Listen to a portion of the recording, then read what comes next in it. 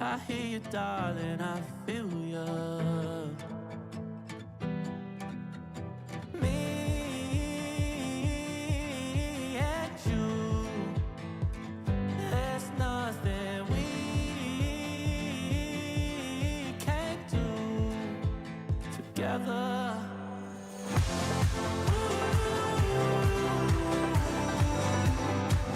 Come on, let's go fly away.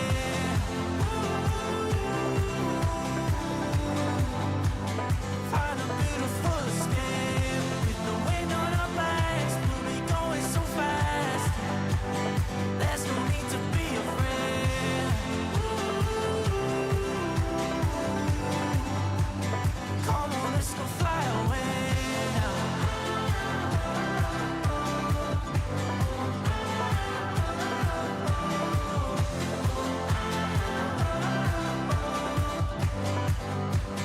Come on, let's go fly away.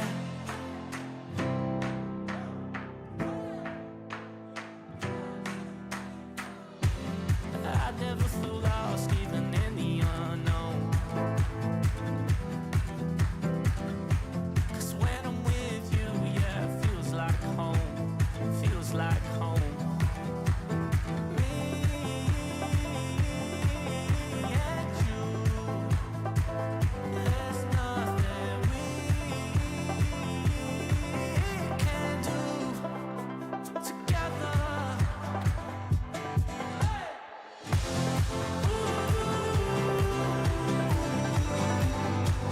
Come on, let's go fly away. Find a beautiful escape. With the wind on our backs, we'll be going so fast. There's no need to be afraid. Come on, let's go fly away.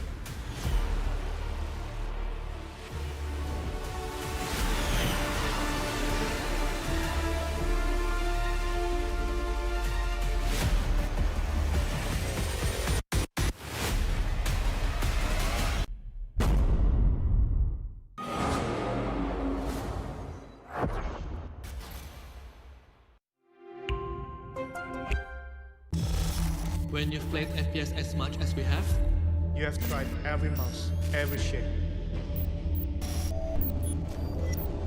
and we know shape matters. Shape is king. This one has both our experience, Our family name, the next piece of our legacy, built for the big stage, for the biggest moments. The Susanto Brothers Mouse.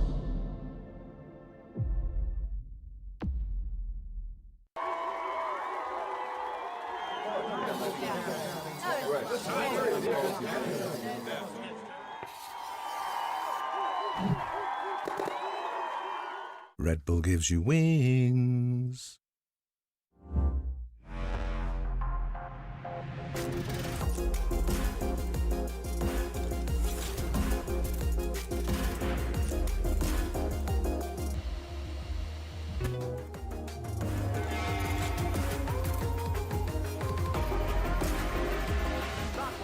Push, push, push.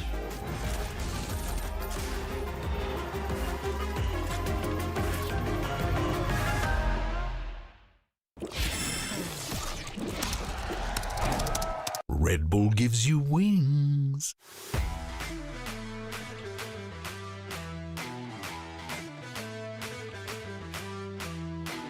Back over to LP, who has lurked his way up A, but will be spotted by the guiding light of Kahlua. Tries to speed up, but gets hit by the sonic sensor. Still undetected for now. Killua could still come up huge and serve up more frags. There goes the third. Hello. Outside of the little smoke as well. He's gonna do well to. Sit down, guys. Sit down. Nongshim. Still some time to work with though.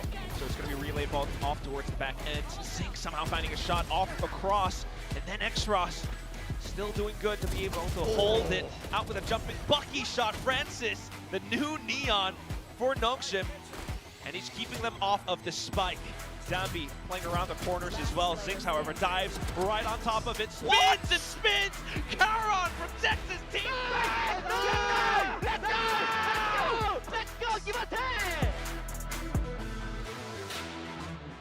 Handouts to try to hold here for Team Secret. They're boxed into corners now, however, but still putting up their dukes. Bit of a kill here and there, something for the trade. And then Sylvan to swing out! Oh! What is that snap? How is he doing? Okay, he just did that. Leave that judge.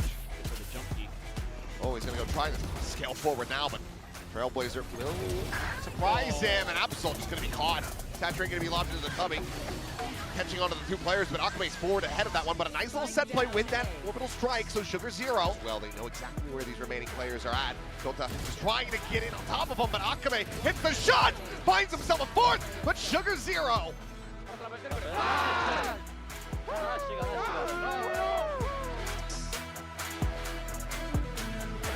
He's got most of those kills on Team Secret, guys. Okay, well, lovely bit of response, but also Jing to teleport right behind the boxes, and it's unchecked! Oh! Right behind the boxes, and it's unchecked! Oh! He's gotten all four! It was a 1-4 split!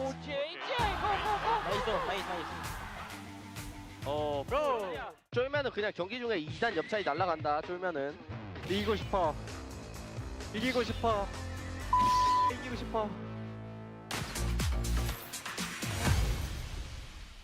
Bang, how's the melatonin, Bang? Bro, even Silvan bro, he snore, bro. First time. Silvan. Yeah, pero ko. 냐냐냐냐냐냐냐. 나 오늘 벤달 잘 쏘는 것 같은데? 원래 벤달만 쓰라니까. 혹시 체인버 오퍼 안 들고 벤달 들어도 될까? 물때 오퍼서 한 명 더 있잖아. 바로 나. 유영철은 빠져 있어. Can I actually decrease everyone by 10? Yeah, do it by 7. Yeah, I forgot. I forgot. Nice try. Getting a bit lazy. I thought I win global. Guys, I have a question, guys. If you have one person you want to mute, Esla. Ah! take a deep breath first. Let's get it. ZETA 파이팅 혹시 ZETA 파이팅 뭐欲しいですか? 欲しいです. 이거요. 간발이요. 네, 너 ZETA 파이팅! Let's go. 저 리콘 깨줘. 나 블라 들고 있을게 어디 가나면. 여기 스모크에 규제 깠었다? 日本勝って本当. 왜 CEO man? 取りに行くならリコマですかよ? 메인 먹고入れて取りに行こう. 아 이거? C 괜찮지? C 괜찮아. 상대 리콘도 빠졌어. 나 얘가 A 사차로 가볼게. Aないよこれ. C強い今. 야 그래 A 조이 A 타면 A 조이네. 아랑은 어떤 남보나? A 그냥 오래 발다. A 하나 있다. A 아직 있다. 설치 안 할게 일부러 아직. 오케이 나 이거 붙을게 이제. A 스모크 해븐 스모크 A 온다 A 온다. 멀어. 이거 빠지면서 막아야 될 것 같은데. 야 그 실감 A 페이크 B니죠 A 페이크 B. 페이크 B 오케이. 야야 페이크 B. 올렸어. 뺄게. 고맹공 골라. 들어왔다. 사이트 들어왔어 사이트. 확인. 침착하게 얘들아. 들어왔다부터 아파트. 에링 모시 에링 마을. 이거 쿵 끝나고 하자. 끝나고. 이 잡으러 올 수도 있다 그러면? 비맨 했어요? 마마마마마. 1대1.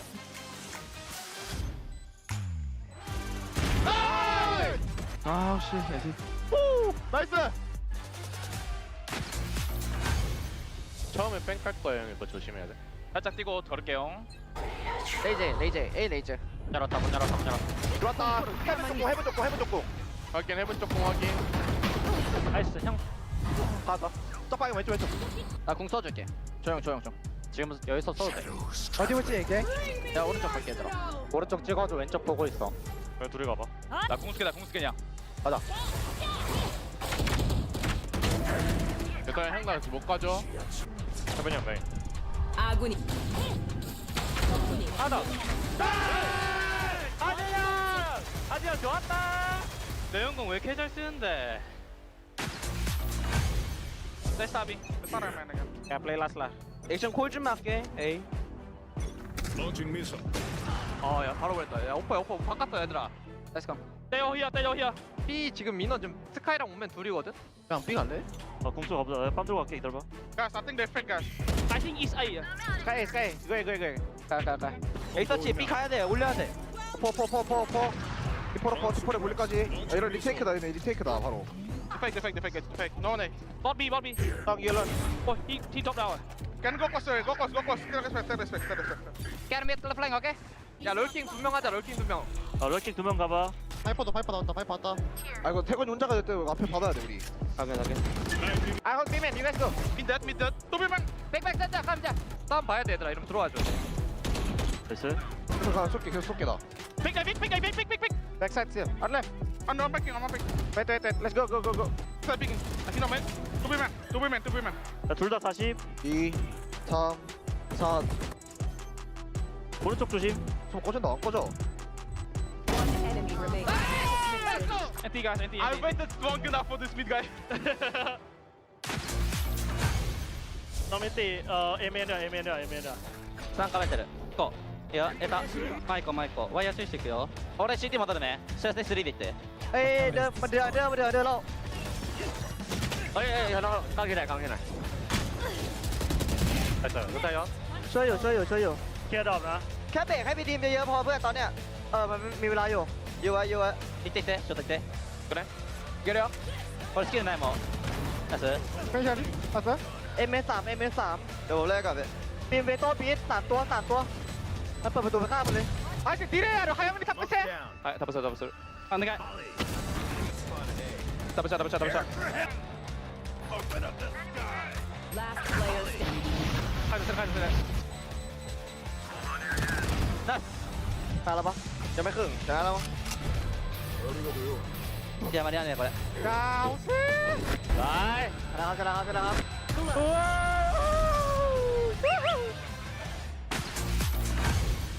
리콘 온다. 에이 먹게 일단 이건 안 썼어 얘들아 베이 가이스 두, 챔버 A 룻. No, I don't think chamber A. No. Should be nothing. Just go A, guys. It's okay. 아직 안 온다 이거. A 판거 같아. A롱 일단 안 지켜 오케이, 데블로롱 A 굿. 챔버 시드. 3, 2. pushing A boy let's go 디노 A 뛴다. 조용. 사이트 없어. 그냥 채우자 반대 가자 Guys they take we have to go back to the neon 오케이, sure. Let's go back. Just go big, guys. 돌린다 Nice go You take just keep run out Backside. 온다. 나 시각게 일단 D3 빙고 깜찍 Let's go plan. 윈도우 하나 윈도우 세트 카빈. I'm watching by. Just watch together. 아군이 한명 아, 남았습니다. 왼쪽 둘이었어 Kira aja, ayo. Watching 3, 2, 1. Last player standing.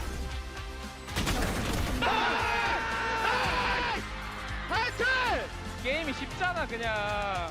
우리 한 자리 왔어? 왔어.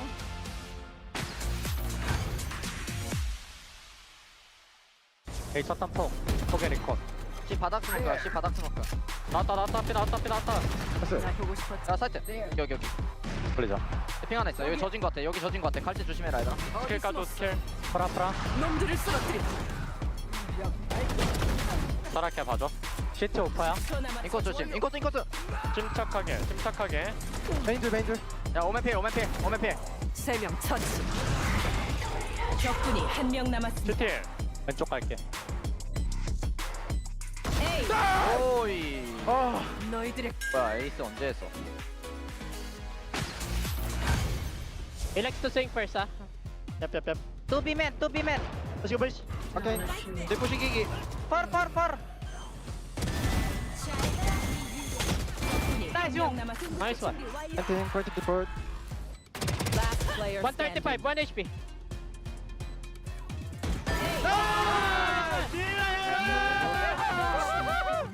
It's for you, Silvanim. My god, trip you, Silvani. 그래도 조심 이러면. 드론 오프닝하자. 나이스. 야, 바로 앞에. 야, 네온. 야, 네온 혼자인데? 빨리 길게. 던졌어. 설마. 올릴게. 자, 나로 안 좋게 이거 자, 5대3 얘들아. 나이스 킬. 자, 제대로 털 주고. 시티. 땡스. 렛츠고. 아니 LP. 오늘 좋은데? 형이다 형.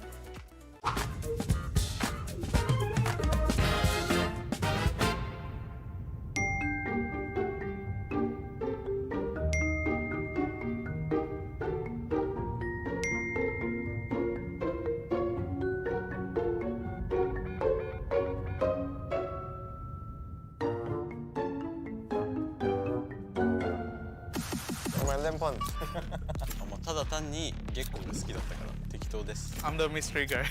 저는 레몬 러버고요. 제가 악어고요.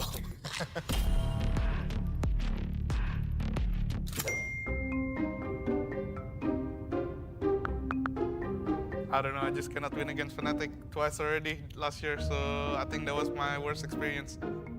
アセンションバンコク行ってたんですけど、その時にちょっとタイ料理がなんかちょっと癖強めで印象が強くて、それで海外行くってなったらその食べ物が合わないとかは結構あるかなと思って、それで選びましたね、食べ物の話題を。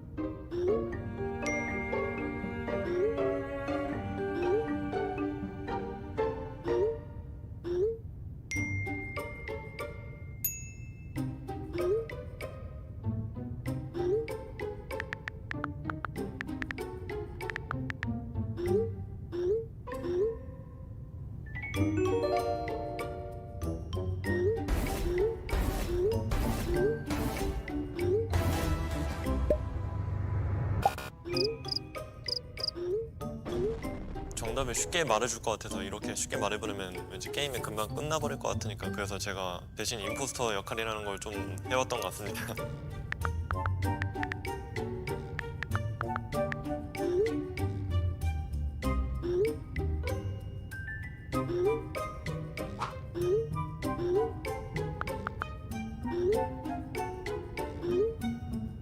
Demon One shuts it down!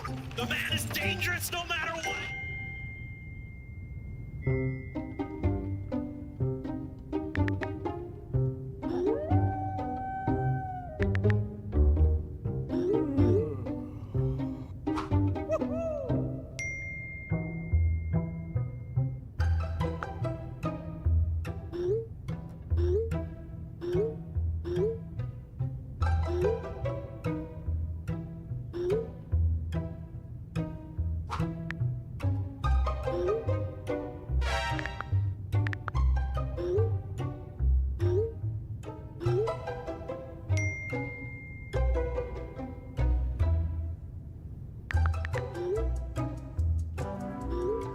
嘘つくしかないなと思って、とりあえず嘘つきました。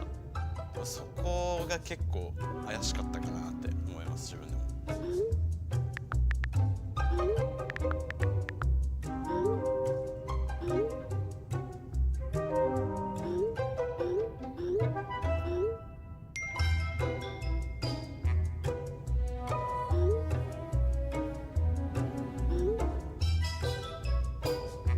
I just put like European countries, so they have to guess. Paris is like city of love, right? So I just put love.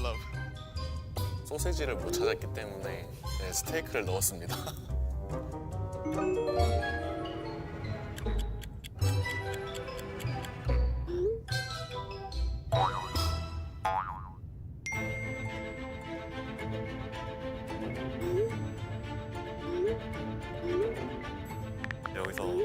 놓고 얘기하면 재미없을 것 같아서 또 임포스터 역할 하려고 그냥 6시간 비행했다고 거짓말 쳤던 것 같습니다. I just put it 10 hour plus because all the journey that I've had going into like event is always so long, and I hope this year I'm able to travel like just like a short time. You know, if you go to Shanghai, it's like only 2 hours. 多分アジアから中国行くのはそんなに時間かかんないから、とりあえず6、7、8時間くらいって言っておきました。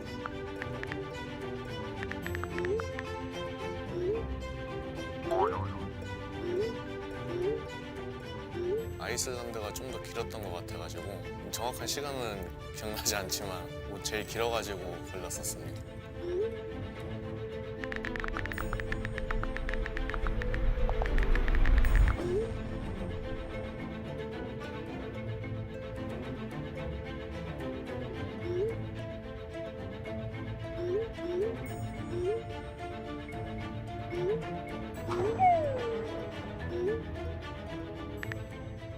거기 갔던 라면집이 있어요.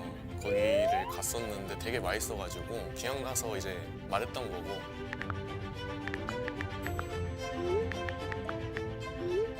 그냥 제 마음이었는데요.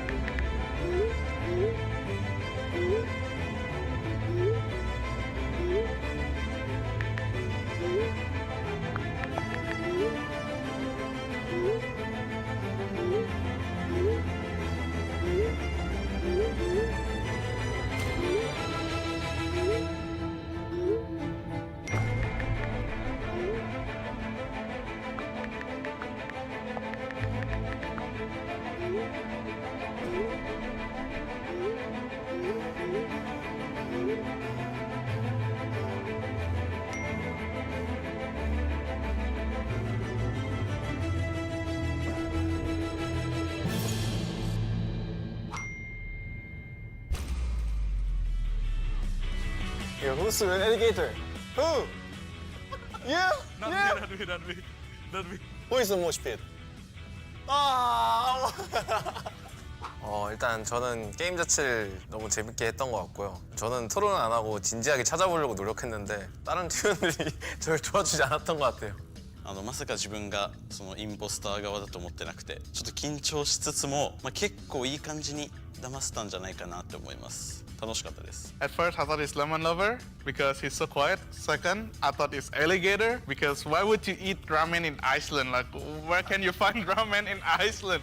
And then the last one is just moshpit because the answer is too basic. 채팅을 했을 때 모시핏이 너무 임포스터인 것 같은 거예요. 그래서 어떻게 하면 도와줄 수 있을까를 좀 많이 고민했던 것 같습니다. 저는 시작할 때는 살짝 몰랐는데 이제 말하고 나서 알리가토르랑 미스테리가 되게 익숙한 말투가 들리는 거예요. 한국 선수인 건 대충 감이 찾았고 나머지 두 선수는 이 둘 중에 임포스터겠는데? 라고 생각했던 것 같아요.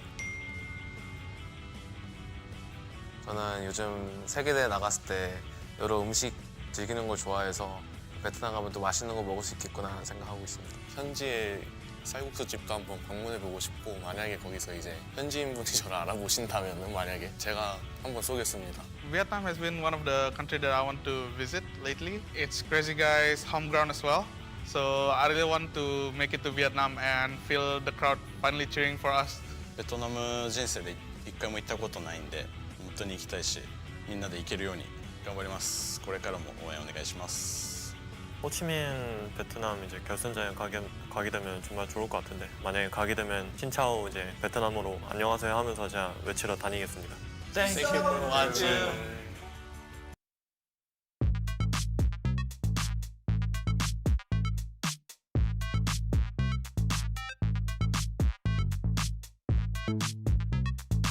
This is VCT Pacific 2026.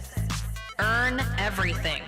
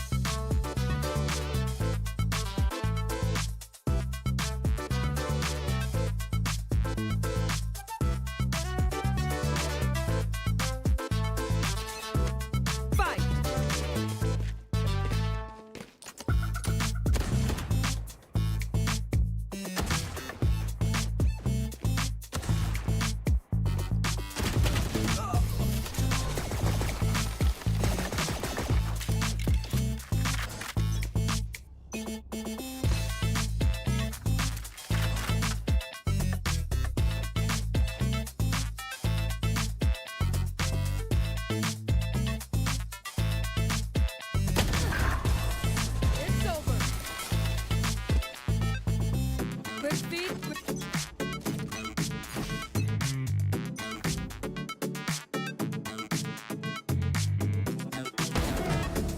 a shame you have to die.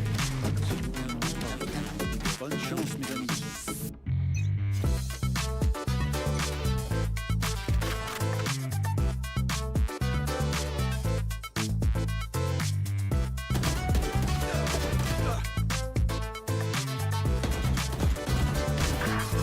That was their best, bah? Not impressed. I'll show them.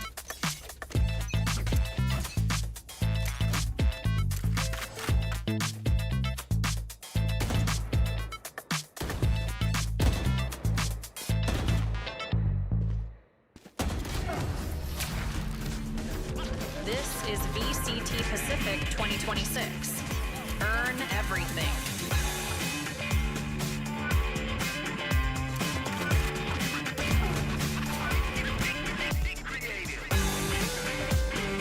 Let's dance.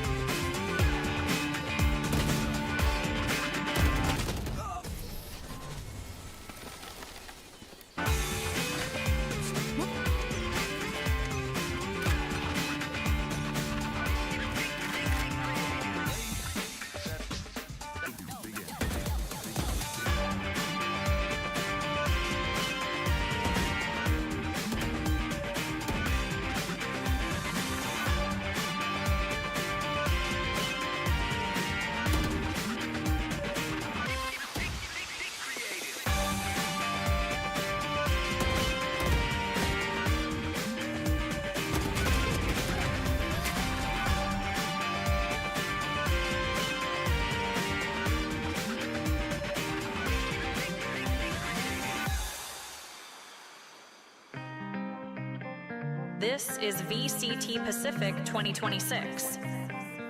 Earn everything. You are my hero in the night, North Star in the sky, shining bright. And this line, we walk side by side, young hearts beating wild. You pull me up when I can feel my feet sink, and all my worst fears disappear again. Every morning with a glow on my face, the life of the party. I'm magic.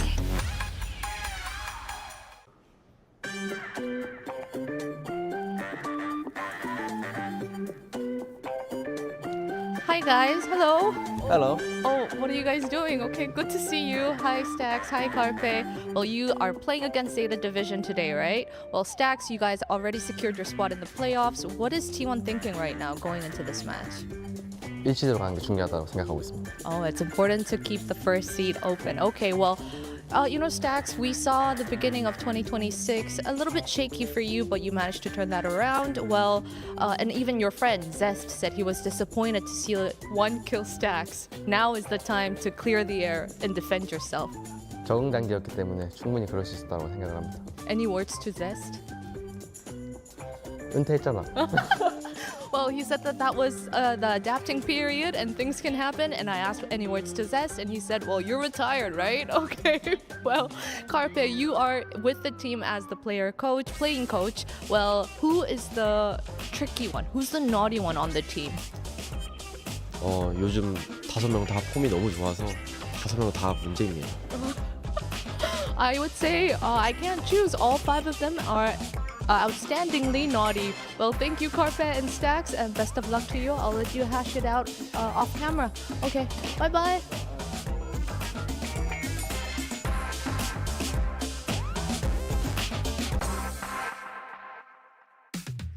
Welcome to another day here on VCT Pacific. We had a full day yesterday, 6 maps, multiple overtimes, emotional roller coasters, and we are ready for more Mika Fabs here on the desk with Pilsky, and we have KDG from T1 joining us, as well as Bella to help with some translation. Thank you so much for taking time to chat with us before today's match. Now, I want to ask, because T1, they're looking so good. You guys are looking so good. No map loss so far. So I'm wondering, as a coach, do you feel pressure to sort of keep up this record? How are you feeling? Does it make you feel nervous that maybe your luck will run out or something? 너무 완벽한 경기력을 보여주고 있는 T1이잖아요. 근데 이제 이 완벽한 스코어가 오히려 지금 부담감으로 좀 다가오고 있는지 좀 어떻게 느끼시는지 궁금합니다. 저는 오히려 부담감보다는 반대편 조에 가서 했었으면은 어땠을까라는 호기심이 생기는 것 같아요.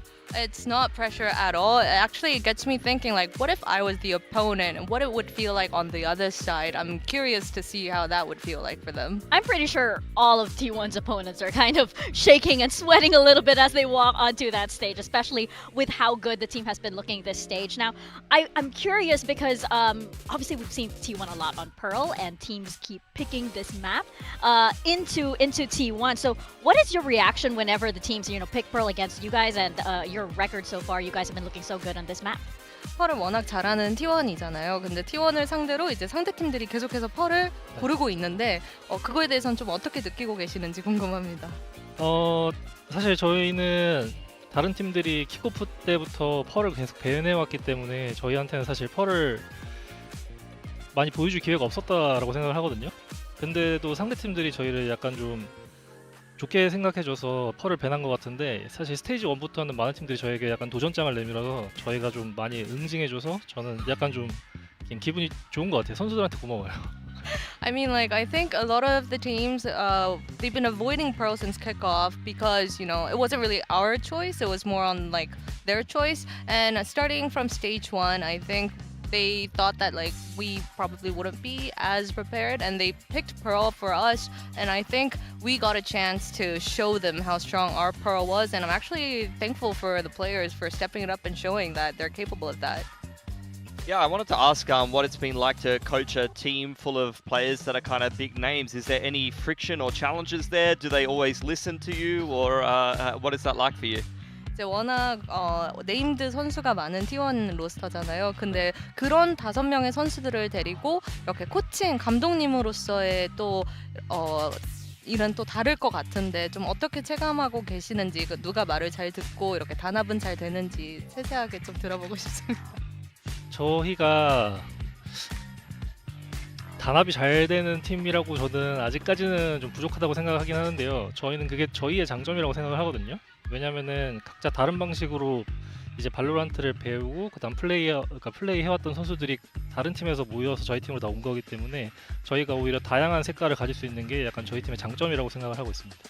I think the fact that I wouldn't say like being unity, all in sync would be our forte, but I think that actually the fact that we aren't as in sync is actually works to our advantage, because these players, all 5 of them, they come from different teams and they learn to play their own game of Valorant, and coming into one team and showing up that they can pull their own game in 5 different ways, that actually adds more color to us, and that defines us as a team. That kind of touches on what I wanted to ask next, which was how does the calling structure work in T1? Do Stax and Munchkin kind of hybrid call in the early mid-round? Do the individual players make their own plays and calls? And does that ever get messy and end up in situations where, things get a bit complicated? 이제 그러면은 그 팀 내에서 콜은 좀 어떻게 이루어지는지 들어보고 싶은데요. 뭐 스택스 선수랑 먼치킨 선수가 초반에는 같이 콜을 하면서 다른 팀원들도 이야기를 하는지, 사실 목소리가 많다 보면 좀 번잡해지기 쉬운데 어떤 식으로 운영되는지 궁금합니다. 일단은 전체적인 방향은 당연히 그 먼치킨 선수, 아이젤이 제일 통제권을 크게 가지고 있는 게 사실 맞고요. 그 다음에 나중에 좀 그 방향을 틀어야 되거나 플랜 A를 플랜 B나 C로 바꿔야 되는 상황에서는 사실 다른 선수들의 콜도 중요하기 때문에 거기서 사실 스택스 선수가 많은 역할을 해주고 있습니다, 현재. So obviously the final say, IGL Munchkin has the final say when it comes to calls, but when it comes to shifting our plans, moving from A to B to C, Stacks actually helps in a lot and like adds more onto the calls. Wow, that's interesting because you know, you have so much brain power on this team. But I wanted to ask about Munchkin because so many coaches, if you remember our content, the timeout piece, everybody has been saying Munchkin is, you know, one of the best, if not the best IGL that we have here in Pacific. As his coach, what do you see him do that no other player is able to do? 이제 베스트 IGL로 꼽히는 먼치킨 선수라고 이제 다른 팀 감독들도 많이 이야기를 해주시고 계신데, 근데 그 먼치킨을 이렇게 그 팀을 운영하는 감독님이시잖아요. 감독님 시선에서는 먼치킨 선수의 가장 큰 강점이 뭘까요? 일단은 먼치키 선수가 아마도 상대 팀들이 상대하기에, 그러니까 먼치키 선수를 상대하기에 가장 까다로운 IGL이라고 생각을 하고요. 그 다음에 만약이 아니죠.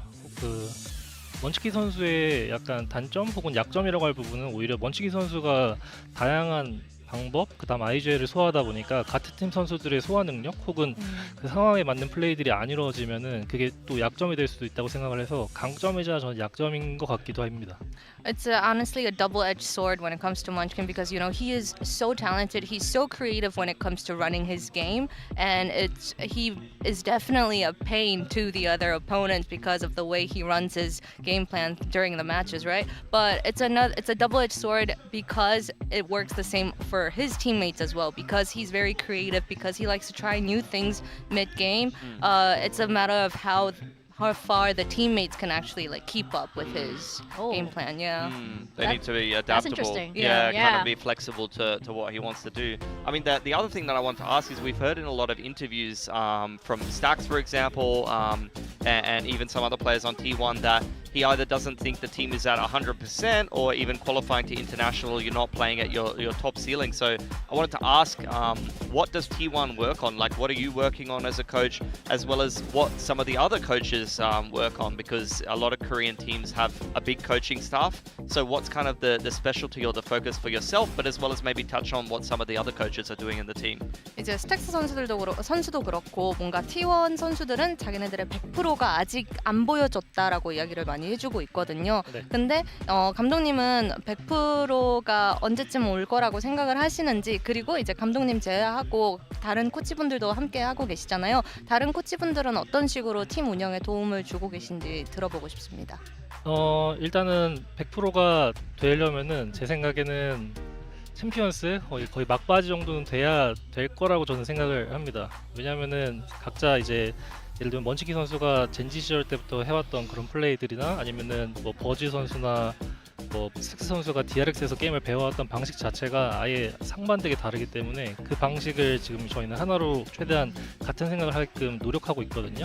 그래서 그 부분에서 필요한 콜들 혹은 생각, 디테일들을 이제 코칭 스태프분들이 도와주고 계시고, 그 다음에 선수들도 그거를 적응하려고 노력은 하고 있지만 저는 좀 시간이 필요하다고 생각을 해서 저는 길게 봐서는 시즌 말 정도가 될 것 같다라고 생각을 하고 있습니다. For the 100% to happen, it could happen this year. I'm, just saying maybe till the end of Champions, because the way that Munchkin has played his game from his Gen G days, and the way that Stacks and Buzz have been playing their games while they were on DRX, we're actually going through the adapting period of trying to find the middle ground. And other coaching staff, they've been trying to help the players, and we've been working as a team to find the compromising ground. And we're actually working through that, sorting out the thoughts, the details when it comes to all the games, the macro and micro. So I think if I'm just to say it, maybe like end of the season. Yeah. Okay. Possible. I like that as a deadline. By the way, we shall see. Yeah. Before we send you off to the stage, I wanted to get your thoughts on ZETA on this match. Previously when we last saw this matchup, it was very memorable, of course. And I believe it happened, in the home ground. But what is it like stepping into this match for today? 네, 마지막으로 제타를 만났을 때가 T1 홈그라운드 때였는데 다시 한번 이렇게 재매치를 하게 된 오늘 경기 들어가기 전에 소감 한번 들어볼 수 있을까요? 일단은 제타 팀 같은 경우는 부담감을 많이 느끼면서 플레이를 해왔던 팀이고, 그다음 본인분들 퍼포먼스에 대해서 항상 뭔가 걱정하거나 잘 안 되면 어떡하지 하면서 약간 그 압박감이 있는 상태로 항상 경기를 해왔다라고 생각을 하는데, 이제 플레이오프가 제가 알기로는 떨어진 걸로 알고 있기 때문에 만약에 그런 부담감 없이 경기를 하고 그 다음에 제가 생각했을 때는 제타가 준비했던 것들이 이번 그 패치 이후부터는 바뀔 수도 있다라고 생각을 해서 그런 부분이 조금 걱정스럽긴 합니다. You know, before when we faced ZETA in other stages and like at Pacific, they always had so much pressure on them and they had to make up for their losses. But now, like as far as I know, if I may say that, like I don't think that they've made it to the playoffs. So right now they're dangerous because they don't have anything to lose and the pressure is off of them. So I guess I'm looking forward to what they have in store because what the games that they're running right now with the meta change, it could be drastically different. So yeah, I'm looking forward to that. All right, and so are we. Thank you very much, KDG, for your time. Thank you, Bella. You can leave the headsets over here, and yeah, good luck out there. Thank you. Good luck. Thank you. All right, we're gonna welcome back Big Time to the desk as we take a look at our standings so far.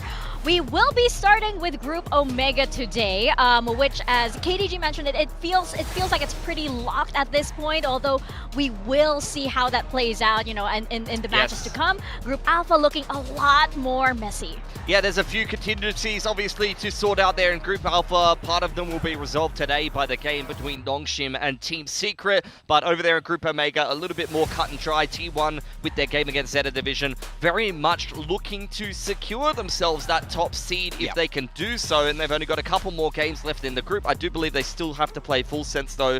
So a similar story to PRX over in Group Alpha. And for ZETA Division, I mean, I honestly, that series against PRX where they 2-0'd them lives rent-free in my head when they were already out of the group. So anything's possible. We say this all the time, It's like true. a team has nothing to lose, but ZETA Division has already done this before, so Yeah, I'm willing to reserve my expectations. They are in that spot. They are, you know, they are overdue for that kind of game, and it could be today. Who knows? I mean, KDG said he's still wary about ZETA, so that's something to look forward to. But another thing to look forward to, of course, is our finals over in Ho Chi Minh. We are getting closer and closer to flying out there and meeting all of you fans in Southeast Asia. I'm so excited to be able to go home to Southeast Asia as well. So please do get your tickets. They're going out really, really fast. I think it's only Friday and Saturday left. So please get going, guys. We want to see you guys. We want to see you guys. We want that Vietnamese coffee. We want that banh mi. We want that pho. All of that good food over in Ho Chi Minh.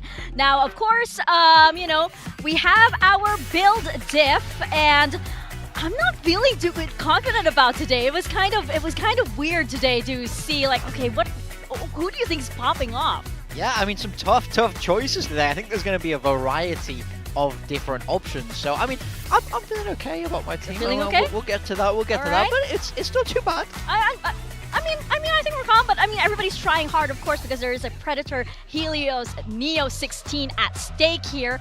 But, and of course, everybody's kind of like, all right, we got to try hard and not let Mika win, you know, the season that has no prize. But what is your roster looking like today? Okay, let's talk through it. Right now, I'm just in second place. It's so close. So I'm going to try my best here, get some points on the board today. Starting off with Buzz. Gotta go with Buzz. I feel like he's the go-to guy for T1 right now. He's putting up those numbers. X-Ross, I think, has been pretty consistent for Nongshim. I want him in there. Sylvan for Team Secret, those big pop-off moments. Shota on that Sentinel. He's done me well before. And Izu, of course, in the flex. I got to have 2 T1 players today. Just know they're going to go crazy. Yeah, I mean, that could be a quick game, though, so that's a little bit of a risky one.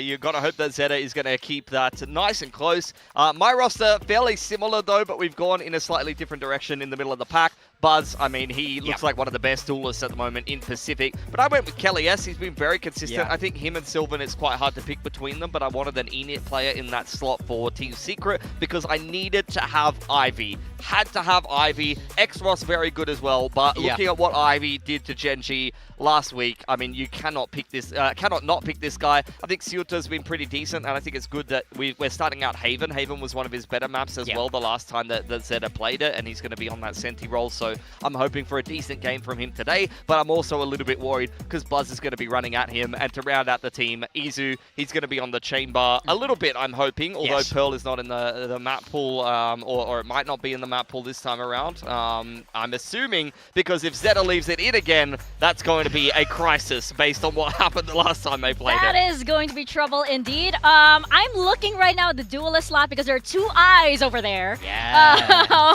Some which is- Zeus believers. Wow. Okay. I love it. That's, I love it. That's putting your Respect, money respect. where your mouth is. Honestly, I think you're really risking it on a rookie But I mean, coming onto this stage. It's paper thin and it's Vic. They kind of have some, some cushion, some padding over there. So they're probably just like, you know what? Why not?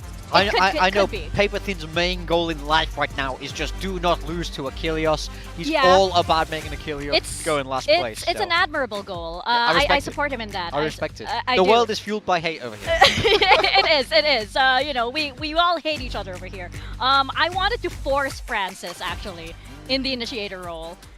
Just because I think he's gonna pop off, and I've been a little daring in like how many duelists can we actually put in this roster? Yeah. Let's make it rain. Why not? And then Mika's team does not pop off. Which So is, you're a fan of the Francis Breach? yes, I am a big fan of the Francis Breach. Why not? You might be the only one. Pilsky's gonna laugh at me later. Like if I will laugh at you if he has on breach and he just pop off. Don't worry, my team's definitely better, but I'll still lose today.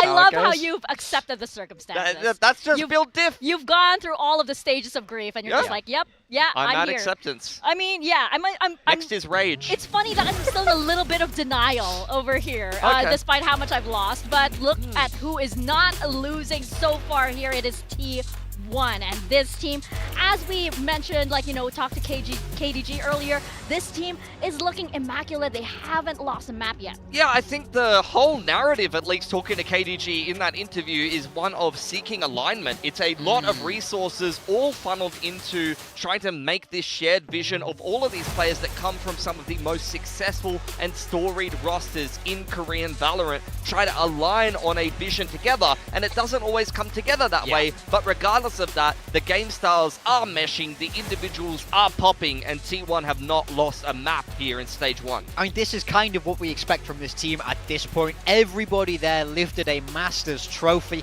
We know they can go all the way. They couldn't make it happen in Santiago, and that was a really big problem for them. And, we were asking how do they rebound after that, but they've done it in absolute perfect fashion. I love how KDG mentioned how Munchkin, because of his style of IGLing, he is one of the only ones that is able to actually play with this kind of team that has such separate ways of playing. They're like 5 different stars or 5 different satellites orbiting around each other, and Munchkin is the only one to be able to rein them in. Yeah, but I liked how he put it, where he said Munchkin is this player that Double-edged sword. they can't necessarily always adapt to him, and I think that there's a lot of IGLs like that where they demand certain things, or especially if they're very heavy mid-rounding IGLs, which it sounds like Stax contributes heavily to that as well on that T1 system. It's not always easy for players, especially if they're used to being the star players in their teams or they're the big names, to actually conform and adapt to what's happening in the mid-round. It can be very difficult to make work sometimes. Yeah, and one thing we just want to highlight here is in kickoff, his own individual performance was really not that sharp. He was not looking like the all-star pickup, and then in Santiago, obviously everyone was a little bit hit and miss, and now stage 1, I do feel like he's slowly regaining that form that we would come to expect from Munchkin, because yes, he has a lot on his shoulders in that IGL role, but we also expect this man to frag.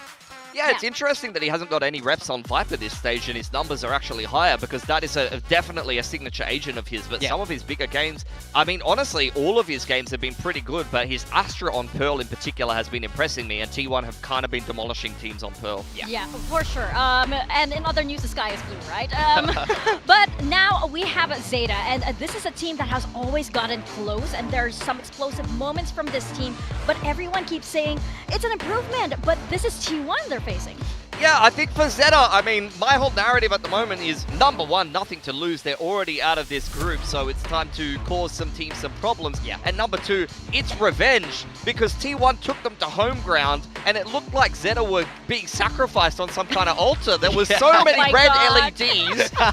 T1 walked in, the entire stadium went berserk like, yeah! I thought they were, I mean, I don't speak Korean very well at all, so I thought they might have been chanting kill them, but that probably isn't what they were actually saying. And then ZETA walked in and they were like, oh guys, we're here to play, like, hey, do you think we can win this series? Maybe it was brutal. So now we're back on even ground. We're on the Pacific stage with ZETA having nothing to lose. I want to see ZETA get in there and cause some revenge, because that must have been traumatic for them to experience. For sure. They're going to want to look better. You know, this isn't, in my mind, this isn't a problem of skill necessarily, because we've seen them, how they've been able to take maps. And, you know, one person we kind of expected a bit more from was Eco, but last week on Bind, this was sort of his potential. This is what we were waiting for. Yeah, I mean, Eco, he had his moments for ZETA in kickoff on the Waylay in particular, or the Neon actually, I believe it was. He was playing a fair bit of Neon, and I actually thought he was one of the better players on ZETA. He was looking pretty sharp, but that Waylay game on Bind versus DFM is what you have in mind for DFM. Eco and Absol can be pretty solid duelists when they get the right approach, when they get the right read, and even on the attacking side, it was actually quite a good game from Eco on the Waylay. So I think you need to look at that game of Bind versus DFM as a recipe for success of when things are working for ZETA, and I want to see more of that today against T1. But I suppose the question is, now we're in week 4 here in Pacific, the Waylay nerf has hit. Yes. We've seen this guy play a lot of Waylay. Does he pivot? Do they still think it's strong enough? Because he has some of the most reps on it that we've seen in Pacific. Well, when he pivoted, I mean, just go bring up the stats, guys. His Phoenix on Pearl. Oh, not good. Do not want to see that again. Yeah. Speaking of which, if you bring up Pearl, T1, they have been playing it almost every single week. They have been looking very, very good on this map. And I do wonder if ZETA do dare do this, but I don't think it would be smart. I mean, like, yeah, you're playing without anything to lose, but still, that wouldn't be smart. It feels like this keeps happening. Teams keep picking Pearl into T1, and then they get demolished. T1 are perfect on Pearl so far without having to pick it. Yeah, I don't know what is going on, to be honest. These teams, they watch the games of Pearl, they're like, oh, T1 look pretty good on this map, let's pick it. I think we can beat them. That other team, they weren't so great. We have a better read, we have a better comp. Hasn't been the case every single time T1's come up with the goods. I think particularly, there's multiple reasons why it's so good for them, but the main things that I'm looking at, number one is Munchkin has been phenomenal on the Astra on this map. He has been fragging up a storm. Izu is a problem on the chamber, and when he's not fragging, the pairing of Buzz and Stax with the Sky Neon right now is one of the best we have in Pacific. They play off of each other so well, and of course they do. They've been playing together as Enit duelist pairing for years. Yeah, it makes so much sense why this map is so natural for them, and that's why it's so weird to see teams keep letting them play it. So, ZETA Division, please, if you can hear me. Yeah. Ban it! I mean, the player that I didn't even mention was Meteor on the Killjoy, which, by the way, this is another sick map for him. I mean, in the last game, he didn't even need to do anything. He just needed to put the turret up and put the alarm bot and put the fries in the bag. Yeah. It's just ridiculous, right? Because, as you guys mentioned, the team seemed to be like, oh, well, they almost did it. That means we can. It's almost that temptation of the carrot is so close. We can almost get it. I mean, and this is kind of exactly why we don't want to see this. ZETA were banning Pearl, they float it versus DFM, it gets into that veto, and then they get demolished. Please don't fall into the trap of thinking T1 Pearl is weak. Adapt. I want to see you ban this. Because, you know, we've been critical in the past of the Japanese team's vetoes here. On this desk. And about how they're not learning and they're not really watching their opponents. Please listen today. Let's not see Pearl. Yeah, I think we're in agreement there. It'll be big trouble if it is, but we do have the skirmish right now. And skirmishes have been really interesting lately. I don't think they're bringing out the coaches here. They are bringing out Izu, and I believe it's XDL on the side of ZETA. Yeah, I mean, some scary players there. You can see T1 80% win rate. Sheriff? Is it Sheriff? Oh, he's got a judge. Hold on, he's reeling him in. Oh my god. No, I love fishing. Izu, where's your honor? What do you mean honor? He was trying to 1v1 him with the Sheriff. Oh, I hate it. That's quite honorific. Okay. XDL's kind of clean with He's it. kind of looking short. Did anyone pick XDL? No. I don't think so. I picked him once because I was like, oh my god, XDL is a phenomenal Sky player. We're going into Sky meta. Then he went 4-16 on Breach when I picked him on my build. Have not touched him since. Get that guy away from me. That's fair.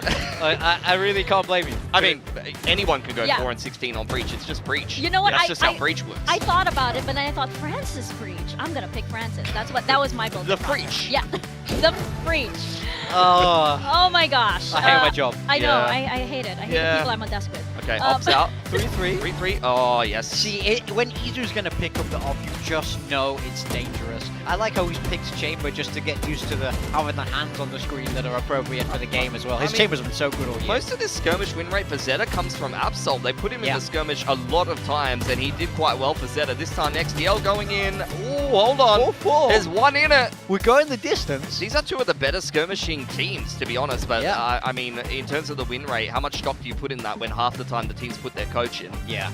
Cheeky little elevation here from XDL. A little Little bit of bit of a- movement. little He's bit of getting off techie angle. with it. Whoa. Can't land the shot, though. Look, it's the last. It was close. It's Oh. always that last kill. You can never get the ace. You can get a 4K, but you can never get the ace. XDL felt it as well. He Yeah. knew it was close. had He the knew chance. it was He had the close. chance. Yeah. But now we have our map veto. Thank you. Thank God. Yes. Thank you. Thank God. Thank you. Oh, Okay. and Fracture's out. No XDL Breach. I should have gone for him. I should have gone for him today. I like this already more. All right, Haven Lotus. Yeah, Haven, I mean, it's been a stock staple map for a lot of the Japanese teams. ZETA should know how to play it. In saying that, though, it's quite a comfortable territory for T1. Yeah. Then we go on to Lotus. That's a map that you have seen T1 and ZETA play. ZETA did lose to DFM, and they had a pretty woeful attacking side. They went 2-10 on attack, so I'm a little bit worried about that. I remember DFM kind of running away with that game. Maybe that was an off game for them. And then Split as a decider is actually great for That's a ZETA. banger. I Remember wanted to that see that. RRQ game? I mean, it depends on what comp they're playing into, because those were the two things, right? They played into RRQ, and they looked amazing, but then when they played into Full Sense with the double Senti starting out on defense, they looked like they had no idea what they were doing. Well, we've not seen T1 split yet, but I don't think it would be that double Senti. I think it would be something more aggressive. Well, they've been playing, like, on Split, they were playing double duelist with the Raze Yoro for ages, so I think it's probably just going to be like Well, I Raze Neon, maybe. I hope we get that. Yeah, with the Sky. I think they're just going to keep things simple. Yeah, I wonder with ZETA, of course, it's a big question of the Waylay. If it is going to come out, ZETA, I'm not sure, because like, will they revert back to something that they were running with perhaps earlier, or will they force the Waylay? I mean, really, playing Phoenix on this map is just so simple in this meta. If you're going to swap out the Waylay, it's not that hard to pick up the Phoenix there. I mean, I would agree with you. I mean, we've all gone for T1 here. That's not too surprising. I think the majority of the fan vote is with them as well. We have cursed a couple of teams, though, already. And we nearly had some more. We nearly had more curses than that yesterday. It got in very, particular. very close. It's happened multiple times. Yeah. Usually, some of us is good. I mean, Paper Thin. He's usually the guy that is like going for ZETA against all odds. So that's what we're kind of missing from this video graphic in particular. But Haven to start things out. I mean, we have already seen T1 really struggle to beat Varel, and ZETA barely lost to RRQ. So both teams going all 24 rounds in both of the opening Haven games. We'll see if either one of them swaps up the comp or whether it's going to be another pretty tight game here. Yeah, but it should be noted that none of the teams are underestimating ZETA. I mean, even KDG mentioned that, like, hey, we kind of know how they play when they have nothing to lose, so we are still watching out for them. Yeah, I mean, you really can't afford to let your guard down. They want that #1 seed. You know, even if this other team has nothing to play for, a win is still important for you, so you have to take it seriously. Yeah, I mean, ZETA's just been very hit or miss. They need to be hit today. I want to see RRQ map 1 against T1. Yeah, exactly. That is what everybody is looking forward to on the side of ZETA Division. And of course, in T1, they want to keep that perfect and immaculate record. So we're going to see if they can do just that on this stage. We'll send it down for T1 and ZETA Division.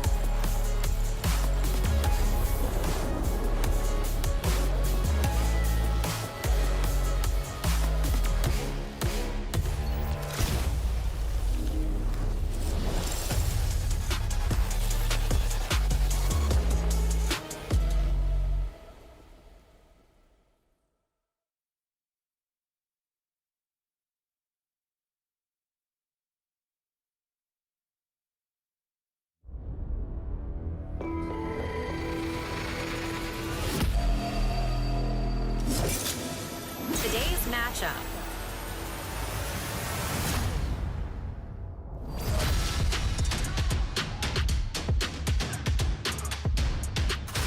T1. T1 living up to the name, the accolades, everything is just working for this team. This stage 1, no loss yet, and all the players have been in top form. Buzz even looking like he'll grab the title of Best Neon from Dambi these days. They have been flawless in their group so far, and it doesn't look like they're about to stop now. Look, Santiago was a disappointment for this team. We can all agree on that much. And for them now, they have their sights set on London. They have their sights set on redemption. And ZETA is just another hurdle in the way that they are looking to bulldoze through today. Yeah, they've had some close maps thus far. They definitely want to secure this first seed coming out of the group, and part of that comes down to beating ZETA today, a team that has nothing to lose and everything to gain. Picking up a win against T1 would be the upset they're looking for, especially after the showing over at home ground. Absolutely, securing that first seed, securing that top spot, but against ZETA Division, it's been all uphill for this team. Still yet to get a win on the board, and while they've come close, while there have been moments of explosiveness from this team, it just feels like T1 is too good of an opponent. Can ZETA Division pull off a massive upset today?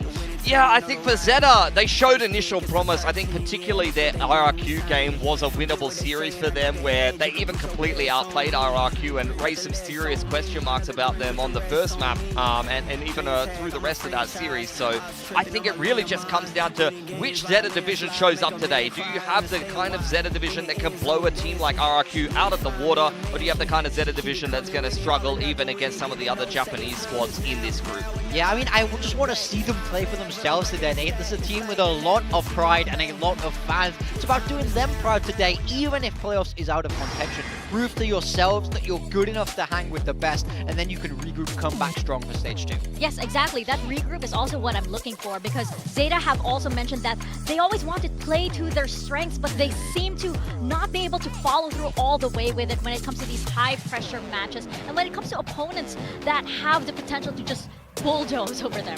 Yeah, I mean, I think that's the problem is, if they lie down today, it will be a very, very fast game. We know the caliber of players that T1 has. I think now is the time to get a little bit tricky. You can get experimental. You can try and figure out the meta a little bit more, especially for a team that's been so Waylay reliant. For them, finding what comes next, get to be ready for stage 2 is so important. I mean, there's no better practice than just going into officials against some of the best teams in Pacific, which by and large are the best teams in the world. So I think that this is going to be a good test for ZETA. We'll see if they're going to back themselves to try to be competitive with what usually works for them, or whether they will just throw everything out the window and try to adopt something special, something unique to them, that they might try to bring into that next stage to find a little bit more success than they have so far. Yeah, for sure. And working on that team chemistry, working on everything that they have to do in order to get that win. I like the energy from ZETA as well. You know, they came in with a nice, strong cheer. That's usually a very good sign. Coming up with our age and comps right now. Oh, changes across the board. Yeah. Look, I'll touch on T1. So we're seeing a couple little changes there from Astra to Omen, and then from Sky to Sova. You know, I think they were expecting a Cypher to come out from ZETA Division. They didn't have a way to clear those traps before, but they can also abuse that verticality a little bit better with the Omen. But on the side of ZETA Division, I mean, this is crazy. You've seen a little bit of Harbor played in various regions thus far, but looking at Killjoy, Harbor, Sky, I feel like they're almost bringing back like a vintage Loud comp at this point. You know, we used to see this kind of thing in Americas. A lot of Harbor ideas mixed in with the Sky flashes. The Killjoy was around and peak meta at that moment. We're also getting some role changes though. Eco is going off that secondary duelist to play Sky on the flashes. I want to see him be as aggressive as he was on the Waylay. XDL Senti and Ciuta's the one to play the smokes here. Yeah, I'm very curious. I think it's going to be quite retake heavy with this Harbor. That is really what it excels at. Well, let's see if it does work, if ZETA Division managed to unlock something with this, or if T1 will take this map once more. Over to our casters, Paper Thin and Achilleos. Back again, and I'm already confused. Didn't take too long. Some puzzling I'm supposed to be the changes. confused one. I'm the old man. That is true. Well, we're confused for very different reasons. Yours is hereditary, mine is just... Hereditary? I mean, I don't know. Could be. Anyway, Let's dive into this one because this is interesting. We've got Eco kind of pivoting back to his old role, his most played role, which is initiator. Yes. But it's never really been flash initiator that he has been known for. It's a lot more recon, Sova, the Fade. Yes. He's going for the Sky. They're going solo duelist with a Harbor. Yeah. I mean, so the thing that does concern me a bit is just a brand new look here for ZETA, something they haven't, debuted on the stage. Last time we saw them, it was with the Waylay, but since the nerfs, they feel like they got to move away from that. Now, one thing I will say as well, talking about comfort, is ZETA on the Omen. Actually, historically, if you go back into some of Sota's older days, he played a ton of controller, mostly Astra, but a lot of Omen too. So I think this actually could work a bit better for ZETA. We'll have to see. My curiosity is just going to be how does this Harbor get piloted? The Dust was talking about it. This feels like going back to an older comp from a different team, a different region, not really something that we kind of anticipate from ZETA Division. But they've been surprised us. They've been waking up early to watch Americas. That's what I'm getting out of this, because a lot of Harbor over there. So definitely, it can be really annoying here. You do have a lot of ability to cut off interesting parts of the map, even compared to like the Viper Toxic screen. But Izu just gonna dome Eco right off the rip. Well, welcome back to Initiator. Sorry, you're playing against Izu. Yeah, a bit of a rough way to start it off. Another thing that I do have concerns about is if you're going to be setting up these walls at Sugar Zero, Phoenix can kind of abuse them by just sending those curveballs through, peeking out. Izu's still trying to scale forward. Gets himself a decent amount of space, but Sewers is occupied, and Absol's able to find 2 kills as Munchkin and Buzz both are going to be taken down. Meteor will be able to find 1 in reply. Gets a little bit of added damage onto Sugar Zero, but look at the health bars on T1. Izu at 20, Stacks at 19. Let's see if they're going to be ready for this cheeky little push-up by XDL. Moving away from the initiators, another player who's changed roles here for ZETA. Meteor checking, ready. Oh, he finds him, but it takes a little while. Of course, can heal himself a bit with this Phoenix. And will be able to push forward onto the C site. Had that nano been available, would have just about gotten a double kill. But plant in play. 2 players alive. Shota is still at full HP for ZETA. This is very winnable. Yeah, it's going to be interesting. Stacks has 2 shock darts. Right there. But it probably won't even get a chance to use them. Well, Meteor is going to be taking the first fight. Double stack up. And Stacks looking to try to be the finisher here, but it's going to be Shota. Finding that second kill, but footsteps made. Izu knows exactly where he's at. Paranoia not going to be connecting onto him, and he's got the rendezvous set up, but can he get the shot? Yes, he can. Izu starts around, finishes it with 20 HP, and T1 barely scraped by with a pistol win. Yeah, it's a bit labored for sure. But having that opening headshot with the Headhunter, a difference maker for sure. Let's take another look at it. Oh, no! Oh, just the narrowest of angles. Absol off to a good start. That's an encouraging sign for ZETA when he's at his best. This is a scary roster. Yeah. He can do a lot of damage on that Neon. So, some things to kind of tip your cap on, with, or put your hat on, whatever. I don't know what I'm trying to say right now. Hang your hat on. There's the one. We both had a long day yesterday. It was long. Well, it's Buzz's turn.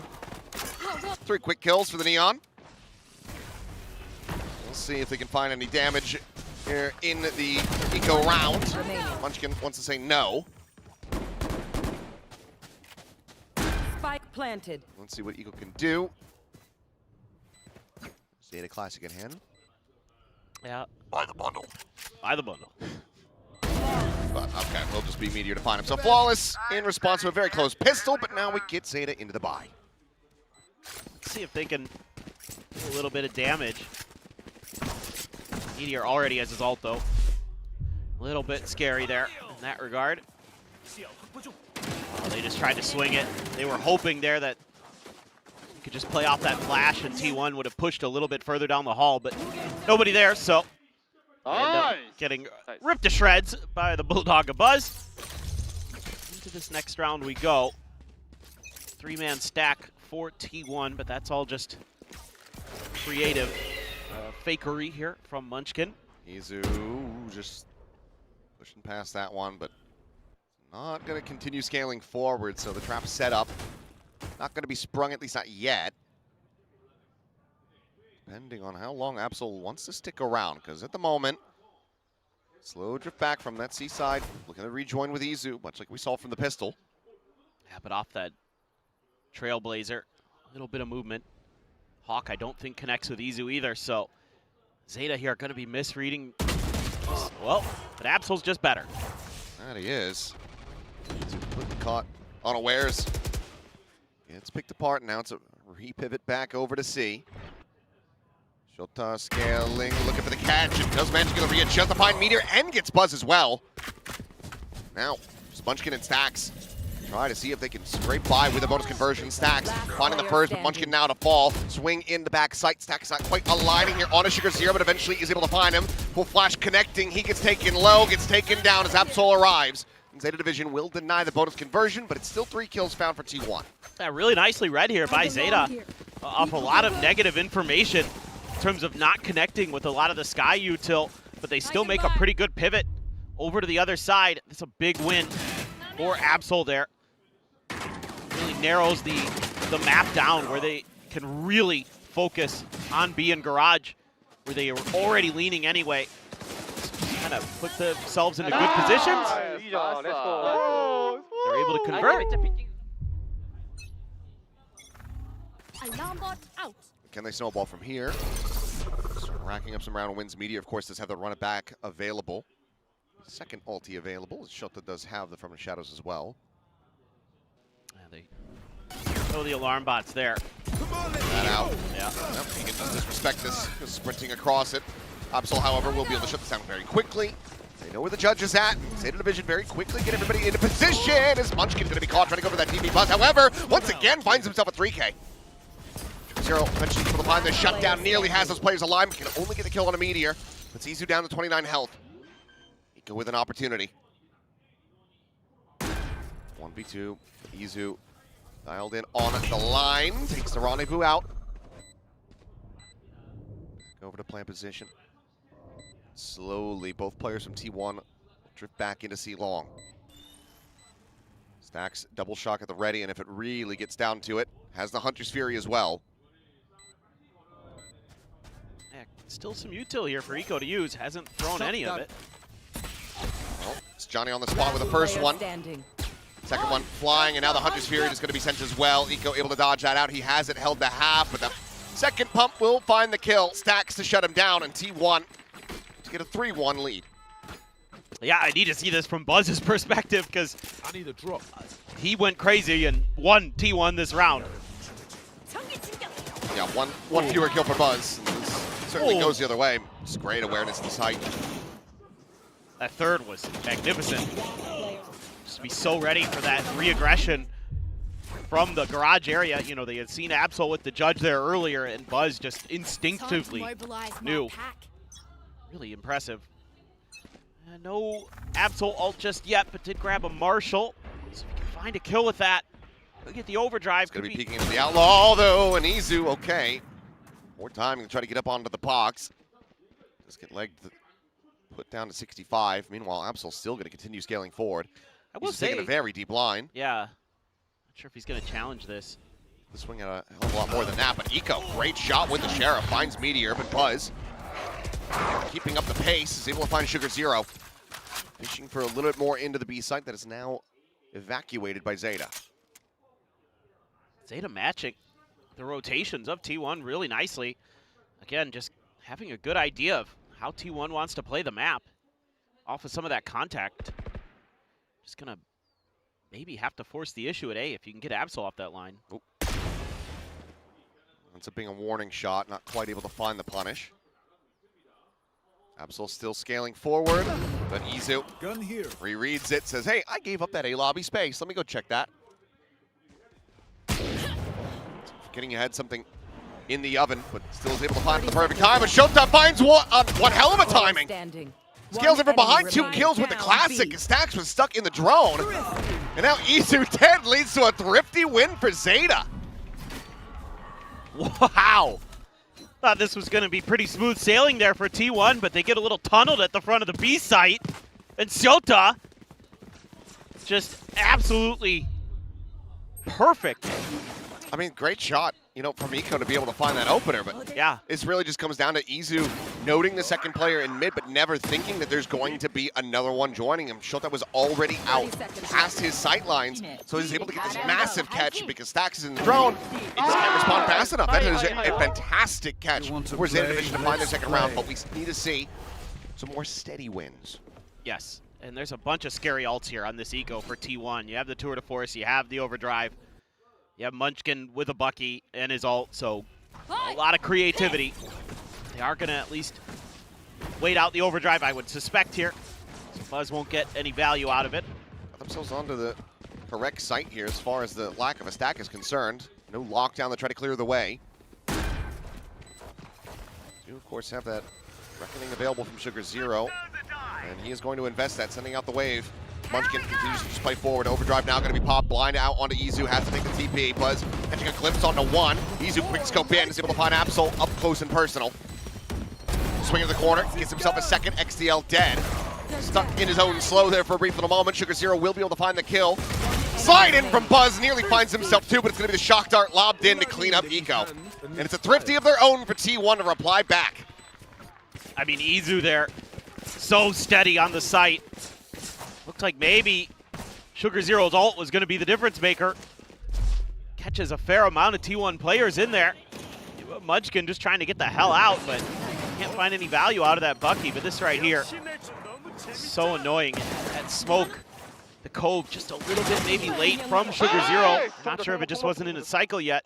That gave that second kill, that big important one, over into Izu. Right back at it. Now down to an Eco Zeta, so this is a classic T1 match this year. Just trade Ecos for a while. It is just unbelievable how that just kind of keeps happening. Had some very wild scenes yesterday. I don't think we're quite going to get into the same depths of chaos with our matches today, but you never know. Oh, God. It is Pacific, after all. It is. I mean, I'd be fine with that. Yesterday was hella fun at the very least. Oh, yeah. Sometimes, frustrating. Sure. But also amazing because it's frustrating? Yeah, we'll go with that. It's going to be the... Oh, what? Spike down A. I mean, just nothing set up to counteract that and no real eyes on it. That's going to have T1 scratching their heads a bit. Yeah, that's pretty aggressive for Zeta. Probably is what's starting to catch them off guard here a little bit for T1. You know, they're getting through on some pretty big hero plays from some of their players, but 30 seconds Zeta's left. doing a good job of working the map, to be honest. I mean, And Absol could have a catch. Yep, he should. Well, Izu now starting to watch for it, and he's going to have his knife out, so... Oh, okay. Give me a moment of pause, but we'll be able to find it very quickly. Gets it back into a 4v4, but Lockdown's going to be invested immediately. Playing with about 10 seconds to spare. And this is going to have to be a full disconnected defense from T1. Seekers, however, not going for Izu. Where is that Seeker going? It's getting bogged on the wall. But Izu now allowed to push forward, go for this flank. Molly going to be layered in. Defuse held the half, but Sugar Zero take it down. Swing in, Munchkin going to be noted, but here comes that second layer, and Izu now striking. Finding the first, and Shota will fall Izu, cleaning up 3 in the round. It's T1 get a 3-round lead. Yeah, I mean, you can see Zeta willing to take risks here today. You know, you're already out of playoffs. You might as well just go big or go home. So investing a couple huge ults on these Ecos. Go for the lockdown, go for the Seekers. Still can't quite convert. Meteor, really well thought out there. A lot of layers to this T1 post plant. The Cove as well, you know, in theory could be pretty nice here for Zeta in terms of being able to keep the guns, you know, stymied to at least get some defuses to half or something, which we have seen, but then it's just, you know, you've got shock darts, you got mollies.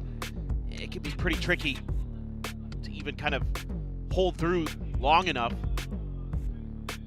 But I don't know. I mean, I'm not too flummoxed with how Zeta's been playing, at least from a macro perspective. I think they're generally reading the map pretty well. No, I would agree with that.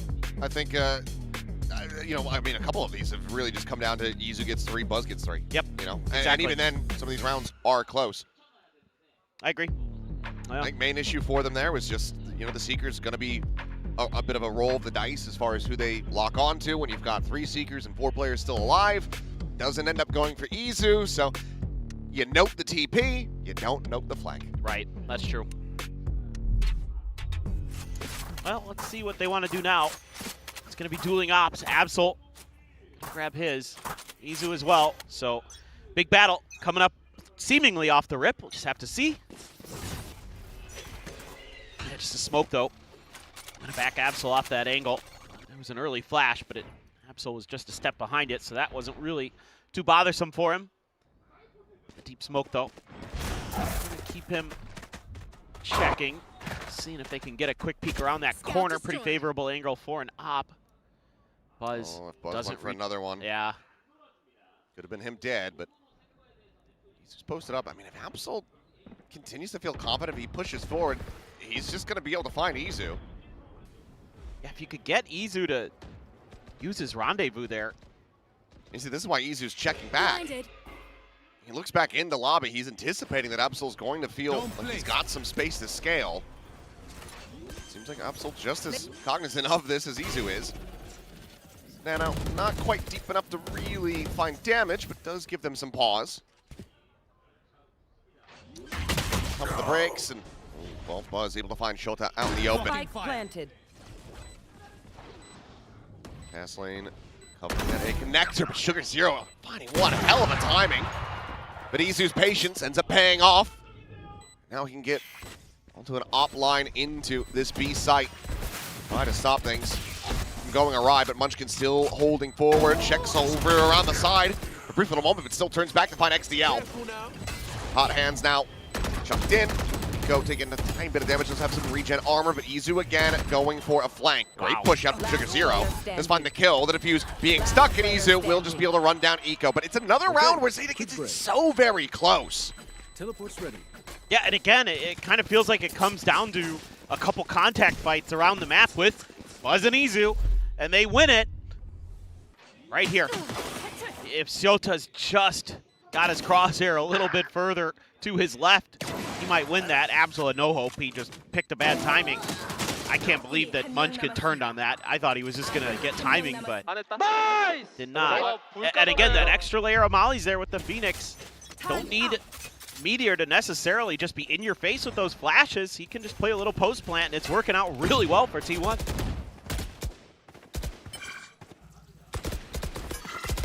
Meteor still just playing Pac-Man, looking to get that next run back available. So 2 charges on the way. Well, you do have the Harbor Alt again. So a reckoning there, a big tidal wave. Could be for retake. You're just leaving Eco on his own with that Sheriff. Not sure if Izu got a spot. He must have, or at least suspects. I had the read on Absol previously, so could just be his game sense through the roof at the moment. The scoreline would reflect that. Looks like once again, T1 eyeing B site. Slow creep forward. Meanwhile, ZETA Division starting to assess that it's going to be an A hit, but smokes will now start to fly. As that Cove does fall, Munchkin just got a TP up and over the top. Stack still scouting things out and now can bring the spike forward. Yeah, just a little bit of a gamble here from ZETA off that Cove, thinking it would dissuade T1. They're just patient behind it. How willing are you to commit ultimates into this again? Buzz is just pushing forward. Never mind, screw it. They can't use the ult now. Eco with another nice shot. Shows they're going to try to find one of his own, but Munchkin gets the peek before the flash connects, is able to find that kill. Now it is just Eco with 24 health as Meteor wants to try to just pound him down, get another charge for the ulti, and he shall. So lead going to be established, guaranteed at the half. T1 from here can just try to stretch it and balloon it up as much as possible. Absolutely. Yeah, they're pretty well in cruise control, and I feel like Munchkin now has a pretty good read on how ZETA is trying to rotate, because this is one of the first rounds where, yeah, I know, just Buzz is, he's been so good this stage, dude. It's absolutely insane. But I feel like on top of the Buzz being insane and Izu being insane, Munchkin now has kind of figured out how to work the map. He's starting to get good reads off of that early Cove. He just was patient behind it. I need him to get more kills for my build diff. But yeah, same. outside of that, no bias here. I'm trying not to think about my build diff today. I took some massive gambles. Yeah, it is better to just turn the brain off. That's generally how I roll. Well. Can't turn it off if it was never on. Well, no, hey. Peek in it. What? Did he just unscope? Just bad timing, I think he might have just panic unscoped. Yeah. I think he took his finger off M2. That's a great shot from XDL. As he was trying to get the flick. Mm-hmm. Looked like it. Just a little bit of a micro mistake. Just seemingly now unraveling a bit for ZETA. That's unfortunate. I mean, an increasingly rare one for Absol, who's, in the most part, very good. Meteor still playing the lurk. Doesn't matter if he's on the Phoenix. He will be the one split away. Gets the catch and is right back over onto the B side. Izu may be missing a timing here onto XDL, but still will have a solid enough line to hold down this position. Yeah, I mean, all of T1 being a lot more careful with these flanks now. Eco try to challenge, but just great timing from Meteor. Shota at least worked good for one. Beyond that, nothing he can do. Now has to try to save this. If he continues pushing, he wraps around this corner quickly, would trigger that. Oh, he's just TP'd into it.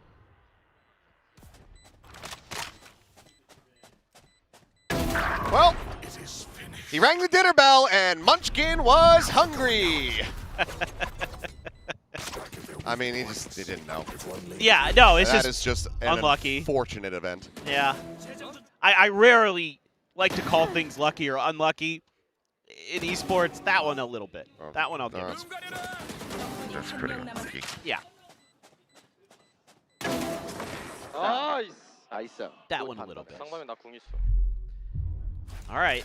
Well, it's cruise control so far, but yeah, you know, if ZETA can get a couple rounds here, get string 2 in a row, you've got some ults and cycles, so does T1. But maybe there's a world I can make a go with this on Haven. XDL spotted. Was wary. Nano cleared. Drone to lead the way. Turret gonna be seen. Wall does get set up though. Sugar Zero Joke's over. has arrived, but here comes to run it back. Curveball through, blinded up. Meteor will have his ult shut down. Jumps back and quickly T1 make their exit, but Buzz is just spraying and praying. He's able to find Shota. Now they might just re-hit. I think they were considering the pullback. We'll have Absol coming in for a pretty quick flank, but the trademark is behind.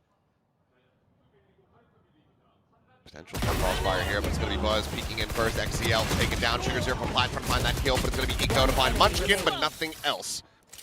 Buzz, another big 3K round from him. Now, Absol, he might be able to find something. I mean, Buzz is 12 HP. Lucky will kill him from a football field away. Planted.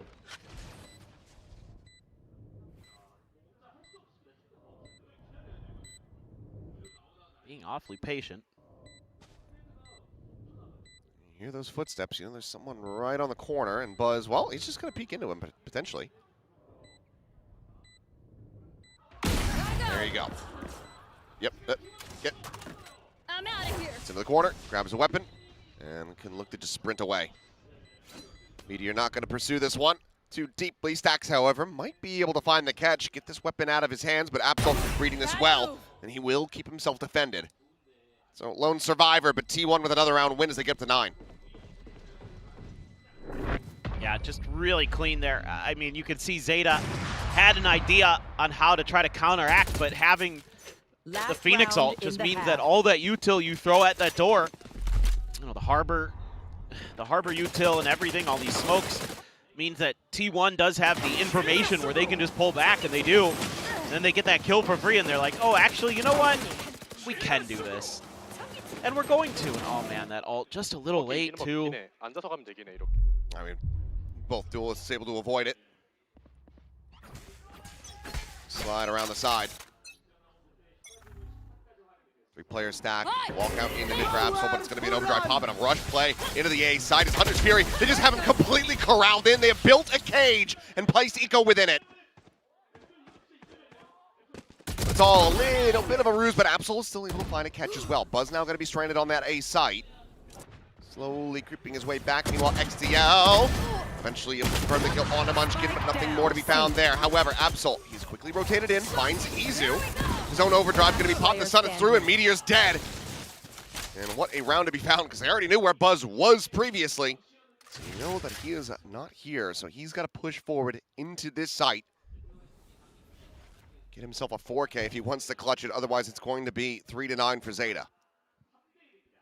Well, he's already hit some good ones. Does take damage. Now down to 50. So if he's going to find it, the next two have to be clean.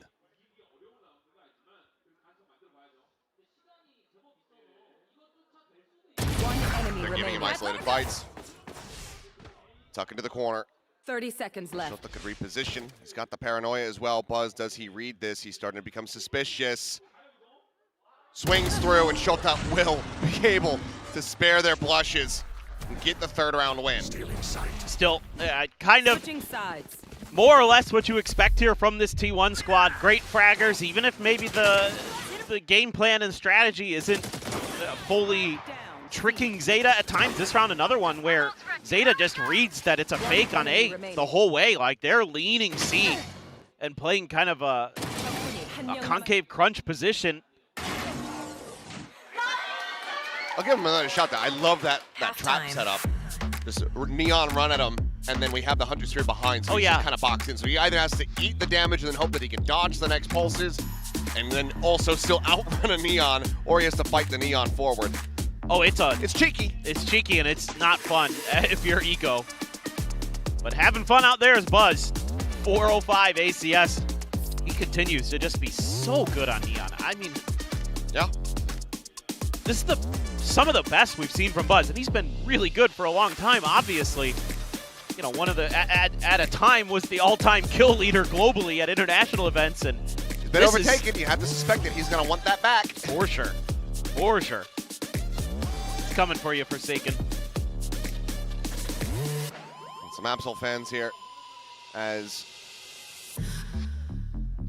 I mean, he's just been having such a glow-up this stage as well. You know, through all of the hardships that we've been seeing for ZETA Division, Absol has really found his footing in this current meta. Yeah. Why do you have a smirk? Did I say something? No, it's the sign. It's, Oh. it's making me giggle a little. I didn't read it. It's kind of adorable. It says it's time to zero. Now I can't remember. Zero lose or something. But it's kind of like trying to make an acronym out of Izu's name is difficult, and I respect the effort. I see. But that's impressive memory loss even for you. Yep. New record, ladies and gentlemen. 6 seconds. 6 seconds. I'm doing pretty good. I feel like I could pass some, you know, some tests. I'm ready. Oh, That's boy. 1 second for every 10 years of age. That's right. Swing down, Izu in around the back. Shota, however, aware of this, notes it, and dispatches him. Meteor, similarly, going to be caught. Now here comes the slide, and now blocks the knife out!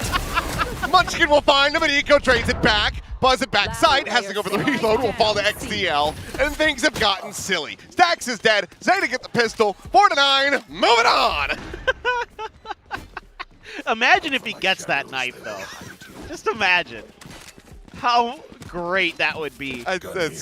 Straight to the Insta Reels. Secret play in the next series. Also appreciate Shota going with the BLG Classic. They're not doing so hot right now, but it's a cool looking classic. It's a great color. It is. What? Oh boy, we're getting silly. That's okay.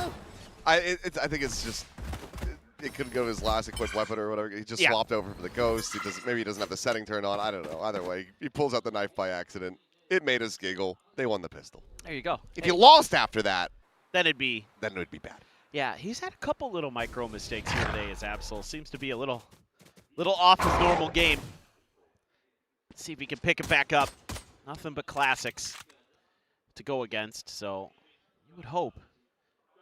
Trying to isolate, trying to overstack. Sugar Zero not interested in sticking around any longer. Doesn't want to fork over a gun. If you're going to fork over anything, XDL absolutely the player that you want to drop that over. So, going to group up, find the open side of the map. Let's see what damage T1 can do, if any. I mean, given how quiet this has been, You have to suspect that Oh no. that they're going to be on the other side of the map. But, okay, Buzz will get himself a cheeky little upgrade. Ghost now in hand. And, well, I mean, KJ's out anyway, but had gotten the recall on that alarm bot, so now attention has to be paid to the flank. So Shota pushing forward, gets himself tucked away into the corner. This could be big if he can turn the curveball. Izu, first contact, turns it. Munchkin just bounding forward, draws the attention, takes a lot of damage, down to 1 HP. Meanwhile, Absol quickly reflanking through, will be able to find the 3 kills. Now just Buzz to try to see if he can find some more damage. So anything from here is going to be putting ZETA into a deficit in the round. They're all fairly disconnected away from the site. Yeah, at this point, barring some weird ninja defuse, this should just be Buzz dying to the spike. No, he just fakes it. Yep. He's considering the rush forward, and we'll give Absol a nice little 4K. Put him closer to an overdrive very quickly and early in this half. ZETA, the anti-eco carry over the key weaponry. Yeah, this is pretty okay, other than this moment. I mean, Shota left on an island to watch the flank, so you know, if he's gonna get overwhelmed, so be it. But the follow-up plan is great. Throw some Sky util there, set up Absol to come from their flank. Very well thought up there. Wow, ZETA fans really happy about that one. Ought to be, and of course, I mean, if you're wondering where ZETA guy is, he's here. He's in South Korea. He is. Have to say hi. I mean, I assume that Chobra's co-streaming. I'm not sure if he's upstairs on the other Oh yeah, side he of the might. stage. Maybe he'll join. So Manny is probably with him. Yeah. Certainly for the Nongshim game, maybe. As Chobra has converted him. So TP out. Izu didn't want to stick around for that fight off the flash. Don't blame him. Smoke going to be cycled in front of him from Munchkin. Just to give him a little bit of breathing room. So trying to clear some space. ZETA may just do that. Nice Noya slide through, but Absol completely overwhelmed at backside. 3 players waiting for him. ZETA not going to be pumping the brakes on this. They're too far committed, it would seem, onto this site. No easy way to try to disconnect out of this one, so they're going to try to play this one forward. Exchange of kills, but it is a massive outnumbering here of T1 versus ZETA, but XDL likes those odds. Finds another, looks for the readjust, cleans up Meteor, and gets himself into a 1v1. Spike, however, still on the floor, needs to recollect that, peeks into garage. Stacks now to scale forward, wait for the plant, swings in, and will be able to clean it up. Great efforts from XDL, and that is fantastic damage in their bonus round, but T1 will still hit double digits. Yeah, this felt like it was just going to be T1 maybe just having enough of a positional advantage here. They were just going to kind of outshoot their way through, but XDL absolutely comes to life, stops Buzz in his tracks, and immediately swings to get Munchkin. Outduels Meteor. Time not on his side in the long run. But yeah, like you said, really nice damage there. So you look up NT in the dictionary. This is a gif of that play. That's true. Now things very shaky for T1. 2 Buckies online. Zizu trying to make something happen with a headhunter.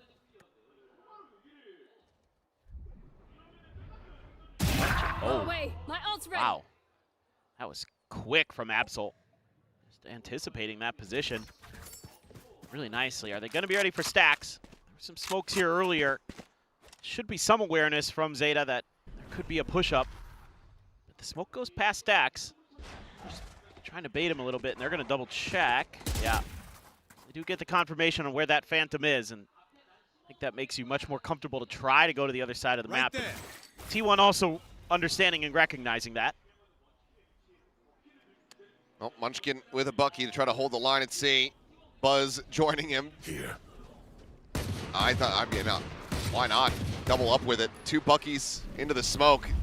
It's one way to try to pull off a round win, but they're going to try to fake this out a little bit, and Buzz not quite there with the sensitivity to be able to swing on Absol, so he does collect that kill, but this is all a little bit of a ruse as the plant gets ready to come through on A.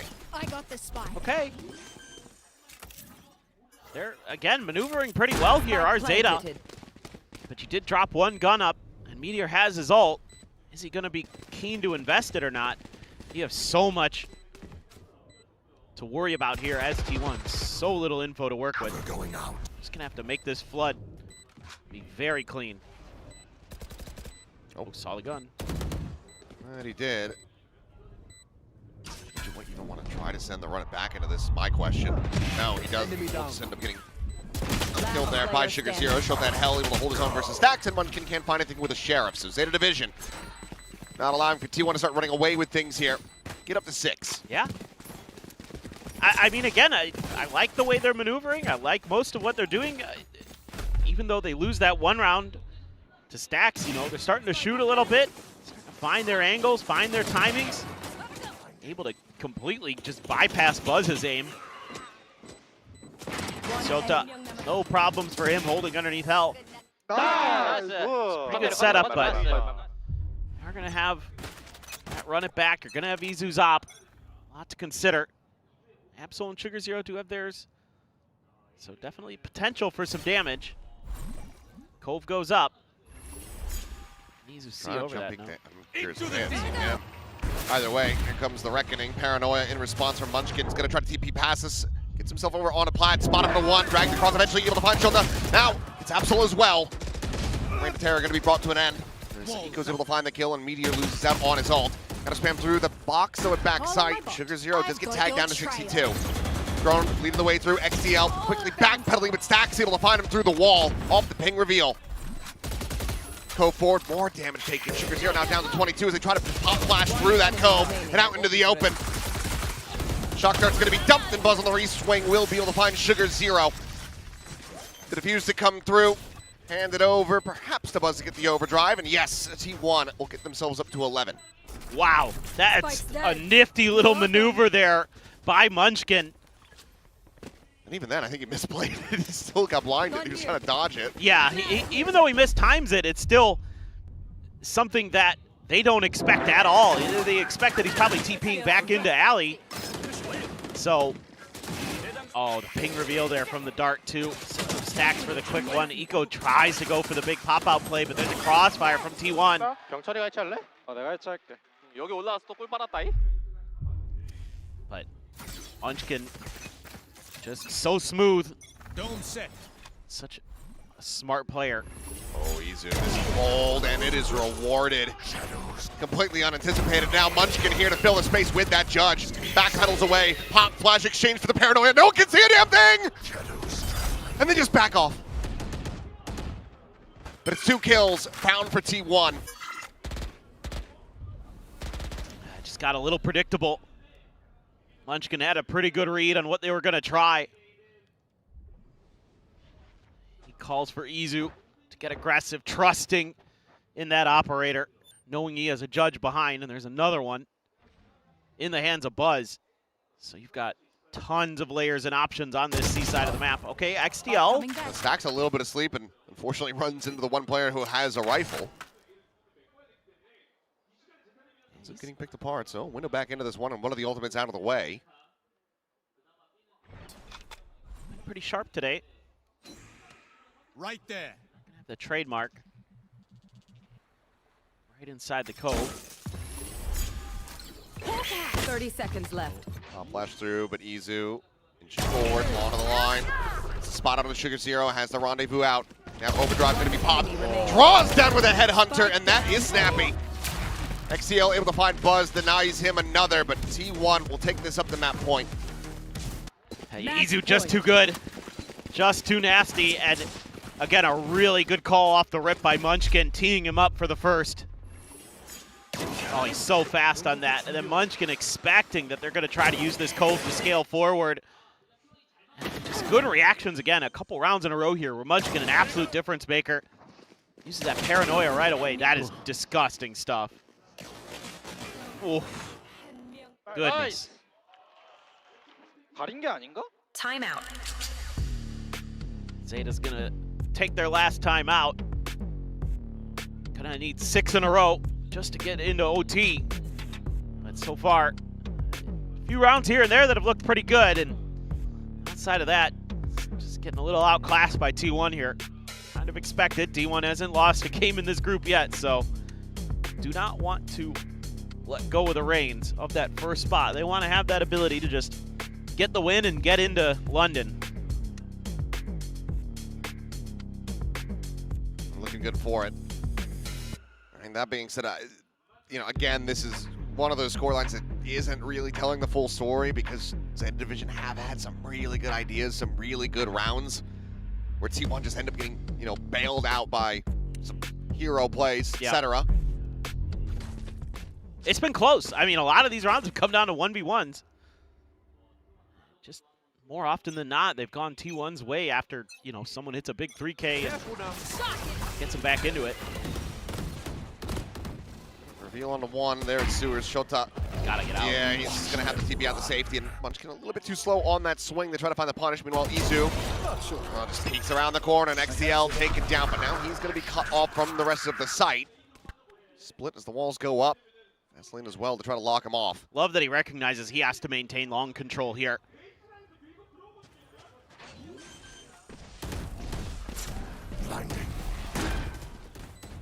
Paranoia there, slowing him down. Clear on that drone. Now the backpedaling to come through. Shota playing forward. Smoke cycled in. Time starting to get away from them here. As Buzz, he's got the shorty. He's got the spot out. He's got the damage set up for Shota to go down, but not before he gets traded. And Absol is able to find Meteor. Munchkin now with so much to do. Back around the corner of the overdrive. Eliminated. And Sugar Zero trying to be the hero. Tap of the defuse. The push into the smoke. Finds the first. Stacks. Rushing him down. Will come away with the kill as well as the defuse. So 13-6 to T1. They take down ZETA on ZETA's map pick, but this was a much closer affair than the numbers say. Yeah, just some really good individual decision-making from T1 that were difference makers in some of these rounds. You know, Munchkin TPing from the Reckoning. You had the push-up from Izu there with the operator. This round, again, really good decision-making by Izu to maintain that extra flank for T1 so that ZETA has to fight on two different sides of that C site. And it just makes it really hard because you're out of your smoke cycles at that point. You can't kind of cover off both sides and kind of make some decisions, and Munchkin hits a couple bangers. But overall, I mean, ZETA did their homework. I will say that. Yeah. You can tell that they understood a lot of the game plans and the methodology of what Munchkin wants to do on the map. Yeah, I mean, would this have been a different result, you know, had they gone for something a little bit more standard like the Omen Viper even on this map instead of the Harbor? Probably not. But I can see the methodology here with that Harbor in the mix. I think that there were some decent ideas. It's just, you know, a couple times too many where it just ends up falling fairly shy of the mark because, you know, T1 either just pull a rabbit out of a hat or they just have a very solid idea of how to counteract it. You know, that's one of the things that you're always up against the clock, typically when you're playing against Munchkin, because if you give him long enough, he's going to figure things out. Yeah, and the another thing that did kind of hurt them is having the Cove in there. Yes, it protects you from bullets for a little bit, doesn't protect you from those mollies, and that actually cost them a couple times. Yeah. Well, that is the first map out of the way. We get ready to go over to the Lotus and see if ZETA can rally this one back. But for now, let's pass things over to the analyst desk. Yeah, it was quite close. There were a lot of rounds where there are so many good ideas, but unfortunately it's just not enough on the side of ZETA Division. The firepower on T1 is just undeniable. And this is a classy team. This is a team that are always up there in Pacific, and they showed us exactly why today. ZETA Division coming in with this Harbor, I did like it. You know, it's a little bit of that variation on the Viper that we're seeing. I thought it was nice, but you have to win on those retakes. Look at this for T1.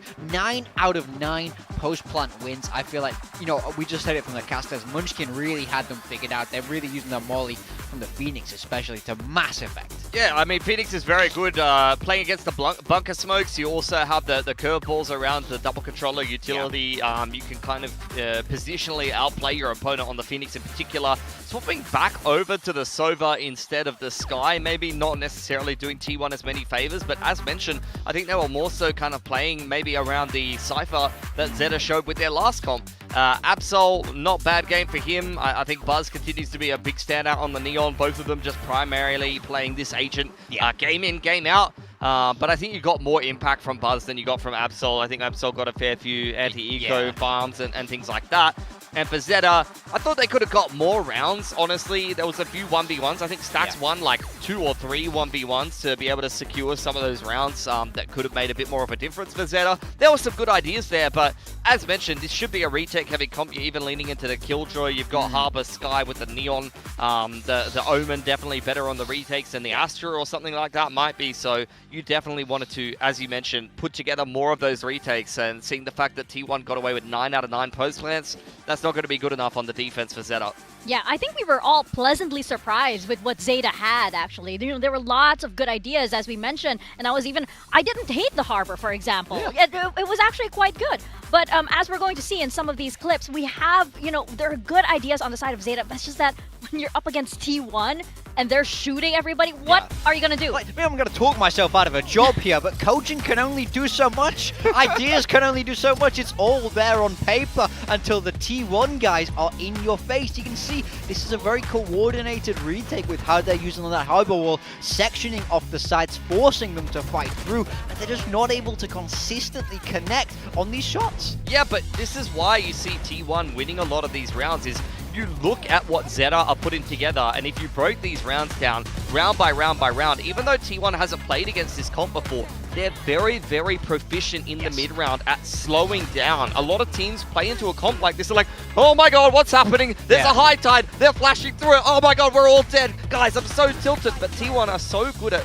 slowing down and actually like, okay, they just threw the retake wall in, they're flashing through it, now we're going to curve ball, I'm pushing through here, and it's very calm and methodical the way they approach a lot of these situations. Yeah, this round is where it gets a bit criminal for me. We're investing 2 ults on that eco round, something we saw them do actually quite a bit this game. I think the ult management needs to work, but this is a comp that has legs. I'd like to see them come back to it, but just not against a team of the caliber of T1. Legit, there was a few rounds where I think that might have been that round where Sugar Zero was like plat and he just threw his Reckoning. Like the first time he just threw it hit like one person, he insta-died, and they only had pistols anyway. It's like, oh man, like you want to see, especially with the old changes, some of these Harbor ults could just win the rounds outright, but unfortunately that wasn't the best Harbor ult usage we've seen. No, absolutely not. But you know what was some of the best moments in that map? It was Buzz and Izu, and they had so many good moments here. Buzz, of course, looking like the best Neon we have here in Pacific, and Izu is just Izu. Yeah, I mean, this is the 1-2 punch for T1, and I love this. I love that they have such a great chamber player, and they use him on the chamber. This is what I've been begging more teams to do. You can play chamber in this meta, so let's see it, because Izu is showing just how strong it can be. Yeah, I mean, I think T1, they're not going to reinvent the wheel in terms of changing their comps. Fundamentally, a lot of their comps revolve around the same kind of pairings of agents. They tend to stick to the same philosophy and then tweak a thing or two here. And in this case, it was the choice of Initiator and the choice of Controller, but they're not going to change out the Neon or the Chamber. These are 2 very, very strong agents in this meta. They stick to the Phoenix as well, and I think you're going to see that continue, whereas I think some other teams do tend to kind of change a lot sometimes. I mean, Zed is the perfect example of this, but Buzz and Izu game in, game out, very consistent and very, very high performers. Buzz at the moment, this is one of his better seasons. He's good for a killer round. He's putting up numbers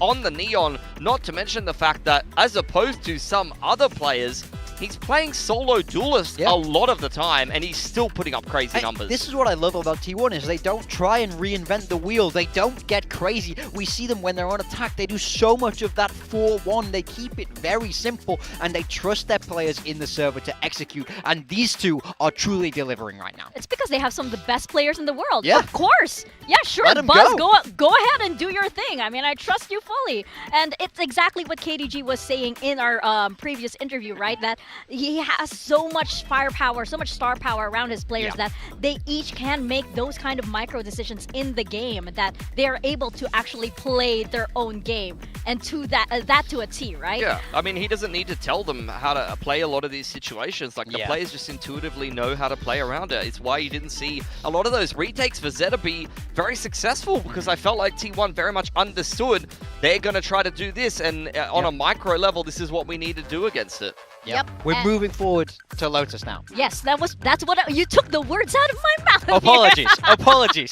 But I think we have to talk about the fact that Haven was Zeta's pick, and they got cooked pretty much. Now we're moving on to a map where T1 are good. We saw them play this against DFM, and it was also a 13-6, and that was with no pistols, by the way. This is a map they know how to play. Yeah, absolutely. I'm a bit worried with Zeta on Lotus because they have been running that Waylay again, and I wonder because Zeta, they're not exactly the kind of team that can absorb all of these changes and apply them in like this span of time, right? But I think I feel like if they were going to show that Waylay, they would have just used it on Haven. But they're finding a different solution. So I really don't think we're going to see any Waylay from them anymore. I mean, they're not just changing up their comps, they're changing up their entire roles and philosophies. You saw completely different roles in that last map, so I want to see what they come up with on Lotus. What I'm very worried about is that you see T1 have 9-3 to DFM, I believe it was, on the defense there, and Zeta went 2-10 against DFM's on the attack. Yeah.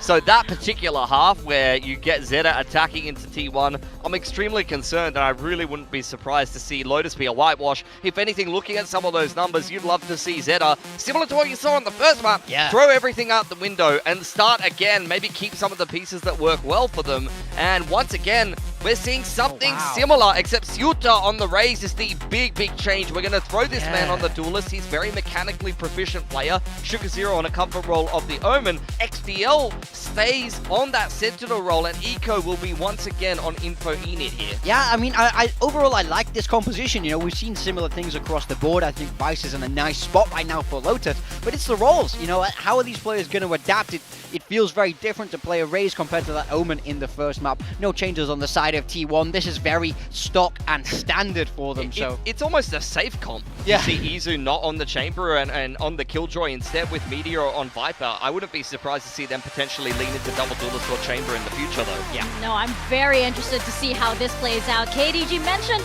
that Zeta, when they play like there's nothing to lose at all, they can get really unpredictable. Is this the map where Zeta make that comeback, or will T1 close this out? We're gonna find out and send it to Lotus with Paper Thin and Achilles. Some more changes for Zeta Division. Shota going over onto the Raze. Let's see how this one does end up looking. I mean, he has been one of the more consistent players for Zeta Division, so getting him on a role where he can be proactive, where he can be the entry, I do like this in theory. Yeah, he can be sharp, man. Like if he's feeling it, him and Absol could be difference makers. Could give this comp some issues. The defender side was, again, going back to their older comp, was where they did a little bit more damage against DFM, but with a slightly different look to it. We'll see how it plays out, but pretty good read. And Absol's already got two. Now Buzz and Munchkin both going to be struck down off the rip. And Zeta going to be looking for a second pistol win. And immediately, T1 just having to limp away from that aim. But look at that timing. Gun barrel not spotted quite just yet. Stacks on the swing, able to get the double tap. Take down XDL. Frozen in place as Thorns do pop, but now full swing out from A main around the back. As Zeta Division thinking that this is going to be a C hit, at least for the moment. Stack's going to have a hard time trying to reconnect with the rest of his team. Swing out, still's going to be good for another, but Shota will put him down. Tap at the door, and Meteor is getting a bit whiffy there. Ends up falling to the wayside, as that opening pistol will be claimed by Zeta. Do it again. That got loud down there, too. I could hear him through the headset. Trying to rally, trying to see if they can get some energy going. Oh, the Haunt reveal gives up the position of just Buzz, but then the follow-up spam also connects on a Munchkin. All right, pretty good start. Good util for Miko, gets the assist and kind of snowballs the round there for Zeta. Thought about maybe challenging that a little. Well, second shot. We'll find it. Meteor down. It's going to be the orb funneled over to Stacks halfway to the Nightfall. Meanwhile, slow creep in, and Izu Absol sleeping. Big weapon to be recovered. Suddenly, the doubts do start sinking in, especially as Izu's position just now starting to get read by Shota, but it's far too late. Bring them down. Izu with the recovered Phantom takes him down. That breaks open this A side of the map, and suddenly Zeta Division are going to have to be going for a retake as the plant comes into play. Oh, not like this, man. Spike planted. This could be a big kick in the gut. Oh, one tap to that Outlaw, too. It's like the new age judge, perhaps, but okay. Clean shots from Eco. Swings the corner, finds the headshot, is wary about this long lurk from Munchkin, but he's going to miss the timing. Munchkin headshot from behind. Buzz having that Phantom passed over, sliding in. Takes a little while, but eventually he's able to find the kill. And the second shot from Stax will clean up XDL 1-1. Oh, what a heartbreaking way for Zeta to start off this map. There's still plenty of fun to be had. And it's just the most T1 thing ever. Someone finds a lurk here. This time it's Izu. You've got so many players. Oh, man, through the wall there as well. And then he just keeps scaling. By the time Sota's kind of pieced it together in his brain, it's too late. A couple big kills. That's the thing about this T1 team, is they're always going to be pushing your buttons, trying to figure out where they can find that extra little gap. You've got 3 players on this team who are brilliant at it. Meteor, Izu, and Munchkin. How about a thrifty back from Zeta? That would be, again, the most T1 thing ever. For the culture. For the culture? Yeah. Let's see it. Oh, spot on the high-low. Buzz is going to be backing away. It won't break the setup, though. Worried about a 3-2-1 double face. It's going to get rerouted, and it's going to be all 5 players of Zeta Division deathballing together around B. That's a good read, though, from T1. Nothing too crazy here. Just going to see if any damage on this backside. There is the alarm bot as well to check for this, so it's not like Izu's going to be completely unprepared. We're going to send one player through the door. There's that alarm bot. So Izu could be, if the timing gets weird, in a little bit of trouble. But never mind. Well, needs to go for a reload, but Munchkin, okay, we'll just peel back some of the pressure. Meteor as well getting involved. One enemy remaining. As they will just get massacred through the smoke. Munchkin to pick up a second kill, and T1 to find the second round win. Yeah, pretty simple stuff for T1 there. Nice first kill for Izu. Zeta tries to turn up the heat, but just gets thwarted. You have the quick reactions from Munchkin and Meteor. Oh, nice catch there from Munchkin and Meteor. Turns, finds one, goes back to his duty of trying to guard the site. Nice. Munchkin's just another day at the office. Oh, they considered sending out the combo here. Munchkin would have been screwed by that paint shell, but instead just faces forward. Shota now going to be taken down. Buzz blinded up, but eventually still going to be able to fish out a kill. And pushes further, finds Sugar Zero as well. Eco going on timing, comes up with 2, but Munchkin peels it back, keeps him in with a player advantage. T1 to get that 3-1 scoreline. Spike planted, XDL arriving at the baby door. Izu going to be the first one to contact. No rewrap, but XDL is completely surrounded for the moment.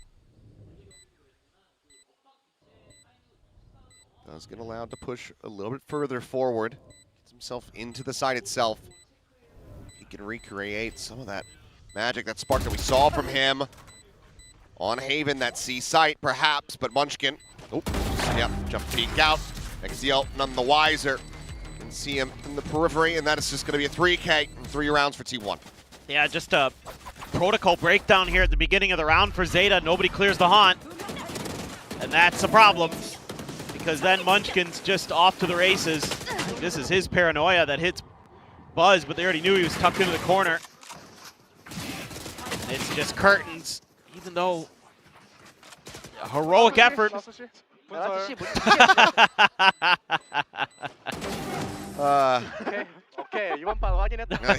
He's awake. He just quick little ass paw snap, back in. Yeah. Poison's off. Oh boy. Oh. He's off a little bit today again.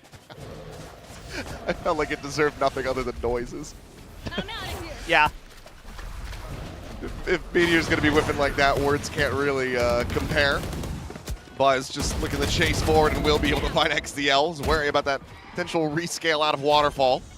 Will not be seen, but it's out in front of the paint shell. We'll find one more. Shota taken down. Sugar 0 able to find the kill. Will grab up that Vandal, and I mean, you could try to play this one through.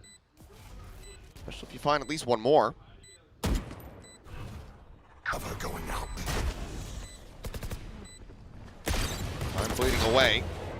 Shots from Izu, not connecting. Swing of the corner. Sugar 0 able to find Munchkin. Dax trying to hold here. Swaps the weaponry, but Izu, he swung around the back, and he will be able to find it in the end, but that ends up getting very, very close. Yeah, Sugar 0 just able to trade up off of Shota, who gets taken down, and then able to find a nice kill. It's pretty sharp. Shota, not bad. Not bad.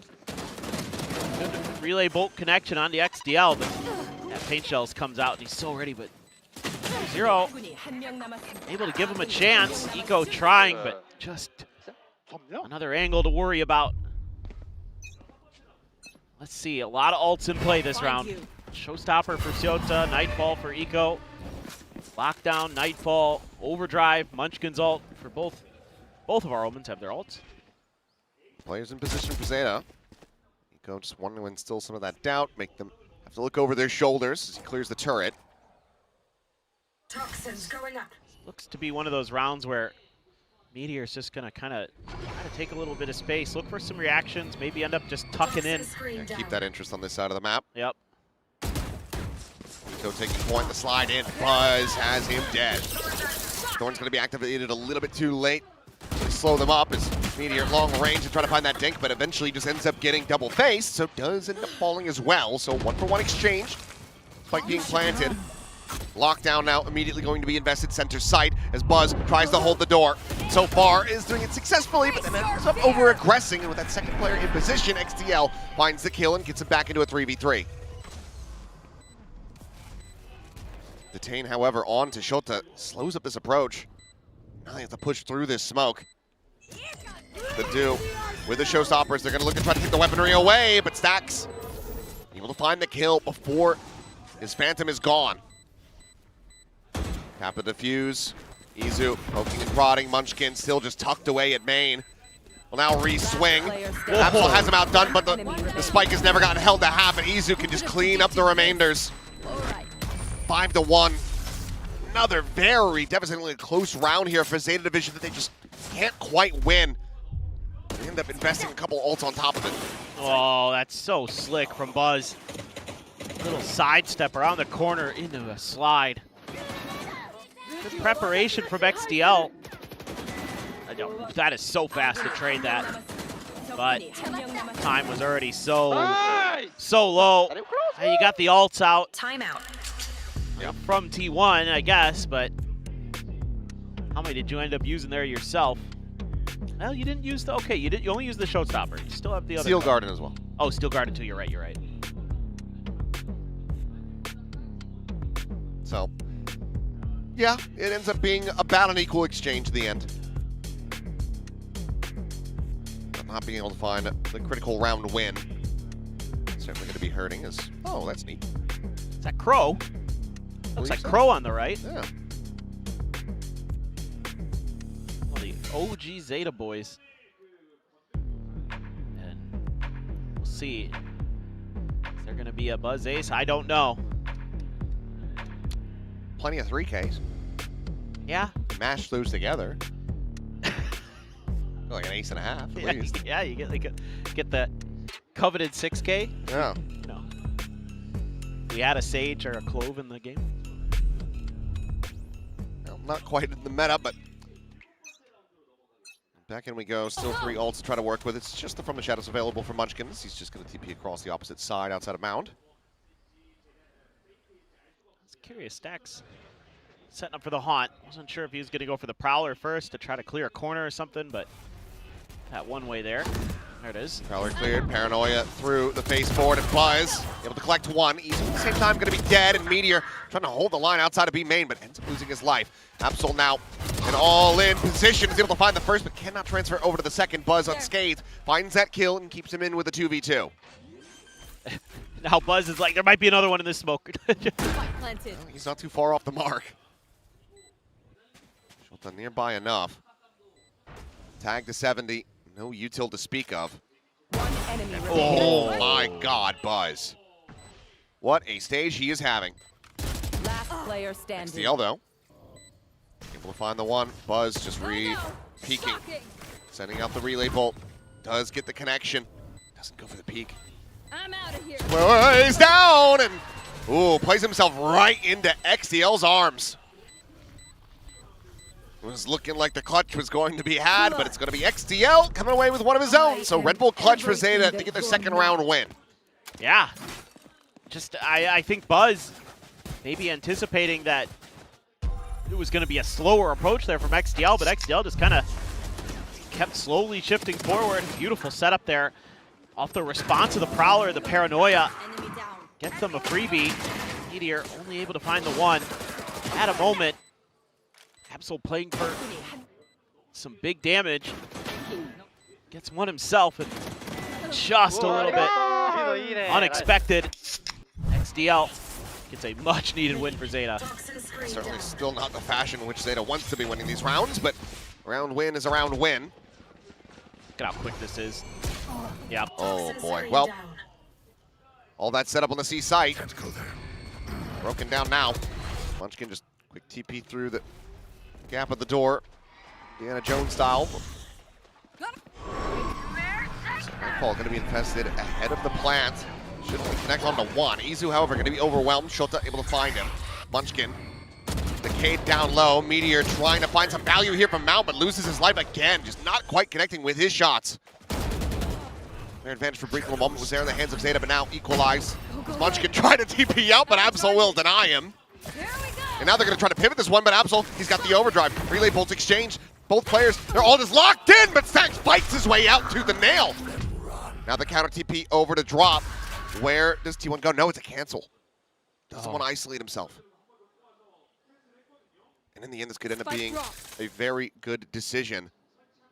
They're going to try to repivot back into B, assuming that Sugar Zero stuck it over on the A side of the map. Both players in position to try to put a punish, but Shota ends up firing out early. Look at, they have a ton of question marks right now. Nightfall to be avoided, but there's really only one place he could have gone. Stack's about to swing into it, but can't get the reset. Paint Shell now available as well as Buzz. Finding the one, sliding in and gets the second.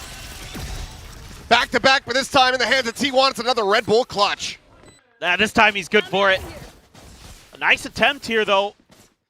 Just some awkward firing. I mean, when you open the door here, Izu's in no man's land. XDL, speaking of being in no man's land as well, you know, they pop his wall quick, and he's just tucked so far over towards that mound. Not much he can do, but then Izu's stuck out in the open. Meteor is just looking really off right now. Fortunately, Buzz still turned on. Him and Stacks combined for all 5 kills. Well, I think Buzz might maybe seize there. Either way, this is just chaotic. It's fighting on 2 fronts. Suddenly a 3v3, but no weapons going to be recovered here by ZETA Division. But they're getting themselves into the right position as Munchkin TP's up, top of rope, swings in, and has them all aligned. A massive 3K here before the IGL, and it's 7-2 now on the scoreline with T1 well out in front. What confidence from Munchkin there. They get a couple kills here and there, and he's like, I'm sending it. It's a thin line. It is. Confidence and stupidity. Yeah, but madness and genius. This is genius. Yeah, he just goes, and he TP's up, and look at him. He's just like, yeah. I do this all the time. Yeah. I don't know, guys. That didn't feel that impressive to me. It looks impressive as hell from our point of view. Because he has no idea what's going on in that A side. He just knows it's open somehow. say how many numbers Izu had spotted, but That's now Sugar true. Zero is just going to be completely screwed. Stacks, however, will be on the trade. Absol finding one. Buzz dancing around the overdrive at the ready. Tries to pull back away from the relay bolt as it is just madness. The walls will fall, the stuns will expire, and Munchkin will still conquer. Absol dead. Eco going to be counter spammed. Showstoppers being invested into the round, and he will be able to find one. Cover going out. Buzz diving straight into that one. Don't get into my world. Don't get into my Don't world? get into my world. Love when we have the crossover. I do. voice lines. I know. I was like, that ain't right. But it is so right now. And it is a save. Nothing more to be done with that pit. You had, killed Buzz without the showstopper. Probably feel a little bit more confident to try to go forward into that one, but this is just going to be T1 continuing to stretch this lead, 8-2. Still potential for another 9-3 half, but ZETA, curious if they end up feeling the need to try to send out their second timeout. They want to just table it for now. I mean, it's just another great piece of decision-making, though, by Buzz. You know, he's so selfless in his play.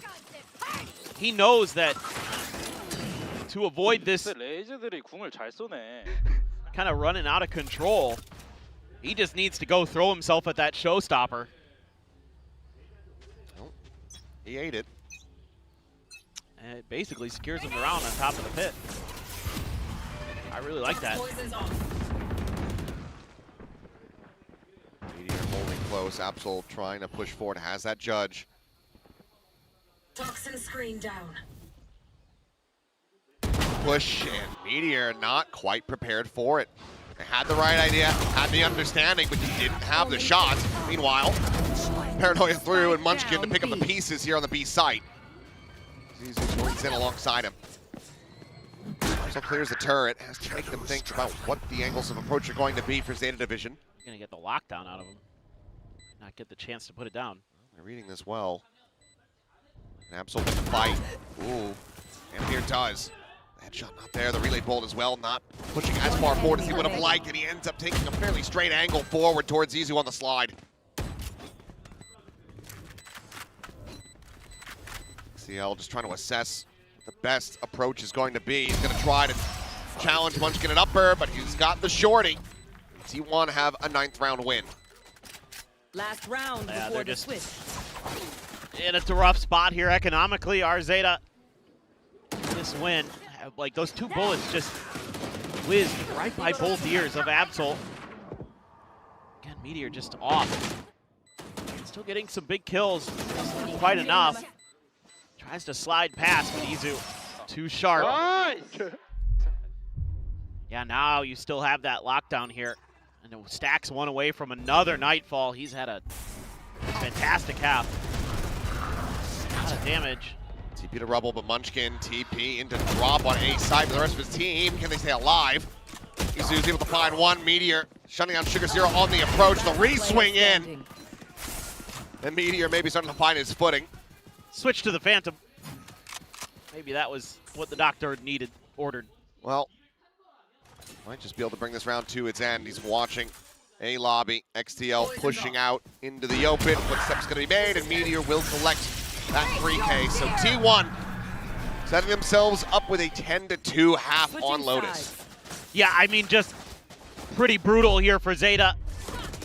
Few rounds got close. You know, they're able to get the one clutch in there. They won a pistol, but then it went pretty out of control after that. All right, it just feels like it should have been so much more, but dropping the anti-eco just created this massive snowball that T1 have not really let go of. Just keep pelting them with them. Yeah. They're just like a bully on the playground, man. Just not letting up. And why would you turn on the swing? That's right. Billy, you've been on the swings for 3 hours straight. Please let Absol play. I would have thrown up by then. There he is. There's our boy. ZETA guy has made it.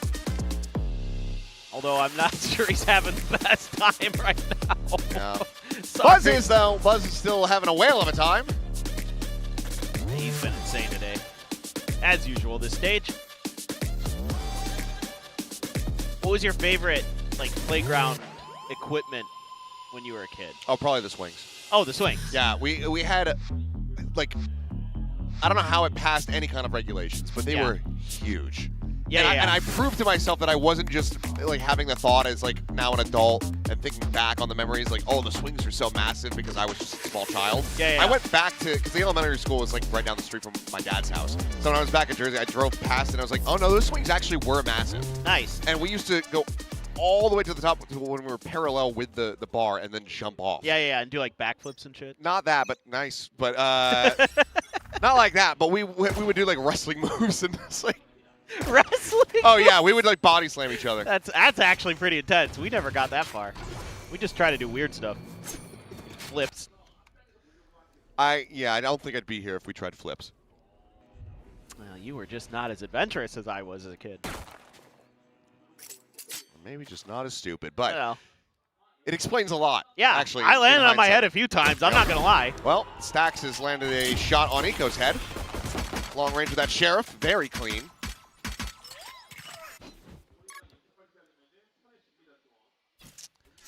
Yeah, they're still going to leave ZETA here.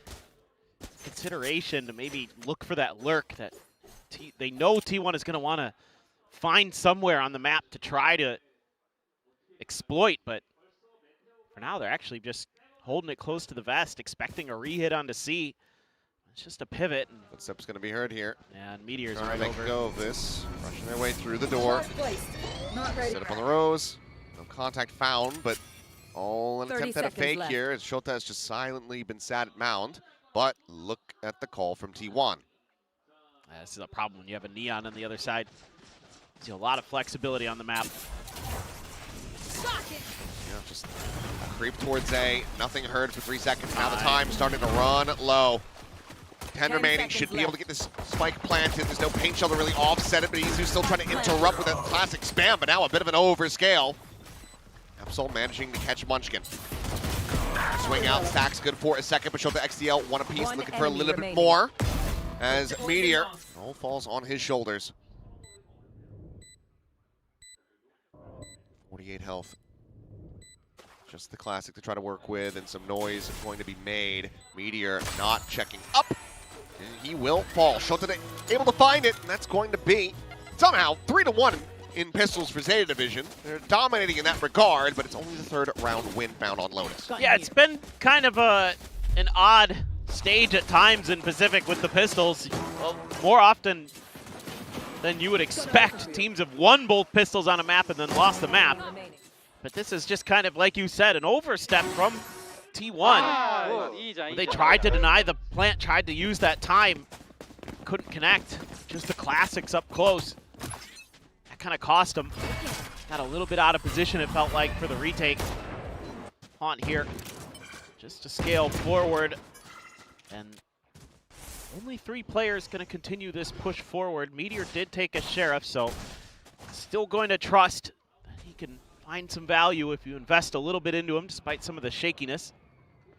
Well, triggered, and Izu pays the price. There he does. Sugar Zero able to quickly claim that one. Meanwhile, Buzz does get planted forward, but he's just got the classic, no shorty in hand, so we'll look to back away and instead trade places with Munchkin.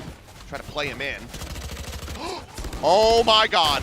Oh my god, Munchkin. Okay, it's only going to be the one, but that is criminal that he's even able to get away with that. That Prowler. Well, that one did its job. Yes. Last player standing. Meanwhile, Shota and Eco very much doing their own. Buzz and Meteor both going to be struck down, and it's just Stacks currently working his way all the way through the attacker's spawn. They're aware of this, as Shota going to be the one to watch the angle, swing in, and Stacks will quickly fall. Okay. Got to feel a little bit better now as Zeta. You're not giving over the eco to T1 this time. Being very diligent despite the Prowler not being so kind to you. Good reactions off that wall.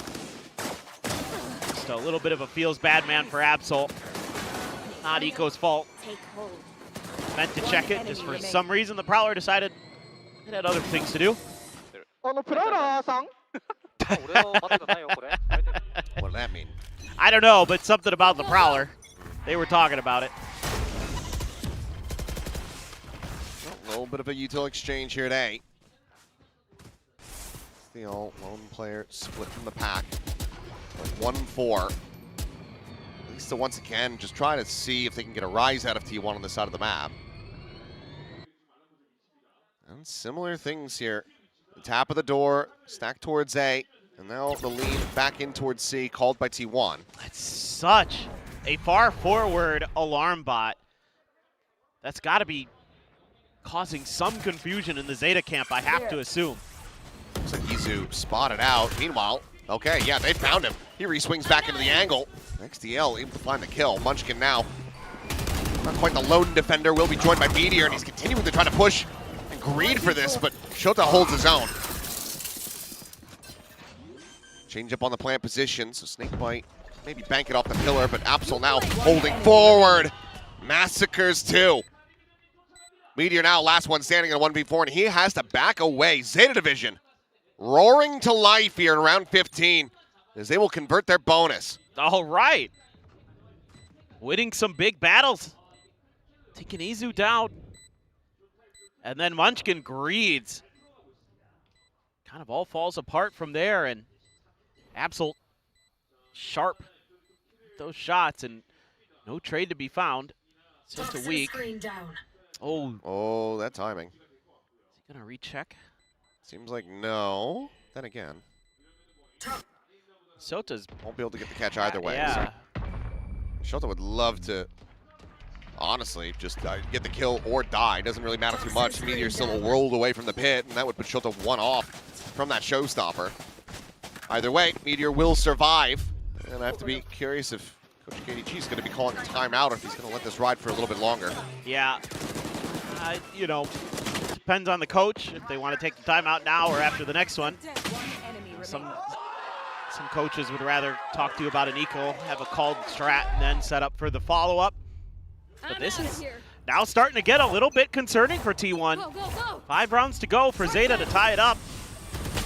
Buzz. Oh, revealed. Yep. He's just trying to play alone, so there's no one there to break a haunt for him. Ends up getting caught, and whatever T1 had in their minds here for this round, very quickly gets taken away from them. It's good to see Zeta being pretty diligent on the map right now. Not overcommitting to anything, looking for any other info that they can gather. Oh my god, Meteor. I was able to find two, but that is the weapon down. Recoverable, though. Potentially, with the smoke there. Could try to go for it. Looks like Munchkin's going to leave that for somebody else to find, and Stacks will be the one to collect it. Meanwhile, Prowler forward, B site opened up, smoke towards upper. And Zeta now feeling comfortable to go for the plan. Spike planted. Check here. Stacks does have the haunt in the C's. Sugar Zero has a paranoia. It's going to be able to grab those guns, the ones that Meteor had put down on the floor. So a little bit of additional weaponry going to be grabbed. Sugar Zero marked by the haunt. Paranoia through, but he just pushes forward. Is able to find Stacks. Now looking for a little bit more. Gets Sarisen onto Munchkin. Suddenly it's just Izu, a 1v2. Tagged down to 60. Well, Eco going around the world, but it won't even come down to that. XDL will just pop the flash, swing the corner, get the kill, and suddenly Zeta up to 6 round wins. It's been 4 in a row in this half. T1 back into a bye. Yeah, great individual decision making by Sugar Zero there. Knowing that he can step up into that paranoia, and it's a bit of a gamble for T1. Meteor, my god. Just a little micro transfer there. But this is a great decision. Sugar Zero is bailing him out a little bit there. But that's okay, the post plant setup looked pretty solid too, so. All right, Buzz has that up. This is where things get a little bit interesting. Meteor clearing the util, Munchkin dying. Meteor now looking to join him perhaps as he falls down to 10 HP. Step ahead. He's going to slow walk over towards Waterfall. Meanwhile, nade considered sent. Izu, the one at risk as it lands just alongside him. It's a bit of that damage, dodges the C's. Going to be util out, but nothing more found here for ZETA quite yet. Meanwhile, XDL has walked his way forward, calls for the pivot. It's going to be a B site plant once again. Look at ZETA. Face your fear! Engineer killed. Beautiful. Izu gone. That's 3 players now remaining, an operator in hand, and Meteor decayed down to 1 from 10. So you just have to save. ZETA Division are bringing this one back. Yes. And this is pretty clean, too. Just got to keep that extra gun, hopefully. No idea where they are. ZETA so far hasn't been too aggressive. Trying to collect these guns. If I was going to fault them for anything in this round, it would be that. Yeah, I mean, you got so much money at this point. Yep. So Absol will be sent to at least check around A, but it's not a massive hunt like we should be seeing from ZETA Division, but hard to fault them at the moment. 5 rounds now consecutively, and there is the paused timer. Yeah, for sure. They just are getting those opening couple kills, opening up the rounds. Guessing, well, where the stack of T1 will be early. And this is, you know, something that didn't work for them too well against DFM. I mean, it kind of did, but is sort of that 1-4 style where they're just sort of ping-ponging a couple times and not giving you too much to consider.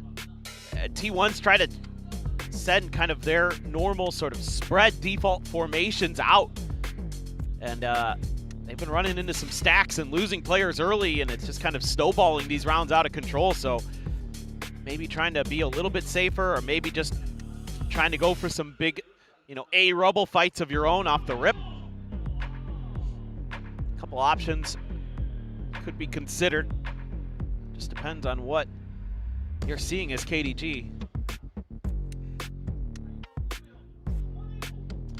Let's see if this is going to be the adjustments to break this win streak, or if ZETA gonna look to just pull off a massive comeback. I mean, it's already been a huge streak, and they've also been managing the ult economy very well. It's just the Nightfall invested in the previous round to go ahead and seal the deal on it. You still have an overdrive, just in case, you know, you start getting into a chaotic situation. You have that showstopper to shut down a retake, or just find the entry.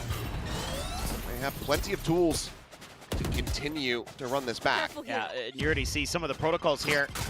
And you're gonna clear that Killjoy util. Meteor having to back away. Showstopper not going to be able to find the kill, but Izu holds the door as Sugar Zero. Where did he go? Izu just finds a stray on that entry to clean up 3. Oh, man. Not like this. That is one hell of a way to break a run back. That shot right there. It's the worst possible place you could have been if you're Sugar Zero. So how did Meteor dodge that showstopper and not die? I think he just swung back around the pillar. Around the pillar. It looked like it had him.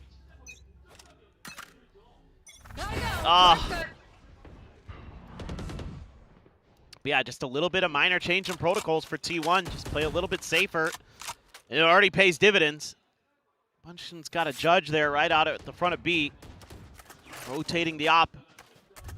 Try to give Stacks a little bit of help. Meteor on his way too. So, understanding the negative space they've given up. There. Top rubble. Buzz continues to swing out. Sugar Zero could be dead, but Absol's just going to walk into the angle, and Buzz on the jump peak is able to save plenty, but XDL able to find Munchkin, falls to 14. Stops him from getting increased value off that judge. Still just... Oh, Stacks. Great little reposition. Brings it up, Nightfall catch these 2 players from behind. They are split. Gale forward from Izu, going to be noted by this Vice wall. We'll just jump peek it now. Meteor will just go ahead and take the Vice out of the equation. Eco and Shota to try to stop T1 from getting up to match point. Spike Now, down B. just the raise.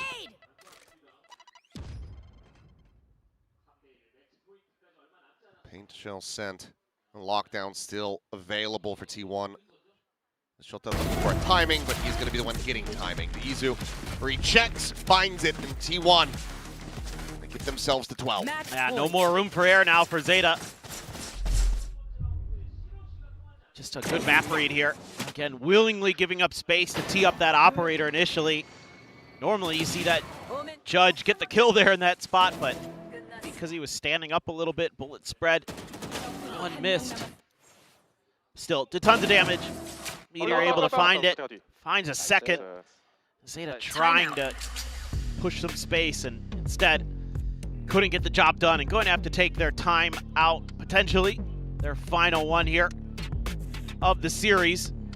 But, I mean, hell of a little comeback here that they were able to string together at the beginning of this half. Definitely some improvements on their attacker side versus, again, what we saw versus DFM. But, you know, just playing together as a team often, trying to use that to their advantage, and T1 starting to find the reads and find the answers to that with a little bit of help from some coach intervention. And just giving them a little bit extra space and finding those moments where they can get those one and dones, or in Izu's case, just put up a huge multi-kill. And away we go. Let's see if ZETA can keep this one going a little bit longer, or a lot of bit longer if we get to another map. Split is a decider. And there's a saying about split, I've heard. Don't know what it is. Ooh.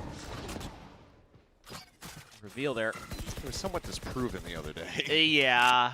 There's been a few blowouts on Split recently. Usually if it's the final map. Yeah. Well, Easy wants us to be in the final round. Meteor thought he would snake bite, but he's being patient with it. Could have just hit it as well. Yeah, he's got the nanos. Some spray, but Sugar Zero off that Prowler. Able to find him. Munchkin noted. Sugar Zero, 2 massive kills found. Izu, once again, could be able to find some value with that operator. Meanwhile, Stack scaling out of Waterfall. Nico isolated. Shota. Going to be noted. I think, yeah, Alarm Bot out of range, but still will be hurt as the door gets tapped. Buzz just swinging around the back, though.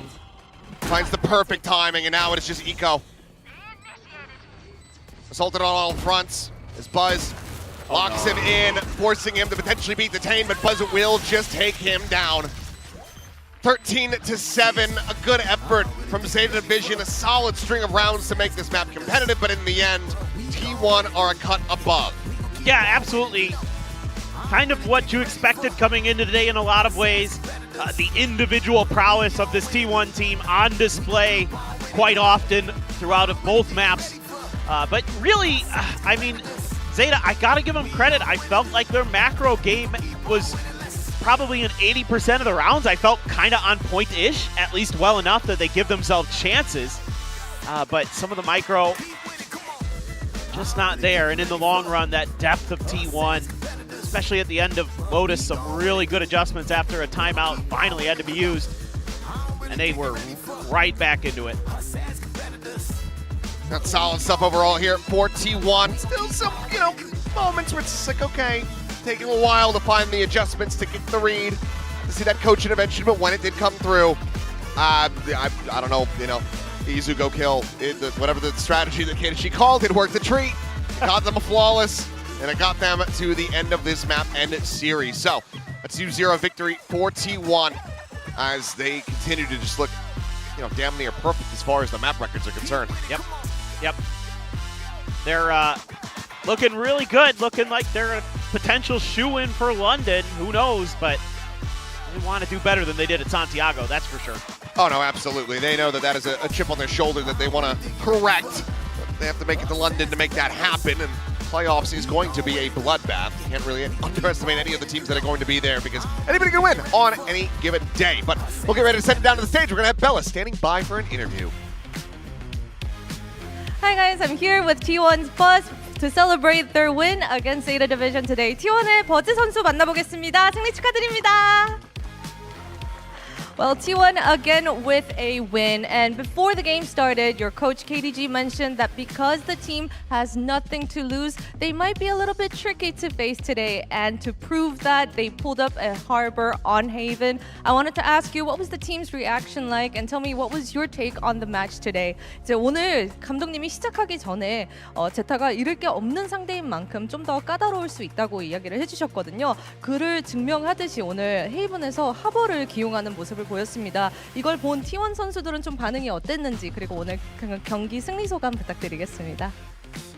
일단은 좀 되게 색다른 조합을 헤이븐에서 들고 와가지고 조금 놀랍긴 했지만 그냥 저희는 그냥 우리 하던 대로 하면은 무조건 쉽게 이길 것 같다라는 생각으로 해가지고 별로 큰 걱정은 없었습니다. I mean, we were definitely surprised because it is a unique choice on Haven, but we had our own games planned out and we knew that sticking with our own game plan would make it an easy win for us. So yeah, that was a breeze for us as well. And with today's win, you are 4-0. 4 wins, 0 losses, a flawless 8-0 map score as well.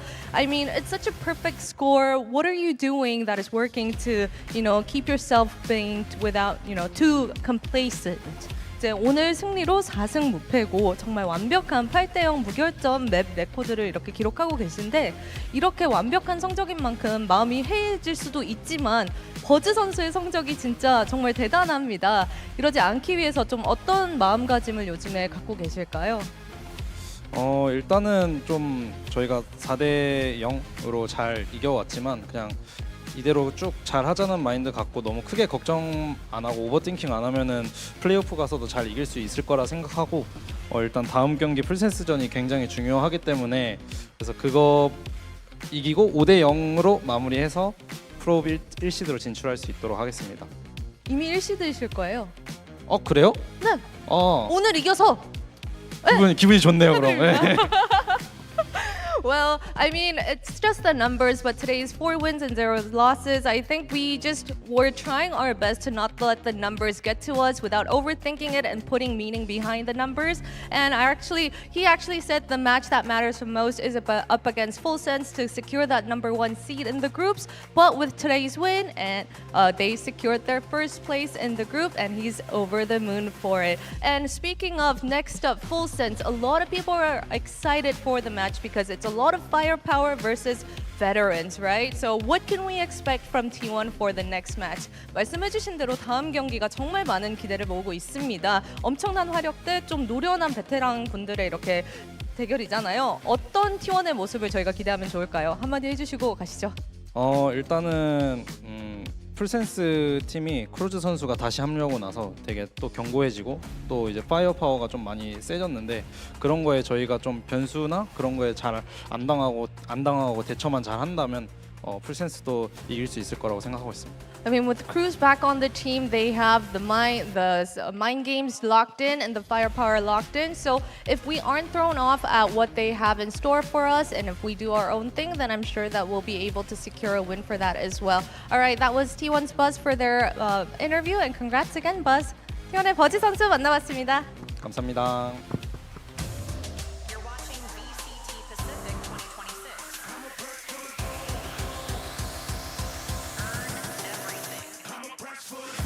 I mean, honestly, if Buzz and T1 just continue to do their own thing, I mean, it's looking like Masters London could be a shoo-in for them. They could be looking at locking that top spot because there is still a chance that Full Sense could take it because they do have that match remaining, but it's looking good for T1. Yeah, I mean, they played great today. No two ways around it. This is what we've come to expect from this T1 roster. Been absolutely flawless since they landed on home soil from Masters Santiago. And today was no different. I feel like they ran away with this Lotus game in the first half. ZETA gave a little bit of a fight there in that second, but ultimately it's not enough against this all-star stacked roster. Yeah, T1 haven't stumbled yet.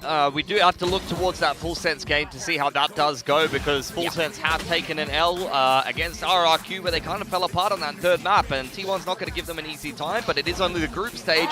These teams are all guaranteed to go into the playoffs where they'll have more of these tough matches, so sometimes it is better to fumble a little bit more in the group, learn from it and adjust as Full Sense might have done, but we'll look forward to that matchup and see how how it does go at the end of the group. On the side of ZETA, that's another kind of underwhelming performance in an underwhelming season from kickoff into this stage. And I'm starting to question, given that Stage 2 will be the last kind of iteration of this format and we're expecting big changes next year, are ZETA just going to stick it out with this same roster? Or is there going to be some drastic changes? Because at some point, 2 pretty lackluster stages in a row with a couple of good maps, a couple of good rounds, but you're not getting any wins, boys. Yeah, I mean, even like the Haven I thought was good. I liked they had clearly defined ideas. This Lotus, however, I think really needs some work in that first half. You're seeing players caught on just entirely on their own on the kind of defender side there. And I just think that's not good enough at this point into the year. So Stage 2, we'll be looking to see them bounce back where the games matter that a little bit more. Yeah, and as Pilsy mentioned, there's a lot more pressure there because things could change, right? And we're wondering, like, for ZETA, how they're looking at this in terms of investment for these players. Because, yes, there were some of these good moments, but it just didn't seem to match up, or they didn't have the players weren't at the level yet where they could deliver that vision. I mean, I feel bad saying it, but even going into kickoff, like I looked at the roster changes and the players that I picked up, and I was like, this is not an exciting team, guys. There's so many great players to keep an eye on in Tier 2 and in VCL Japan that you'd love to see step up onto the Pacific stage. And I know that there's a lot of moving parts and the business side of things that do prevent things like that from happening sometimes, but you know, you see these results across 2 seasons for one of the most popular orgs that has so much fan support. They get multiple watch parties to turn up to watch them lose every game. It's rough to watch, man. No, yeah, it is heartbreaking, but you know, you have to hand it to the fans who are always there for this team no matter what. Of course, if you're talking about fans that are there for their team, T1 also has a lot of them, and Buzz is also one of these players that's showing exactly why, because he is one of those players that can deliver all the time. We've criticized him quite a bunch, you know, on and off, you know, with kickoff and last year and everything, but this season seems to be his season. I love that he's finding that consistency now a little bit more. That's what we need to see if we want this T1 to do damage again internationally. So really happy with the performance Buzz has put out again today. Some of the game plans were hilarious in kickoff, though. I felt like he was set up to just be like a one-man fake half the time, just sent into the site on something like a jet just to die. So now he's having some consistency. He's on the Neon every game. For me, he's the best Neon in Pacific, and if Jing didn't exist, he might be the best duelist in Pacific as well. Perhaps, that could still be up for debate, but we are going to head into a quick break. When we come back, we're going to be having our second match of the day. It's Nongshim taking on Team Secret.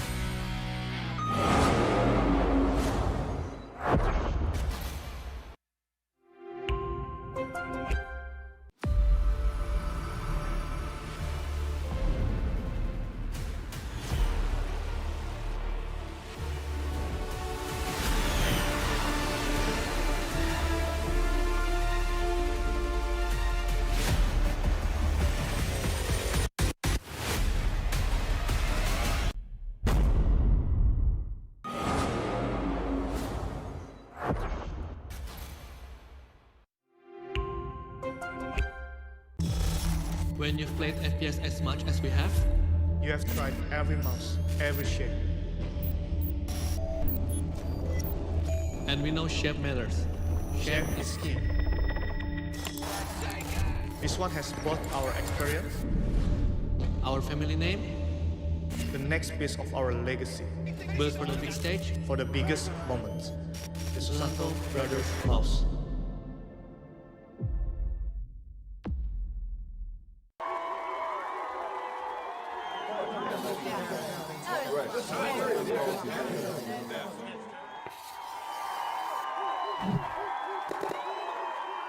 Red Bull gives you wings.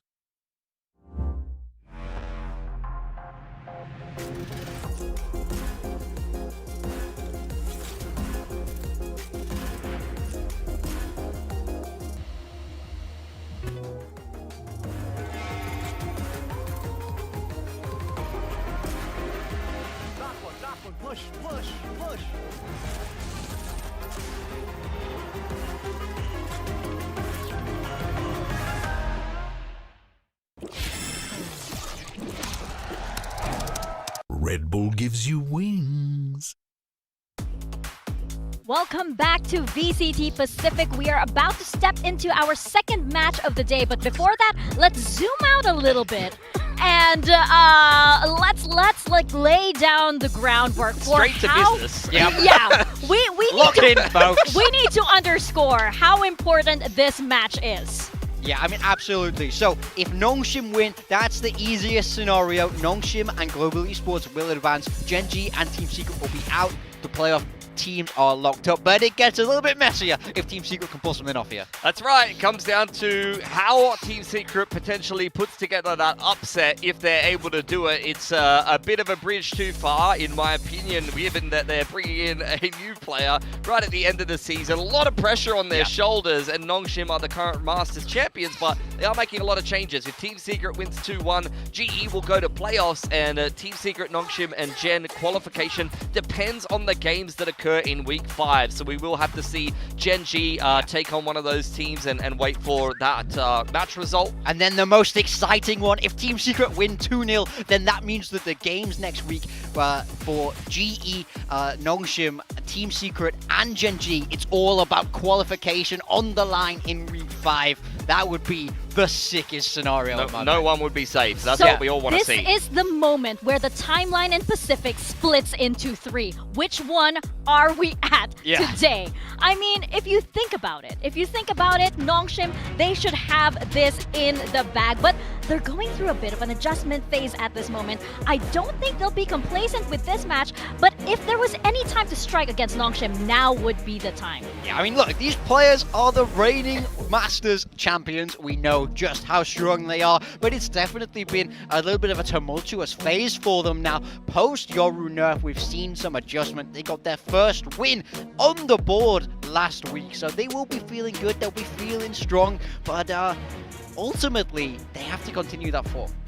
In the lost to Paper X and KRX, these are two teams that are in very good form at the moment. I don't think there's any shame in losing to those teams, especially right off the back of Santiago. I think that Paper X series was winnable, and then you had a clinic be put on by Yong, who just seems to be a little bit of a Lotus merchant at the moment on the chamber in that third map. For Gen G, holy, like, I don't know what Gen G were doing that series, but Nongshim equally. I felt like they were winning, doing things that made 0 sense, but a lot of that comes down to Ivy. It doesn't matter what is happening in the game. You put Ivy on a lurking agent, and look how many people he kills that are not even looking at him. He has an insane map on Breeze, and if that comes up in the veto, as Team Secret, given how much impact he had against Gen G, if they get caught by the lurks, I mean, you've got to have serious concerns. Ivy's been doing so much for this team, been incredibly impressed with him, but then we have to move to the flip side. The other side of the coin, where we're a little bit less happy about things,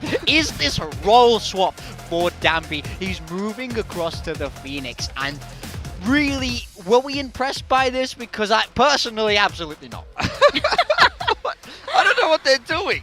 I don't know what Nongshim are doing. I don't think anybody who pretends to know what Nongshim is doing right now, clearly does not know what they're talking about. And the best Neon player in the world that just got a bracelet, an MVP of Masters, and they're the reigning Masters champions in a Neon meta, not playing the best Neon in the world on Neon, but instead throwing Francis on it, who, by the way, like, if we're looking at Francis playing a Phoenix, he's played KO, he's played Yoru, he's played Sky, he literally plays Breach, he can play Flash Enits. Yeah. Why is this guy not on Phoenix? I do not understand. It was that question of, I believe it was one of you mentioned, like, how bad was Francis's Phoenix? Yeah, For like, Dambi, what happened in practice? No. He was about the most diabolical scrims on that agent.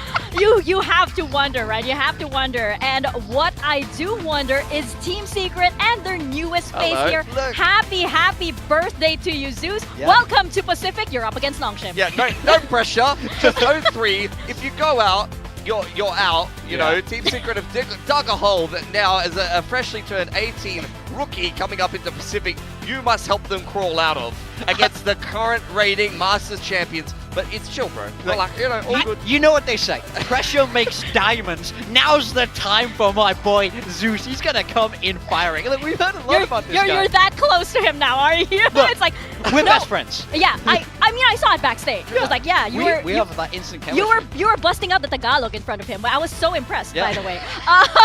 But yes, Zeus is that X factor for Team Secret because he is such an unknown in this stage. This is his debut on this stage. He's only played in challengers in C so far. What are we expecting from him? We are expecting nothing more than a masterclass from this player. I mean, the thing is, Team Secret, we've been criticizing them for the longest time of not picking up tier 2 talent out of the Philippines. Finally, they picked up a player that's played for a lot of very, very good orgs in challenges and in Philippines. He's got great stats. He plays the agents that will be needed that have been filled by Rimuru. And I think if he could just be a little bit better than Rimuru, a little bit more consistent, he doesn't even need to blow anyone out of the water. I actually think Team Secret is a bit of an underrated team. And I think the rest of the roster, bar the duelist wall, where Rimuru was really just sending it. Like, he took 27 opening duels against Paper X and he went 6-21. That is brave, but I don't know, bro. But man, you're speaking about brave, and I think Zeus is already worried with how his first day. I don't think this is how he imagined spending his 18th birthday. Yeah. I mean, I can't blame him. I love this video. It's great. It's a chocolate milk, by the way. It's chocolate milk. That's like, that is. I don't know. Maybe put something special in there to calm the nerves. I'm not sure. I mean, I wouldn't put it past Kelias to do that at this point. We are going into the skirmish. Yeah! And they're putting it in. Come on, let's see what you got, big man. Let's go, my king. You are against the rattiest rat of all of skirmish. No, it's Francis. Not RB. Okay. Oh, no, we're fine. We're fine. Okay. Oh, we're not. Come on, Zeus. Settle in. Just breathe. Just breathe. It's only a Masters champion. Okay. There we go. There we Sit go. him down in the skirmish. Oh my god, he's getting elevated. Look at him. He's on the biggest box possible. He's running at him on the jet. This is ridiculous. Yes. Oh. Let's go, Zeus. Now you can see what we're hyped on this guy. Who even is Francis, bro? What has this guy done? He's played Breach, okay? A small land you may have heard of recently. It's called... It was somewhere in It's South. a Mickey Mouse tournament. Look at this. He's sitting him down. Oh, okay. He's about to win this. Okay. Tell me you're not hyped for this guy's debut. Look, I am very, very excited to see Zeus come out here Francis on the has Pacific to start stage. upping. Oh, Francis has to start upping. He's terrifying. He's pushed him. He's shaking in his boots from the power that Zeus has shown. Oh, okay. All right, it's down to the ninth duel here between both of these players, and Zeus is going to get the op-out as well. Oh, yeah. Yes. Okay. Let's go, Zeus. Off to a good start. All right, what a debut! There we go. You have, There we go. you have that. Happy birthday again to Zeus. He's just defeated Francis on Nice. skirmish. All right, this is a good start. This Now is into the veto. What This a is a nice very little good start. warm-up. Yes, I love fantastic confidence boost right there. You just took down a Masters champion. We are starting on Breeze though, Okay. and I mean, we'll get into that a little bit later. I think we've got some specific stuff prepared for that, but we have seen both Team Secret not so great, and then Nongshim quite good, question mark, against Genji on that map. Fracture will be the pick for Team Secret. I love that. I thought that Fracture was quite good against KRX. They've been looking quite good on that map in particular, so I'm hoping that they can play that quite well. You saw Nongshim barely scrape a win over Paper X on that with the Breach Teo comp, and they've been flexing around the roles and changing things up. So I don't know if they're going to stick with the same comp or continue moving in this new direction for themselves. And then Pearl as the decider will be an interesting kind of third map if we do actually make it there. But really, for the most interesting playoff implications, let's hope we don't make it there, because then it gets really fun. But yeah, no, I'm really happy with the Fracture pick from Team Secret. But starting off on Breeze, Nongshim, when we last saw them play this, it was this Phoenix comp with the Harbor. And, you know, the theory is there that you're popping through a lot of these walls, sectioning off that side. And don't get me wrong, they had a dominant win over Genji on this map, but it looked bad from Genji, and it looked weird from Nongshim. Well, the thing is, Genji were playing double init against them, and that is something Nongshim just flattened them with. And Team Secret, they are running the double init with the KO, which is something that did not trouble Nongshim at all. They're picking up the Harbor with the Phoenix Neon comp, and it will be Danby on the Phoenix, but you don't even really need to worry about any of those agents, if you ask me. The players you need to look out for are Ivy on the Lurk, who went 23-9, and we saw some of his highlights against against Gen G and X-Ross, because those players have not really changed roles too much, and they are very, very consistent for Nongshim, and this is the problem for Team Secret. Nongshim might be in a flux period, they might be changing up their roles, they might be changing up their comps. They're just too good at Valorant. It doesn't matter. They're just so talented individually and so confident off the back of their Santiago win. I think it's a tough sell for Team Secret on the upset today. Yeah, it is hard not to believe in them, I have to say. It is, it is. I mean, we saw it in the first map, right? We saw it in the first match. It's like, you know, shooting sometimes wins you Valorant, right? No matter how well prepared you are.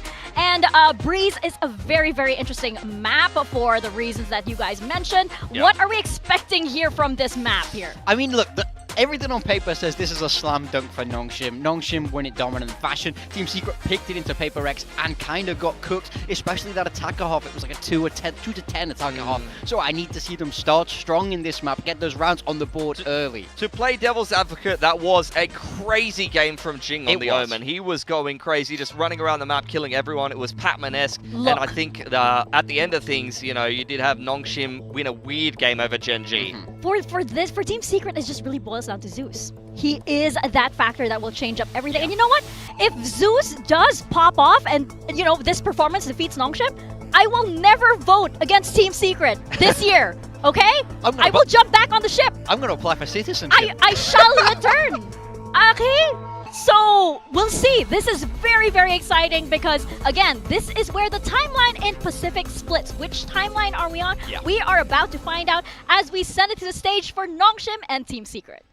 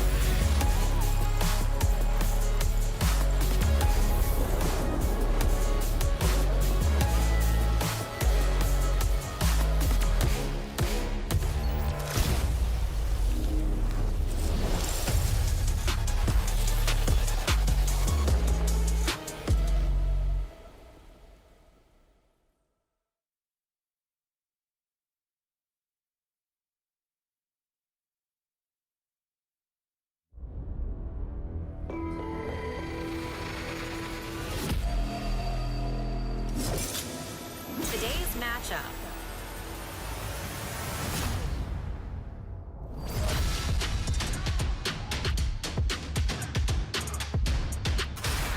Nongshim Red Force.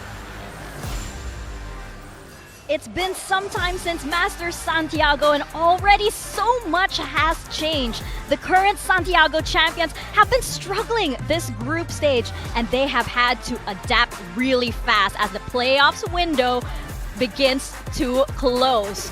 We have a rookie too, they say. It's like, it's me, it's X-Ross. You don't count, X-Ross. You've already lifted a trophy, okay? The whole world has been asking what is happening to Nongshim. Wait, is it possible that they won't make it to playoffs? I don't know. I think this game is going to tell the tale of that a lot, and it's crazy to call someone who went plus 30 in a Masters Grand Final a rookie.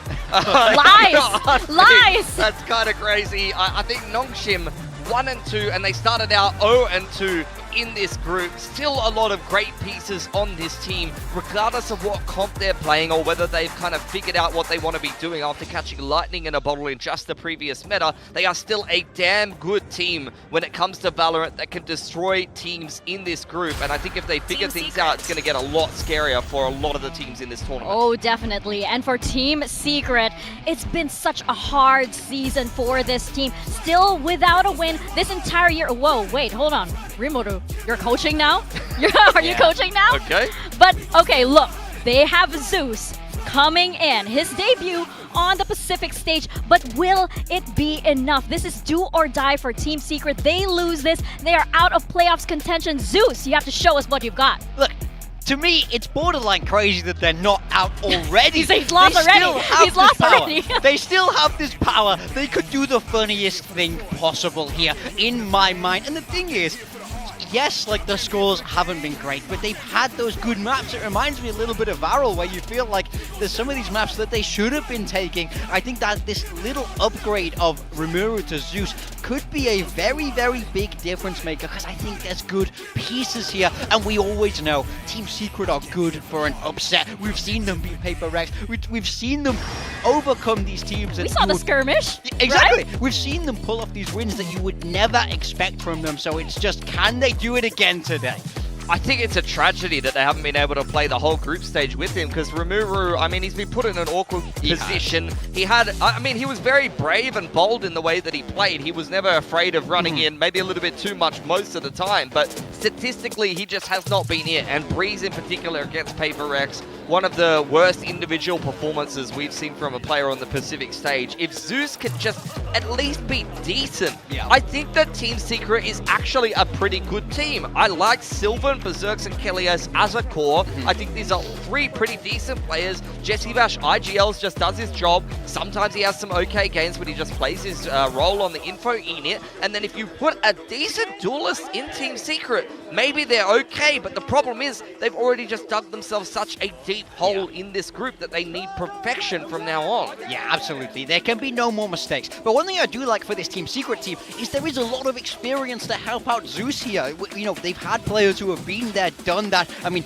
how long has Jesse Rash been around playing this game? He's going to have some good advice for the young rookie. I just want to see him settle in, start off in a relaxed manner, maybe win a pistol. Who knows? Start feeling good. We have the agent select coming through. No changes on that side for Team Secret. Zeus on that Neon is the one to watch out for. Well, he's changed because Rimuru was on the Jet last time around, and now they're going to run Neon, so maybe some player comfort, some creature comfort for Zeus in that regard. The rest of the comp will stay the same. The KO comp that Nongshim played against with Genji got dismantled pretty hard, so I'm a little bit concerned for Team Secret playing somewhat of a similar style into Nongshim here, but I'm hoping for a better game today. And interestingly enough, we've got some Secret believers, but Mika is not one of them. No, I'm also surprised that I suddenly feel like the boat's left without me. No faith. I'm there with you today. Hey, I said if Zeus puts up a masterclass, I will not vote against Team Secret this entire year, okay? As long as that boy is on this roster, then I will be there, but Zeus has to prove first that he has what it takes on this stage. Look, I'm a honeymoon period believer. Nongshim are going through a turbulent time. Now's the time for the upset. You are scaring me right now, Morgan. I'm ready. Come on. You are scaring me. His eyes are bulging out of his head. I'm getting uncomfortable. He is leaning in very, very closely to me right now. We're going to pass it on over to your casters, Paper Thin, the surprise Secret believer, and Achilles. Should we consult the crystal ball for a moment, see if there's anything in there? It's empty. I don't know. So we'll see if this ends up going your way. Look, I don't know why. I have a feeling.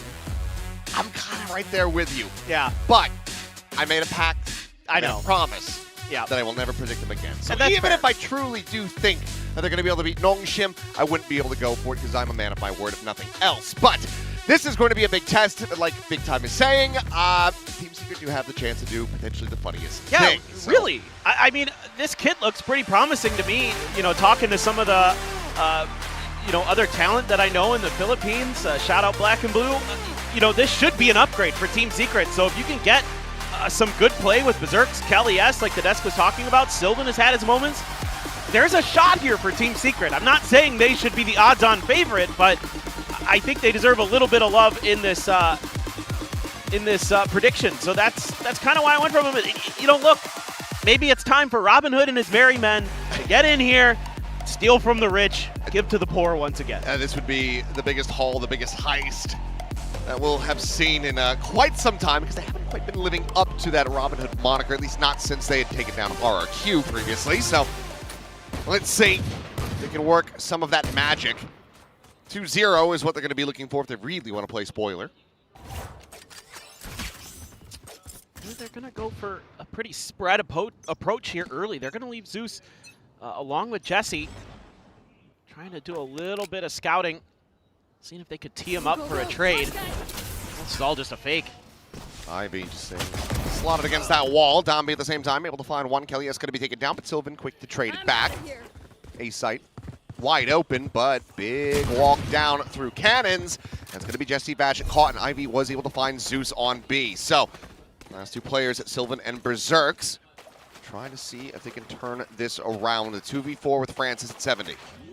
I think just an unexpected reaction from Nongshim where they didn't really overcommit to that attempted fake. Instead, they started to push some of the extremities of the map.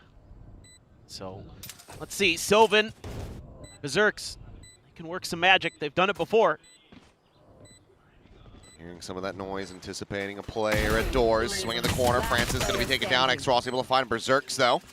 As Dart will be lobbed into the back. Sylvan clears it and will fall. X-Ross, another solid start here for the Sova. Gets himself a three-piece. Yeah, this is a phenomenal reaction from Nongshim to an attempted fake being sold.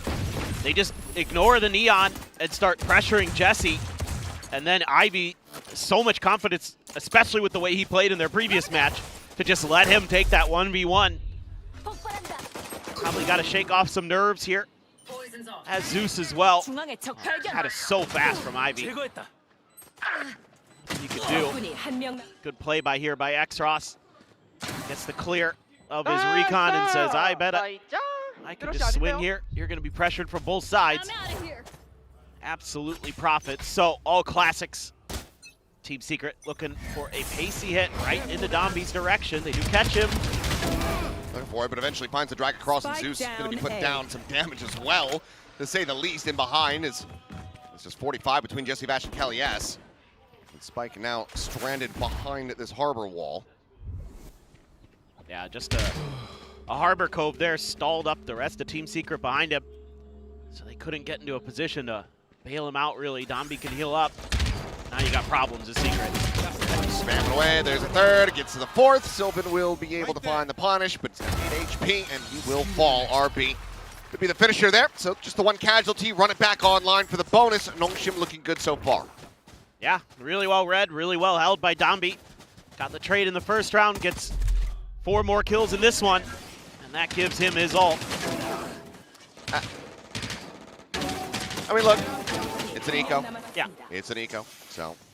But maybe don't give the entry neon the spike. Also, it's an eco. Fine. We'll let it go. Let it go for now. But another point of interest that Desk was talking about a lot that I think is worth repeating here is these double initiator combos. So far, Nongshim's handled it pretty well, and that's a lot of damage to Sylvan. Yeah, and still 1-on-1 hit. Pulls back, dodges that relay bolt, and Francis swings the corner, ghost in hand, is able to find that. Just with a gap to play around through this blaze wall. There's a spot out, though. There's a fast lane. Ooh, goes sliding in, but Francis calls out that vandal fast enough. Sits him down, run it back at the same time. Going to be used as Dombi goes pushing, looking for Jesse Bash on the other side, but quick little peek out from Berserk's at window. We'll be able to snap back the ult.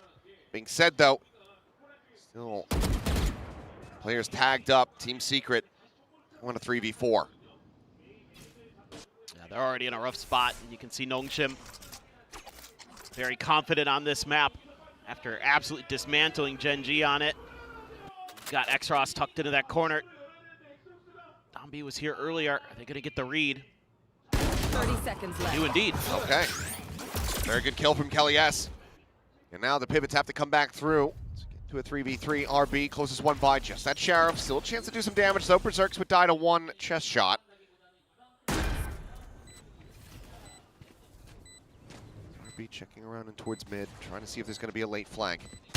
Swing out, Kelly S. Trying to challenge for the fight. Ends up getting blinded. Dombi able to find the second as Jesse Bash dead at main, and now it is just Berserks.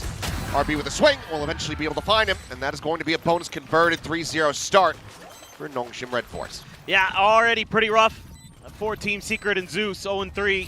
Tries to go for the slide past Francis, but Francis so darn talented.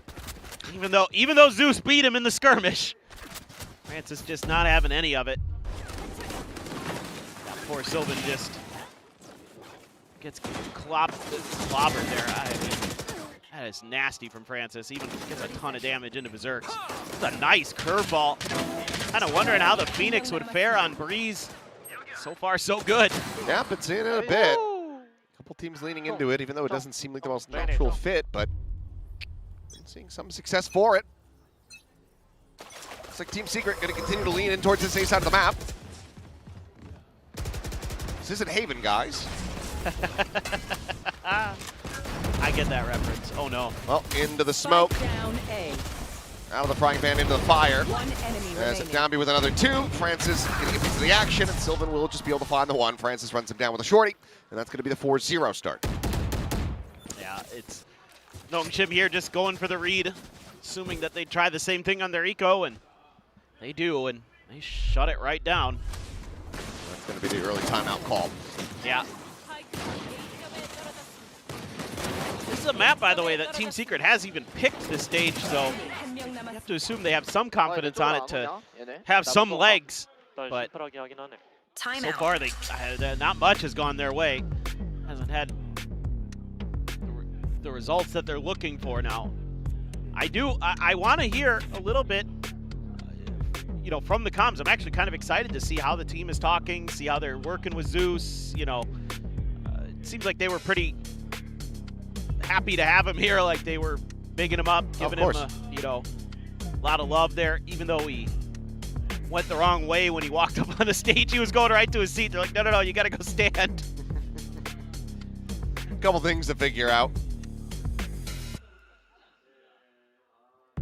The staff was helping him out, getting situated as he was getting prepared for this first match. So let's see what they have to say.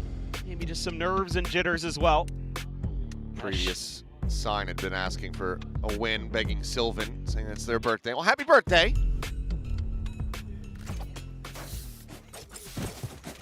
Indeed. See if your wishes will be granted, but let's go ahead and have a listen in. Wala pa ke? Insan wala. Smoke yung. Smoke. Naka-flash. Care flash, Phoenix. Come on. Hold on, okay? I can flash this. Hold on. No fuel. Nothing. Take curve, take curve. Marking. I go in tayo. Trying to keep things calm and steady here at the start of the round. Got the scale forward into A main, but Nongshim now starting. Poke and prod out on the extremities around the B side of the map. Again, these harbor smokes are delaying Team Secret, maybe getting onto site a little bit ahead of the Nongshim rotations. Zeus here on the other side of the wall will be able to get himself the first kill in Pacific. Welcome to Tier 1. Finds RB. Go. Big veteran to put down. Puts his team forward onto the side. Cosmic Divide now going to be called in. France at the same time going to be noted. Sylvan on the late lurk, able to find it. Zeus shutting down Downby on the reapproach. Ivy looking for it, timing through the wall, but Zeus turns back as Ivy's whipping, and Zeus, okay. That's what we're talking about. Starts coming alive. He's going to be looking further on fourth, and he gets it. Flawless to get Team Secret their first round win. There you go. That's what we like to see. Sliding around, playing some nice movement there with the Neon. The confidence is in. First kill here. Nice little adjustment. Oh, what a spin. Shuts down Dombey. Gets the peak and then has the confidence with 10 HP to just swing onto Xros. Let's go. Seems pretty calm to me. Just got to get those first couple rounds out of the way. Oh, your hands are shaking, no matter who you are. Up again, though. Francis going on a peak. Kelly, yes, though. He's been great shot. So good for Secret. Oh, I mean, I think it goes without saying. It's Downby looking for the aim readjust. Will be able to find the one, but can't get the transfer. I think overall, across the series played, Kelly S is absolutely the most consistent player for Team Secret thus far. Sylvan right there next to him. Who's occasional aces that he's been able to put up. Yeah, Sylvan will just hit you with those big rounds every once in a while. Whereas Kelly S has just been ultra consistent. Does have his ult.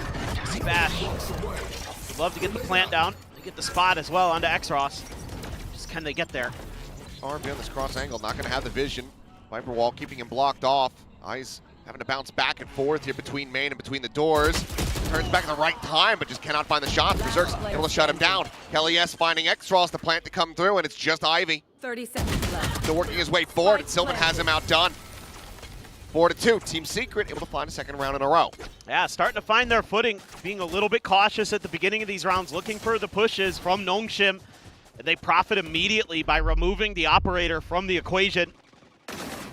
You know, Kelly S here had just turned his scope a little bit off to his right. That opened up the opportunity. One enemy. 30초 남았습니다. Phenomenal. Nice one. Let's go. I mean, they've been fired up all. I will give Team Secret this. Every time I hear them, they're fired up. Like, they're having a good time. So, despite the tough start to the year, they've been keeping their mental pretty well squared away. If the game isn't fun, what's the point? Begin though, Sylvan has them lined up! I mean, he'll die, but he got his, and then some.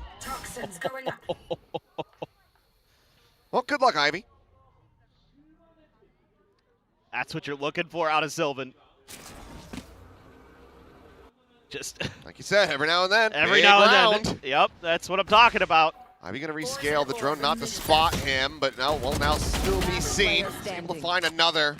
It's only a smattering of damage. He's not lingering into that snake bite for very long, so Plant can come through, and X-Ross, does he try to make a play out of this? Is my question. I had a moment. If he had gotten Berserk there, for sure. Yeah, might be. Trying to play for exits or something here. Let's see. Still a little bit of time, but I don't really know if he... Maybe just try to grab one of these non-Guardian rifles? Yeah, that's the other thing I was thinking. Will at least get himself a safe line into the site to try to find a late punish, but as the players back away, the kill won't be found, so could just drop out of the window, grab this weapon that Sylvan had dropped. And otherwise, go for the save. Team Secret, 3 in a row. They are clawing this one back very rapidly. Yeah. Gotta go. It's just a difference-making round for Sylvan. He's one away from another Cosmic Fight. Whoa! Look at him, he even looked away like, did I just do that? Go, bro. I don't know, bro. I don't know. Nice guys. Timeout. Yeah, wow. And now a timeout call from the Nongshim camp. Well, kind of what you would expect, but what a hell of a timeout into 3 rounds in a row for Team Secret there. Getting a lot of different players online in different ways. Starting to make some good reads, so now maybe talking about scaling back some of this aggression as Nongshim. Maybe rethinking, you know, we were just putting the pressure on them early. We got our rounds. Let's tighten up the screws here, play a little more default or something like that. I don't know, but we'll see. It is Nongshim, and they're happy to run at you no matter what, so always got to be in the back of your mind. That is a cute Sylvan drawing. Was good neon as well. The previous one cheering for Dombey, but maybe the artwork took so long to draw that they didn't get the memo. That's been a Francis special now. Yeah, he is no longer the Dombey that we used to know and love. He's changed. He's a changed man. Well, Bye to come back through, and good read here from Team Secret. They have the Outlaw in play, and it's only X-Ross with full armor. So, ooh, maybe Ivy spotting out the gun barrel, perhaps either way backs away, but Zeus's chance to maybe tear them apart here at Halls, finds the first one, will get tagged down to 4 HP. Sylvan to the rescue. Swinging over. Francis, I think he knows that they've tagged him up quite a bit, but Zeus re-peeks it, finds the kill. And that is going to be a big trade up in favor of Team Secret. So many ults here to worry about. You do get the check into mid. Dombey had, in fact, fallen back. So you know you've been given a little bit of breathing room here as Team Secret, but you don't have too much other info on the map right now. Jesse's already used the drone. I don't think the recon will be there until right about when the round's going to end. So waiting out some of that counter util from Nongshim. They're They're going to start scaling their way forward. Looks like they will get the good read. A is going to be the open site. Xros doesn't see anything through mid and 30 seconds has to be left. tasked with the difficult job of trying to man this by himself. Well, won't just be an opening Hunter's Fury from Jesse Bash, fishing for anything. 0 point, confirming that there's no one close by. Spotted from blind. He should have noticed it, but it's Berserks. He's the one who saw. Xros not registering that at all. So plant and time to save. Team Secret tie it up 4-4. Yeah, good read here on the economy. Having that outlaw there still nets 2 kills, and Zeus the confidence to challenge again, even after getting tagged down to very low HP. They're not playing scared, they're playing smart. Just controlling that elbow space, making sure that, you know, that can't be a pain point for them that Nongshim has been trying to pressure. They've done a great job of shutting that down and really opening up the map for themselves. Screen down. So Nongshim start to worry a bit. Start to worry a lot of it. Yeah. 4 straight into 4 straight for the opponent. And Nongshim, I mean, they had to be, you know, they were on cloud 9 after the start of this. Now they're looking like them. Oh. Thanks. That was good. Okay, guys, How did Berserk's, he must have saw like a pixel out of place. I couldn't see it. But I mean, he saw him and then he strafed back. He had to have noticed. You kind of saw him turn right when he was about to break line of sight. yeah, just pieced it together. Toxins going up. Toxin screen. Poison orb emitting.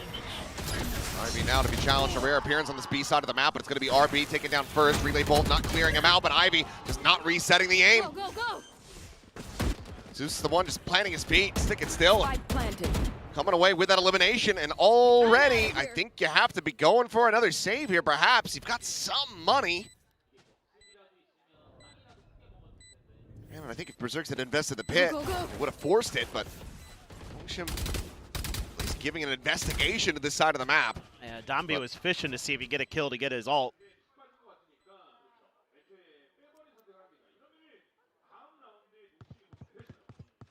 Just missed the timing on Francis there, did Sylvan. He should be hunting though, and they know it. They've got cash aplenty. Everybody but Zeus is maxed out. Spike erupting. Looks like they're not going to pursue fast enough to actually get a catch in the end, but this is brutality now. Anyone else Yeah. feel like that? Just me? 5 in a row. They're just hitting some nice executes, using Zeus there. Timeout be damned. Yeah, using Zeus is a little bit of bait for Kelly S, and then he wins the duel against Ivy. That's round over. GG. So if you can just keep that up, you're going to have a really nice chance. As we get into round number 10. Gotta go. Overdrive's available. Zeus, oh, they're trying to set him up there with the dart. Looking for a counterplay from Nongshim in mid. Seeing if they'd change up some of their ideas, but they're setting up for a counter crunch. Gonna try to pin Team Secret in here. Gotta be careful here. Okay, RB able to find one. Zeus gonna be tagged down to 42. Fast lane not really gonna be saving him here as Francis the scale forward. We'll be able to get the catch. Nongshim looking good to tie this up. Berserk's Vash and Sylvan to try to be the difference makers in a 3v5. I'm out of here. Francis going quick reposition, the jump peek out. Tagged once, gets some damage in reply. Push forward through that smoke. Sylvan gonna be dead.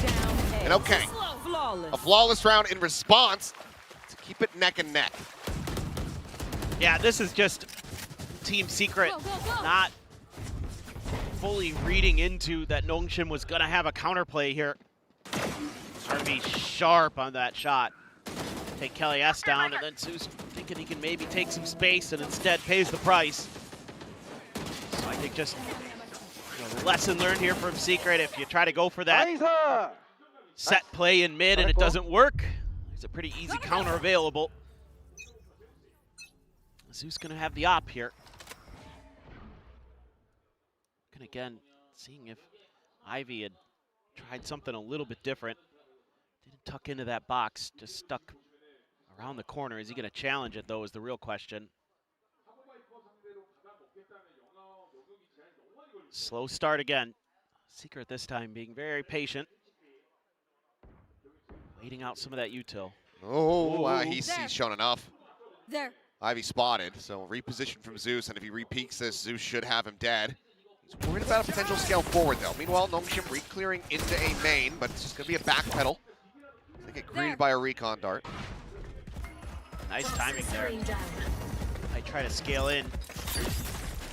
So he might try to stop an aggressive scale forward through the double doors. Is now they go for a push. Cosmic Divide going to be called in. This is to maybe try to sell a bit of an A hit, but we know that they're looking to try to end this on B. Ivy, again, unable to find the kills.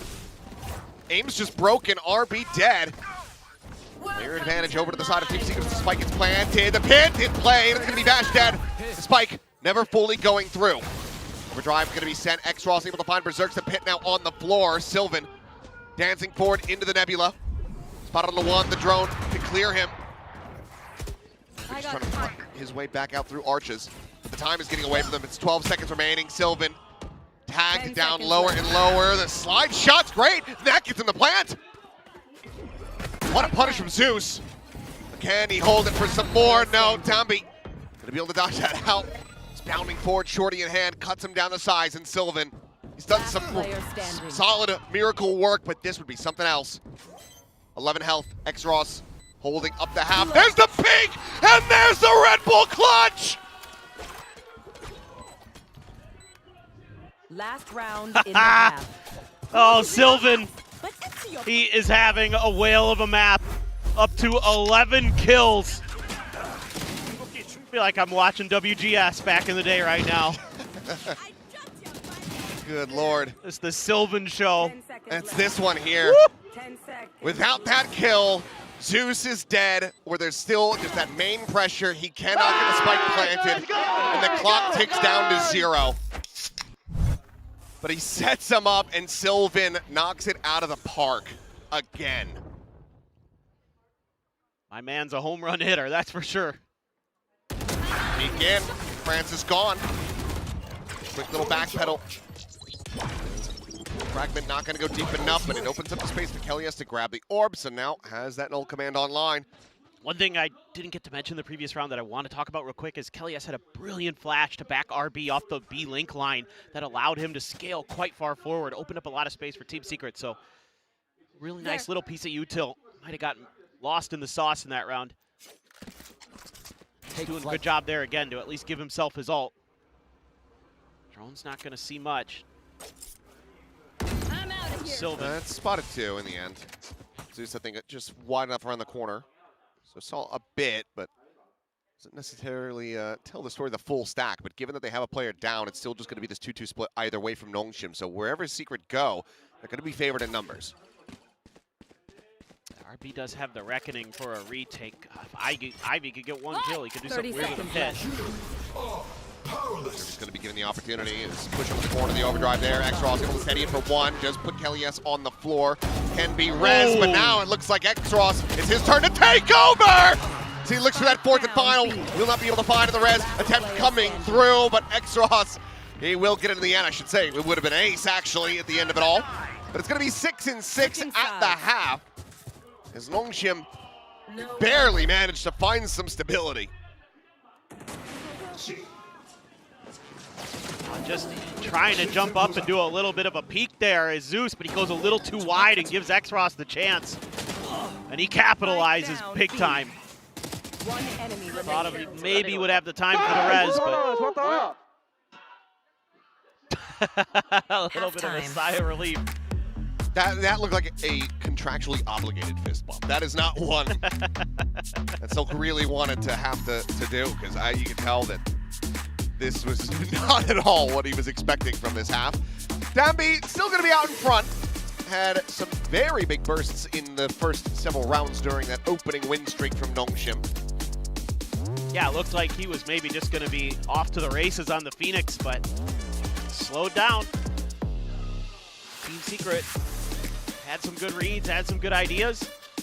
Just come up a bit short. And the Nongshim fans, look at this. What is that? Oh my God. That is somebody doing Damby dirty. Like sick animation out here, but I didn't know Mark M was in the crowd. Oh boy. Or yeah, Neon or Phoenix or question mark? Or question mark. What else can he play? An 18-year gap between Jesse Vash and Zeus. Yeah, he's young, man. Yep. Jesse's not. Just had his birthday. Yeah. They're stacked. Some kind of counterplay. Slide forward. Zeus looking to take the space, but it's going to be sunned up. Jesse Bash able to find one of his response, but Francis comes away with 2 extra. Also with another. Settling Kelly S.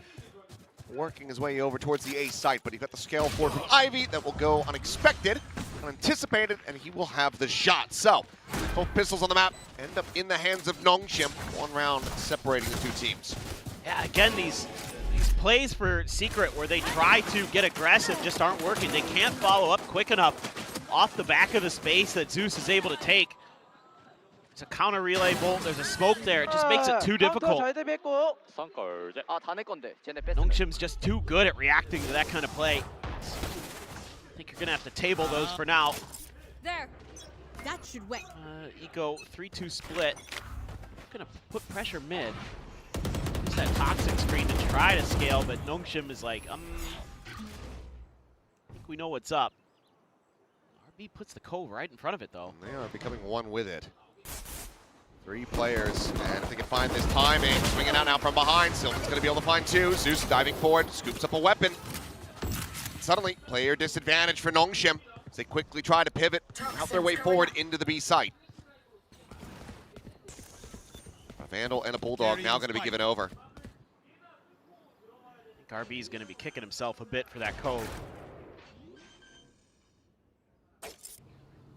See if they can get through it. Planted.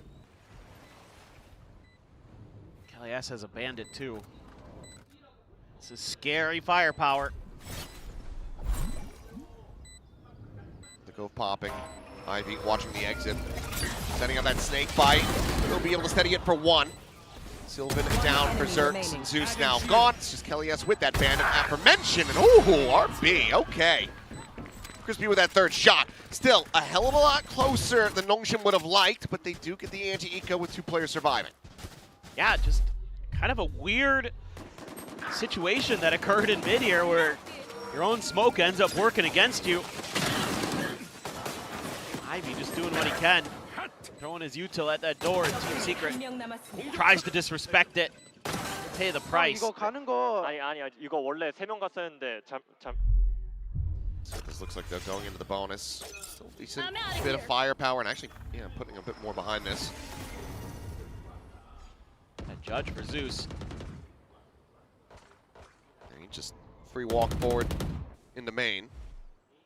Looking to use that smoke from Sylvan to see if he could do anything, but Ivy, maybe a contact fight peek here. Ooh, but perfect time bloom on that poison orb. He was nasty with these. He was absolutely destroying Genji. Zerks doesn't want to challenge it, looking to just play a little anti-execute with the snake bite. He's got Jesse Bash and Kelly S there. Potentially. Kelly, though, starting to rotate. There's the judge. Ends up going into the meat grinder, but okay. Slide in, Sylvan with the covering fire. That just has them outdone. Francis and Dambi both going to fall. Team Secret looking very well set to deny this bonus conversion. Ivy strafing forward, sending out a shot, getting the spot on the 1. Sees 2 now. Still calling for this rotation. 30 seconds Are left. very split apart for the moment. Snake bite through, and it's a bit late on that push. If he sends it as soon as he hears the snake bite leaving Berserk's hands, perhaps he can get the punish there before the weapon gets drawn out. Either way, X-Ross going to be able to find the one, but he's got the spike in hand. He's about to maybe drop it back. Sight, and he shall. 10 So, seconds left. RB still a ways away. Won't be able to recollect that. Won't be able to get a plant. Won't be able to do anything other than save. So Team Secret keeping things close. Fly, my friend. And you're going to lose Sylvan at the end, but he was once again the difference maker. Setting up, you know, that extra player there. We've seen them in tandem on the attacker side and doing a nice job again on this defender side, working together. He may not be putting up the big kills, but giving Sylvan the opportunity to change rounds. Tough to read that situation with Team Secret at the end. A lot of times Ivy will be on his own, so to just play safe. Gotta go. Domby's got his ult. So does Sylvan. Another cosmic divide. Looking for that mid crunch. Go, go, go. Fast hit now. Berserk's just with the Guardian, backpedals over towards that arch side, and a half wall. Space going to be taken, but Sylvan again. Just finding Ivy out in mid. It's constantly making sure that things are horrendously uncomfortable for Nongshim as Zeus finds the timing around Danby. He's expecting pressure from window rather than from the elbow. Meanwhile, Francis blinded up, manages to recover his vision, tries to retake some of that space, but it's going to be RB coming away with 2. X-Ross with 1. Get themselves back into a winning position. A big round from RB. Nongshim Red Force continue to stave off Team Secret, a 2-round gap. Team Secret here opts to just completely collapse towards the link side of the site on this retake. They leave elbow open for RB, and he just capitalizes. Francis as well, good to hold the line before he gets traded. But not clearing elbow there. I think hurts Team Secret. Gave themselves such a good chance. Toxins going up. Cleared so much space, they get the kills, but they can't convert. There. Oh, they barely managed to pile in. They're just going to be trying the same strategy here. Seems like, though, RB learning, not setting up the cove. So, Nongshim, some pretty good awareness. Kelly S is trying to bait them. Ivy had him lined up, but just doesn't capitalize. Kelly's in maybe a bad spot here. Francis is spotted. There you go. There is the kill, and Sylvan not quite able to find a shot. Danby will be able to survive. Zeus sliding down, runs out of bullets. Now it's going to be relay bolted. Has a backpedal. It's a fight in mid. Continues to get crazy. Francis at 2 HP. Danby frantically retreating. Makes his way over that snake bite and out to safety.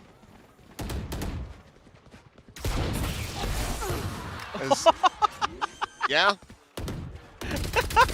As the shock dart, 2 HP is not going to be enough to survive that one. RB scaling forward, gets scattered there. One too many targets, can't focus on a single one. Meanwhile, Danby, the double swing forward, it's all down to X-Ross, who eventually is able to find it. Recon around the side. Still has 2 shocks. Jesse Bash there. Center pyramids! Puts it right between the eyes. And that's going to be a thrifty for Team Secret to bring it back within touching distance. Sacrificed for nothing. It just gets so awkward here for Nongshim. You know, RB just not as sharp as we've seen him be on this half so far. Beautiful shot from Berserks. Right here. Bites off more than he can chew. X-Ross doing his damnedest, but Jesse still got it. He's saying it's off the back of a big 3K round for him. But then he just swings the corner. It's 2 guys with pistols. He's got a Vandal, and he can't kill any of them. Head scratcher there. Team Secret trying to tie this up. Zeus going to be nearsighted and will get flushed out. Francis and Danby just charging their way forward through the doors. Sylvan now alone at backside to try to hold the line. Can he do it? Finds the first. Oh, what a smoke. Smoke. He's going to swing out of this one. It's still going to be good for a second. 1 enemy remaining. Danby gone. And now just Berserk's still pivoting his way over. Ivy and mid, hear him and kill him. Nongshim once again up by 2. There was a chance there. I thought, you know, it's with the Storm Surge that maybe you could at least trade here as Zeus. But just too good with the Lightning Fingers. And you even had Kelly S there trying to play for the trades. Just couldn't get it to go. A beautiful little smoke there from Sylvan to play anti-flash essentially with it, knowing that Dombi was going to be right around that pyramid. At least able to get one, but just too overwhelming. And timeout. Last one worked a treat for Team Secret. Let's see if they can get that mojo going again. Honestly, I wasn't even sure if it was going to be Secret's timeout call. Just given how back and forth this has been. Yeah. The expected Nongshim, while they are, you know, the back and forth favors them because they're out by, you know, in front by 2, but still probably not happy that it's been so swingy. Oh, and if you're not able to secure both pistols here as Nongshim, you're sweating in your boots with the way this has been going in the rifle rounds. Team Secrets definitely come to play. They've got confidence, and even though Zeus maybe hasn't been, other than that one round, you know, going absolutely crazy, the rest of the team, especially Sylvan, is feeling themselves. So yeah, I mean 18, 13, and 4. Yeah, it's getting it done. Can Secret build up a big win streak? Because this is a risk. There's an operator online in what is otherwise, okay, thank you, Prius. What is otherwise a Thrifty. He's able to find Ivy off the start, though. Can he get some more? Whip on the drone. Dombi going to be stunned up. Slowed on this approach. Zeus is just going to be repositioning. It does get tagged. Some damage going to be found, and Dombi continuing to re-wrap around back side. Finds Kelly S before eventually being forced away. Sylvan spamming with the Ghost, able to find X-Ross through the walls. Why Zeus not? again trying to take some space. Flash through, the push coming through. Sylvan unable to steady it, got himself out of that astral form, but it's going to be Dombi taking over the round. Unfortunately, while it's able to find a first blood, it will not be able to find really anything else. The operator will be lost, and Nongshim take the round. A massive gamble there from Team Secret. Just doesn't quite pay off. Sylvan walking on water. Gets a kill with a Ghost. Sees the tracers. Love this from Dombi. Sees Sylvan first. Like, wait, get this guy, and then I think I flashed the other one so I can get the transfer.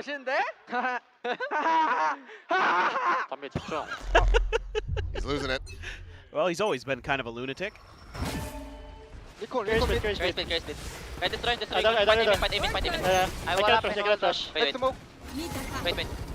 Really fast push coming their way. They just traded sides. And somehow this has gone on red.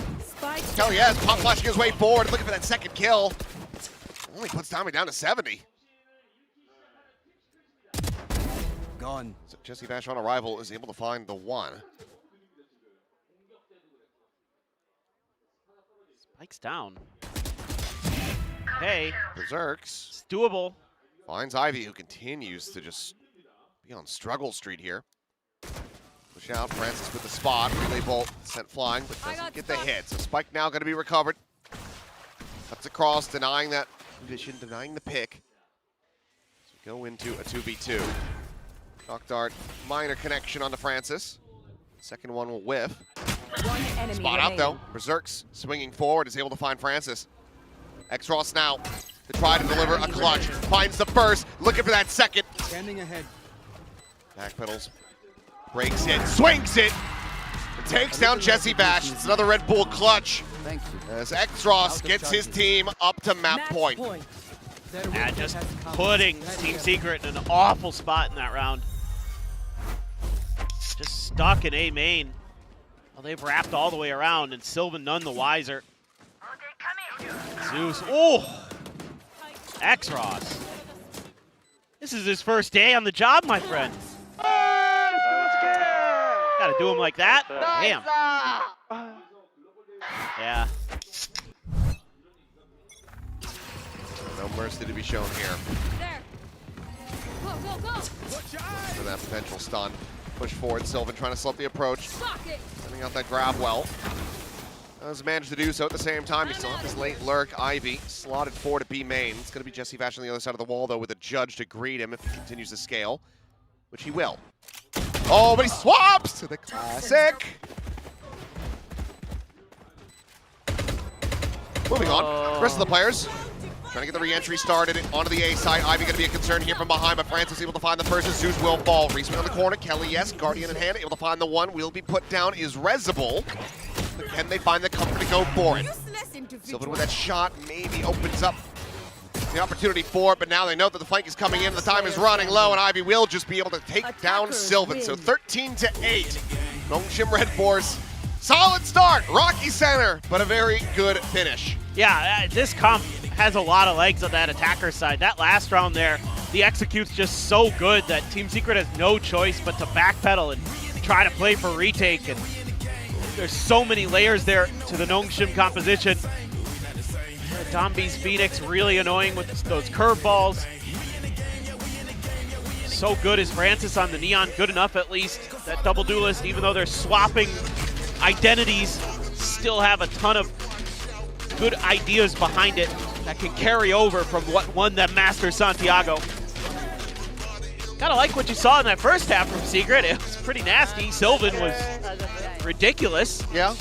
I mean, I like the trap play in mid, utilizing that cove against Nongshim. Unfortunately, Nongshim took note of that, and they didn't fall for it the second time. But there were some decent ideas. There's some decent moments here from Team Secret to make this into a competitive map. But at the very least, this is Nongshim's pick. You beat them in the skirmish. They went for Breeze first. They're able to find the win there. Now you got to show us what you have up your sleeve when it comes down to that fracture. From the outset, we saw it versus KRX. They took them into an overtime. I believe that was a 15-17 loss, 13-15, something like that.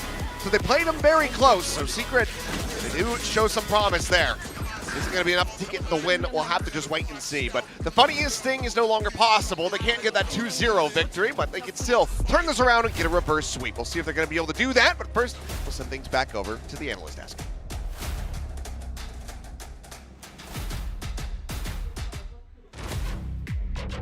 That is right, the 2-0 to Secret is no longer possible, but this wasn't too bad from Team Secret. Unfortunately for them, Nongshim just take that win from just pure firepower. Look, in my mind, this is what happens. They got 2 pistols and a bonus round. The flow of the game was just with Nongshim, and my god, did they need it, by the way. Team Secret actually came out swinging. We loved their game plan. I feel like they had these big pop-off moments, but Nongshim, just as those individuals, managed to get it done and across the line there. So all credit to them. They do get that map win. They stopped Team Secret from getting that 2-0 scenario, but ultimately this was a better showing from Team Secret. I did like it. Yeah, for the most part. I mean, underwhelming individual performances from Kelly S and Jesse there. Didn't keep up with the rest of the team. Sylvan was phenomenal. He just continues to go strength to strength. I think a little bit rough for Kelly. He's flexing around a bunch of different roles, and now onto the KO info init. We've seen a couple of different players have some underwhelming games on that agent in particular. Dabby was actually pretty bloody good on the Phoenix this time. 5 first kills. He went 5-0 in openings on Phoenix, so he was a big problem for Team Secret on that defensive side, which is where they struggled a whole lot more.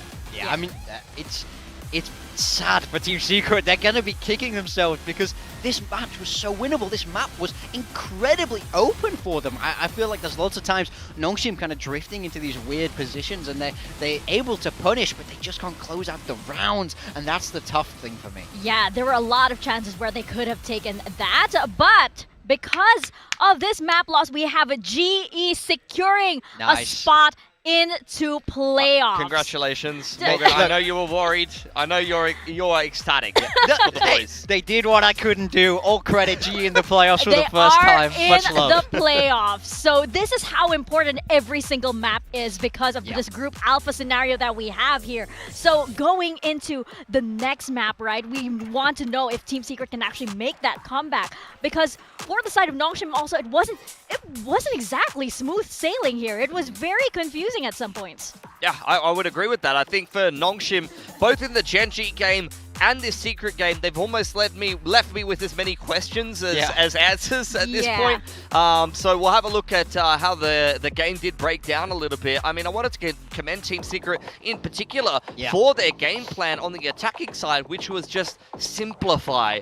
Very slow starts. You'd see these defensive positions where they sit all the way back in spawn. They hold the info line. They wait for an elbow push. They wait for a push on mid doors. They wait to see if Nongshim's going to do something active over towards a main before they group up in the mid round and then just do something together. Yeah, if you're Nongshim, you have limited tools to kind of gather that information for you, so you got to do it with your body, and Team Secret understood that well, are consistently waiting for the pressure. I mean, I think Robotics and the guys have put together a very good game plan here. Yeah, they even pulled out the operator here for Zeus. You saw him start towards the B side of the map and look for a pick on Ivy, and then, you know, a lot of slow rounds, but then you mix in some of these rounds. That was 1 minute 40 to 1 minute 35, every single round very slow, but then occasionally you mix in a quick execute, and look at RB. He's got no idea what's going on. He's like, what? They're in the site already? Ivy's in the other side, not really able to play off of him. And then you see rounds like this from Nongshim that just make you really question whether this is a team that just won a Masters. I mean, genuinely, I think Nongshim were bailed out so hard by the fact they had double pistol in that bonus round. They started off 0-4 in this map, and then the first half got away from them.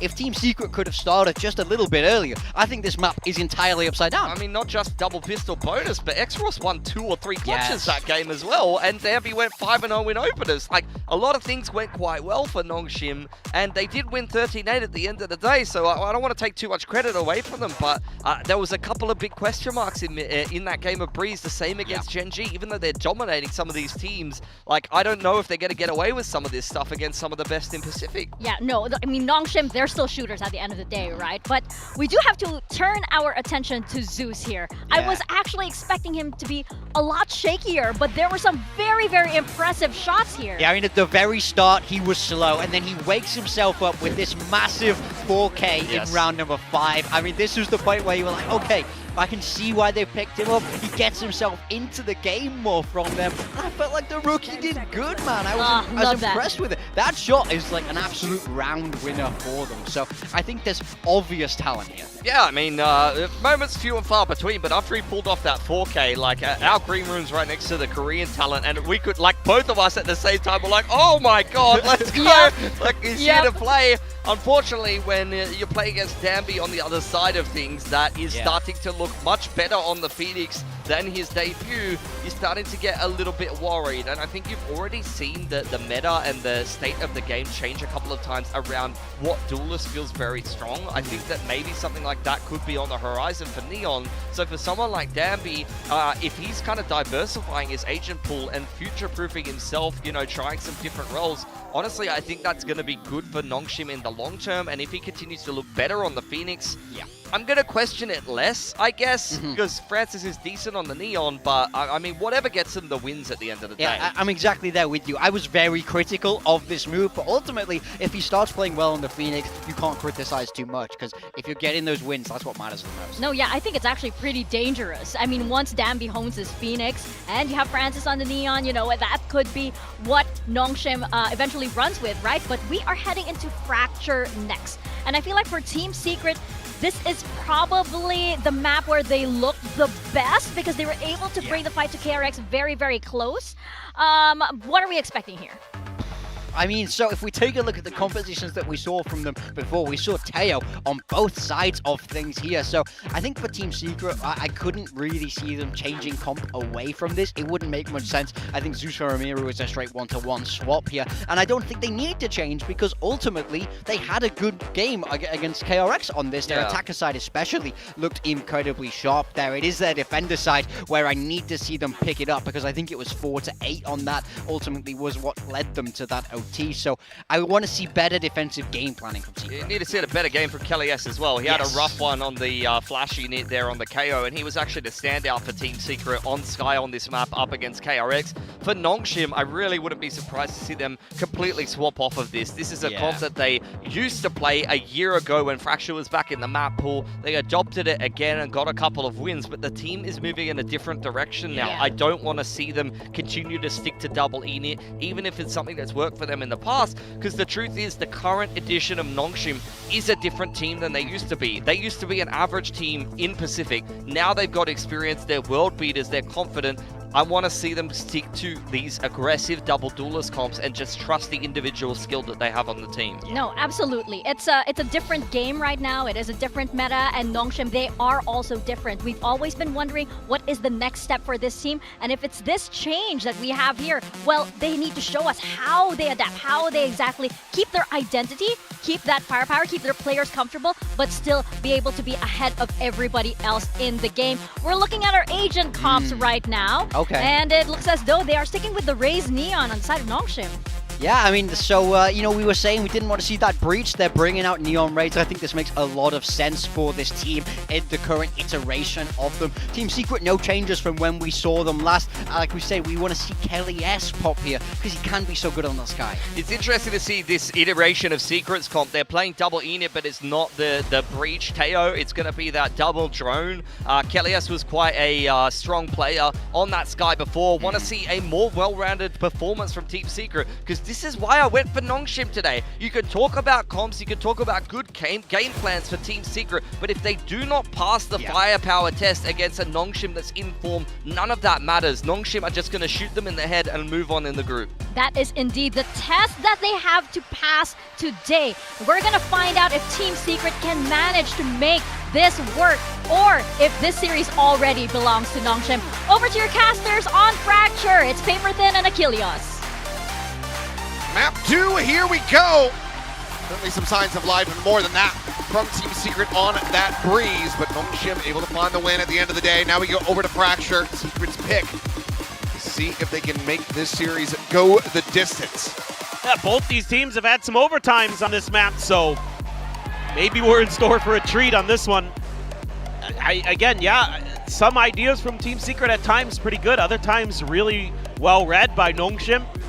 So you're going to have to get a little bit creative here. It feels like that Nongshim's going to start on that attacker side where teams are generally doing the lion's share of their damage in the round department. So is that going to be something that Team Secret has some game plans here for early on? Just that 1-3-1 split. The Cypher trip, Francis already aware and is like, yeah, okay, bro. Quick break of that. Push forward. And I mean, Downby is just flying in like a bat out of hell. Zeus just cleans up the kill. That's still going to be taken. Plant can come through. Meanwhile, Ivy split from the rest of the team. Francis kind of joining into the door. It's going to be tapped. Relay bolts exchanged on either side. For the moment, Eye's not really paid over towards Ivy's side, but he's only going to be able to find the one. Zeus pushing forward, cleans up Francis. A little bit of an exchange is RB riding the rope, but he's got to get there quickly. Or Exros needs to be able to hold his own. It's really good early damage on a Berserks. Find some more. Exros with another, looking for that second, gets it. And now Kelly S trying to clutch it out, and he cannot. It's another pistol in the hands of Nongshim, all three thus far. There's just that extra layer for Nongshim. And RB, the wizard, arrives just when he needs to. Nice little attempt with the bait and switch there, but Zeus wise to it. Pretty good movement here for the rookie. Able to find a second, but even though they know Exros is under here, he's just at an angle that Zeus isn't quite ready for. Nice! Exros so clean, man. He is just, yeah, that's painful. You were so close on that one. Looks like he just stubbed his toe. Some damage on the slide. Flashes out though. Exros going to be dead as Jesse Bash collects two. Swing in. Downby now going to be overwhelmed. The Silver final ones. Kelly S is taken down, and RP is just not going to be able to hold his own. Jesse Bash gets three, and we are tied up at 1-1. Well, that's one way to deal with the fact that you haven't won a pistol yet as Team Secret. Just get the eco. No problem. That Jesse Bash, the old man still got it. Absolutely insane. Just, I mean, it's not even a crunch. It's just all five out in the main. Let's go. No flanks coming through, but they managed to persevere. Great call, and yeah. Much higher spirits now from the coaching booth of Team Secret. Stubbed your toe, but got some ice cream after, so it's okay. Francis forward, Bucky in hand. Scouted through Sands, but he's going to be ping revealed. And Oh. Zeus collecting too. Both duelists now going to be taken down. It's Jesse Bash still finding some impact. Zeus the rookie to come away with 3. Ivy now. Last one standing. Checking on the rafter, and Sylvan will survive. No further damage to be suffered. Team Secret will establish the lead. Yeah, just patient there at the end. I could hear him on stage talking about, hey, don't peek, hold. And talking to the rookie, making sure he doesn't overcommit. Doesn't give up anything for free. Beautiful play from him as well. Get 3 in the round. Let's go. And they're right into it. Gonna have a bulldog for Jesse, but he's done some nice stuff already. See what the response is going to be from Nongshim. A radar dish push. Zeus is not having any of it. Now quick back away. I'm out of here. They both trying to slow the approach. Kelly S trying to flash his way out to safety, but Francis is way too far forward. Zeus, though, tucking away a drop. Has he been spotted? I don't think Downby noted him at all. Now certainly will. But Zeus trying to steady that spray. Get some damage through, but cannot find the kill. Jesse Bash is well going to be taken out. Plant now to come in. Next row, 1 from the Seekers, and it's just Sylvan and Berserk's left standing. They're going to slowly drift away to hold on to these weapons. Probably a little teachable moment there for Zeus. Don't need to hold that spray. Could just, if it's off initially, reset with the Vandal. Try to go for the follow-up, but that's okay. Things to be learned. I thought they were just going to leave Kelly S there in that corner and just see if he could get a 1 and done, because he was kind of not in the best position, but the timing was just off on when he went for the flash.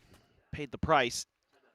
Kind of expect explosiveness against Nongshim. It's like they started Breeze. They were just coming at you until you proved you could stop it.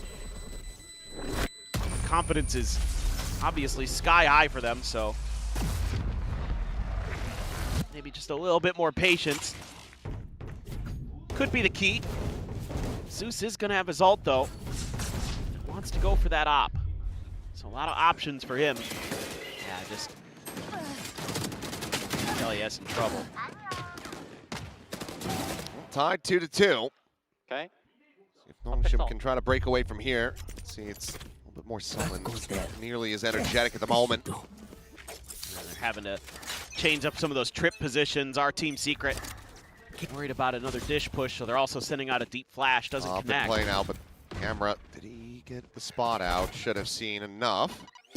Well, approach from arcade side. Not gonna get popped, but that relay bolt does stem them off. Is okay. Ivy through the smoke is able to find Zeus. He's playing off the audio, hearing him pushing down on that sprint, and now the neural depth gets the reveal. Play this one through. Dombey taking point, goes out from arcade, ends up losing his life, and now they're gonna have to try to pivot. But Jesse Bash, he's looking for the backstab, and he will find it. X-Raw's dead. Spike down, B. Francis able to quickly respond, swaps the weaponry over, sprints to join in with the rest of the team on this empty A site. Might get slowed up a bit, same trip situated. Will get caught. Now they know exactly where that spike is headed. Don't have any util right now to break through this just yet. Not sure when Kelly S's next flash is up. Deeper line from RB, but not able to find the damage. He also doesn't have the orbital strike because he didn't go for the plant himself.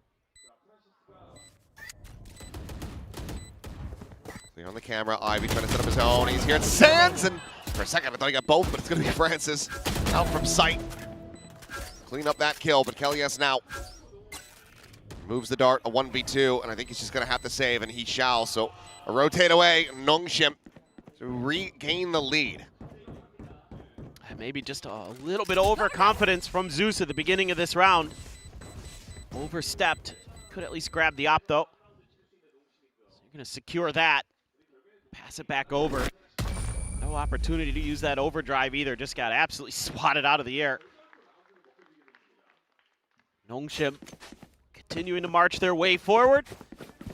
You can get this one as Team Secret. You're gonna be feeling pretty okay. Oh, just saw him right through the edge of the fast lane. That's a minor mistake leading to his death. Again, teachable moments, teachable moments. This is a nice see. spot. They set up trips on both sides of the map.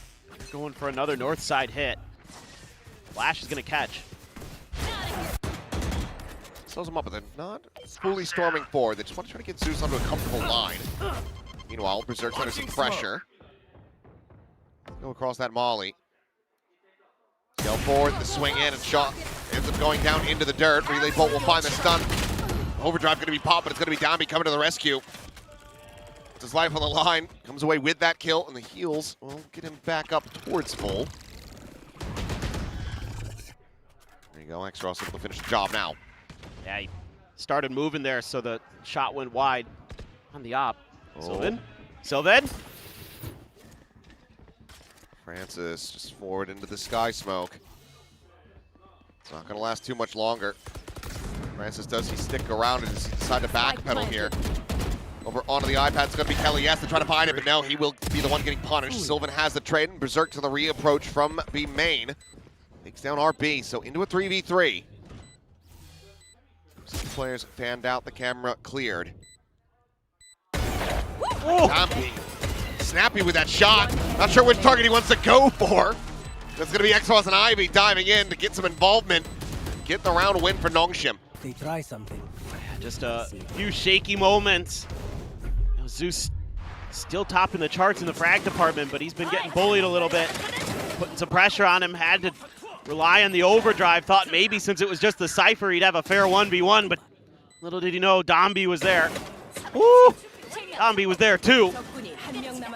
Very clean. Timeout. Yeah, that energy's starting to get built up, so time for the timeout call. Team Secret. Jeez, I mean, it was such a good start to be able to, win the thrifty round.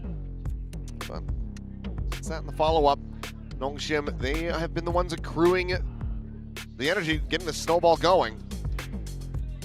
Yeah, they've just been making some pretty good reads here and there, having some good 1v1s that they're winning, or at least overstacking. Kind of baiting out Zeus a couple times in these last couple of rounds, so that's certainly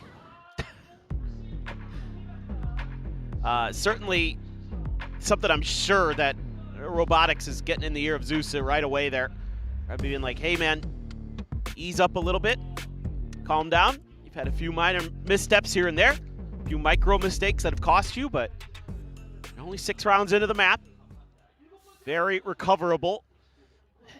Some ults on both sides.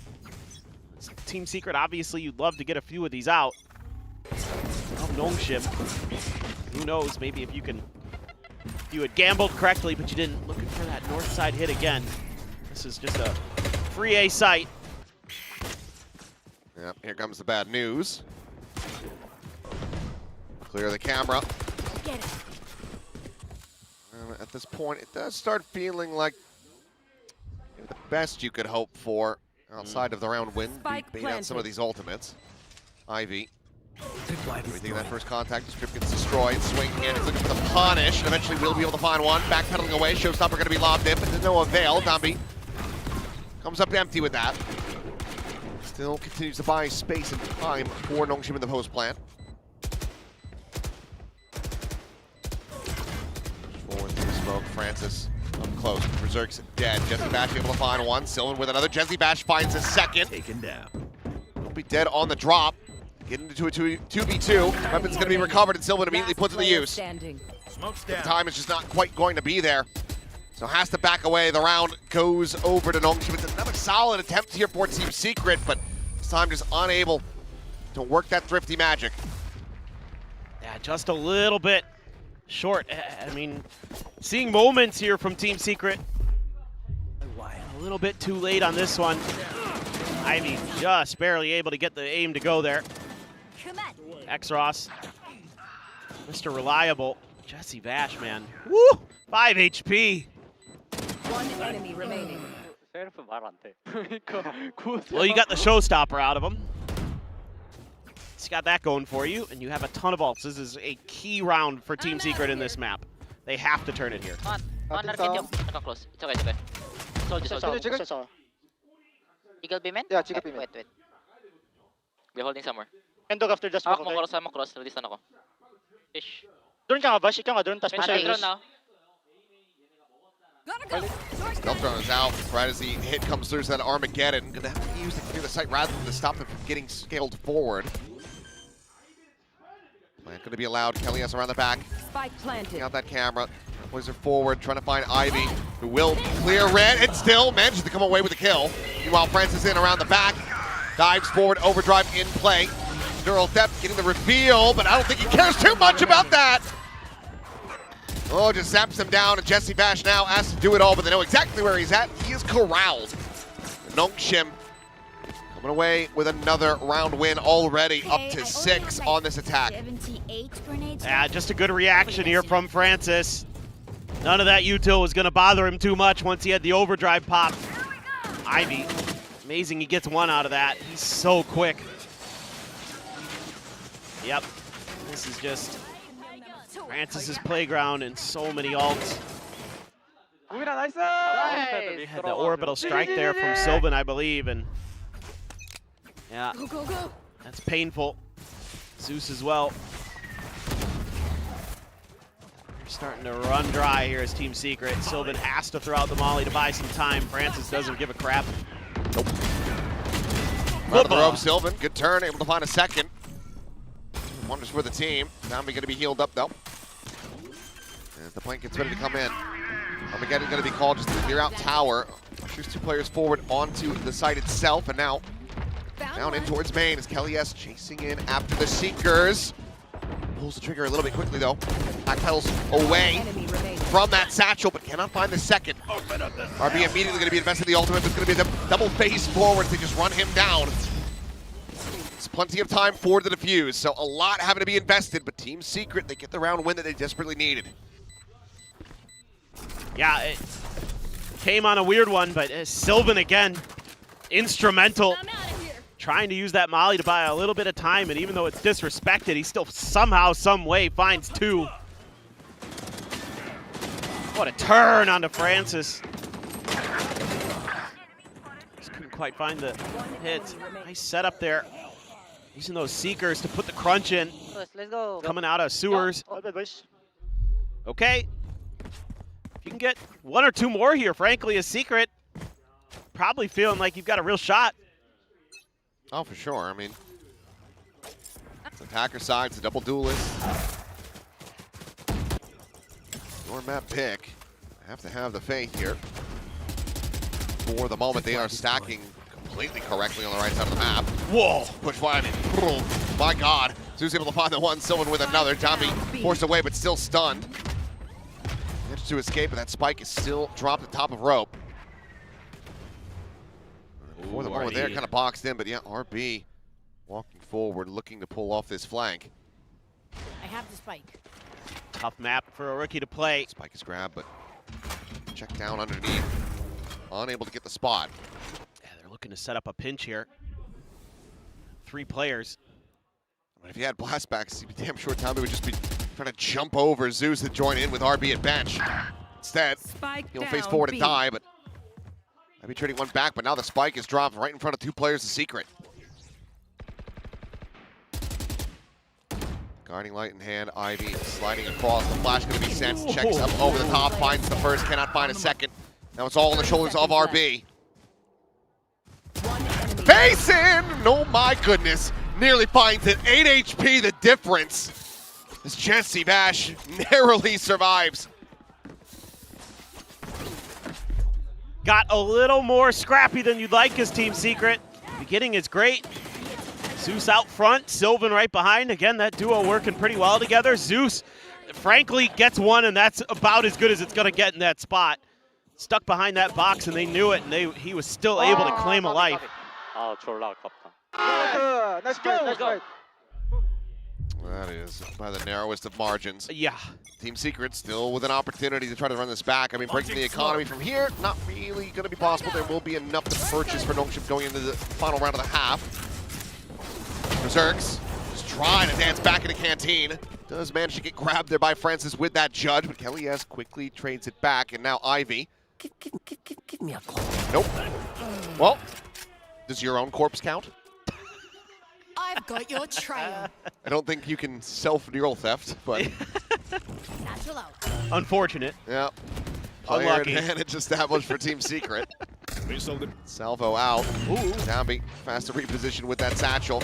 But now he's out into the open as here comes the flood. Cross, however, intercepting at drop. It's going to be good for one. Eats a full flash to the face, however, and will end up falling. Downbeat and RB now do have the spike in hand, of course. They're going to try to get this back over to B. Yeah, RB's going to stick around to maybe try to sell. He has. He's kept them planted, so it's at least going to give Dombey the opportunity to get to the other side of the map. 30 seconds Chance left. here, and he doesn't overstay his welcome. That's really well done by the IGL and Nongshim. Let's see, though. Still a 2v3. Still some work to do. Spiked it. Still Downbeat having to hold his own for a little bit longer, but hell yes, the first one to swing out. Now it's a showstopper. Gets ahead of the rest of the team. Like you say, there's a showstopper ready to go. This could be a brutal one to potentially drop. Jesse Bash gonna be fighting forward, and Dombey is not ready for it. What a timing to be found, and RB is in no position to disrupt. That is brilliant.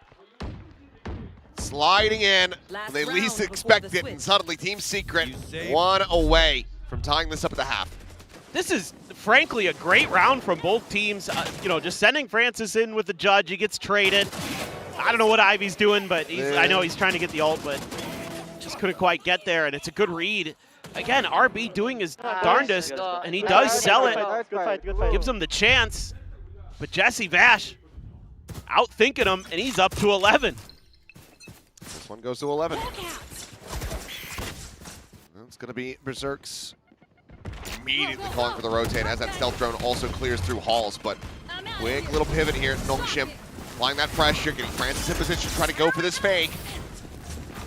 His overdrive going to be coming through. Push up close, damage going to be found, but Zeus going to be sacked down. Francis comes away with that kill. An orbital strike gets called on Arcade. Oh boy. Team Secret fully bite that this is a multi-pronged hit. Well, now it gets weird for Secret. One away from his Seekers. He's going to be able to get there. Still a lot of that Sky util. RB tapping that door there. Trailblazers are going to be called in. He ends up getting stunned, but Sylvan swings right into his crosshair. Can he find more? Ivy's got Jesse Bash at the same time. Starts pushing forward, but there's the neural theft that Ivy so desperately wanted in the previous round. Now showing the double approach through halls. X-Ross, the guiding light, sent to try to lay. Ivy swinging around the back. For the moment, it seems like this maybe has gone a little bit unread. Unable to quite find that kill, but Dombey will from Sand. So Nongshim staving them off in the last little bit here. They managed to secure a 2-round lead at the half. Still feeling a little confident with Secret. Good moments here and there. Again, just Francis absolutely denying Zeus on any of those slides. Then RB somehow gets one after getting stunned. I mean, a great little setup for Team Secret, having Jesse Bash with the concuss up and rope to hit RB in main, and he's still able to kill. I mean, this is something that Pilsky was talking about on the desk, that the best laid plan, sometimes you just get shot in the head and it doesn't mean a damn thing. All too true. But this is where we need to see a difference. So far, Pistol's not been kind to Team Secret. Granted, got the, eco round to start off this map. Immediately tie things up. I want to see them come out with a solid plan for this Pistol. Get one on the board, take that first step, shorten that gap. As they look to ride off into the, the sunset into map number 3. Yeah. Nongshim wants to ride off into playoffs. That's really a big part of this. Team Secret trying to still play spoiler. That's something they've been able to do in the past. And, some moments here and there for Zeus, but Jesse Bash and Sylvan, the veterans, really picking up the pace on that backside. Now we need to see that impact from the duelist as we go to the attackers. You're running double initiator here, so You know, Zeus gonna have to be that tank, creating that space, getting those opening first kills for you. Clear some space on sights, and look at this. This is so funny. Nongshim's like, we're gonna run the same pistol you did.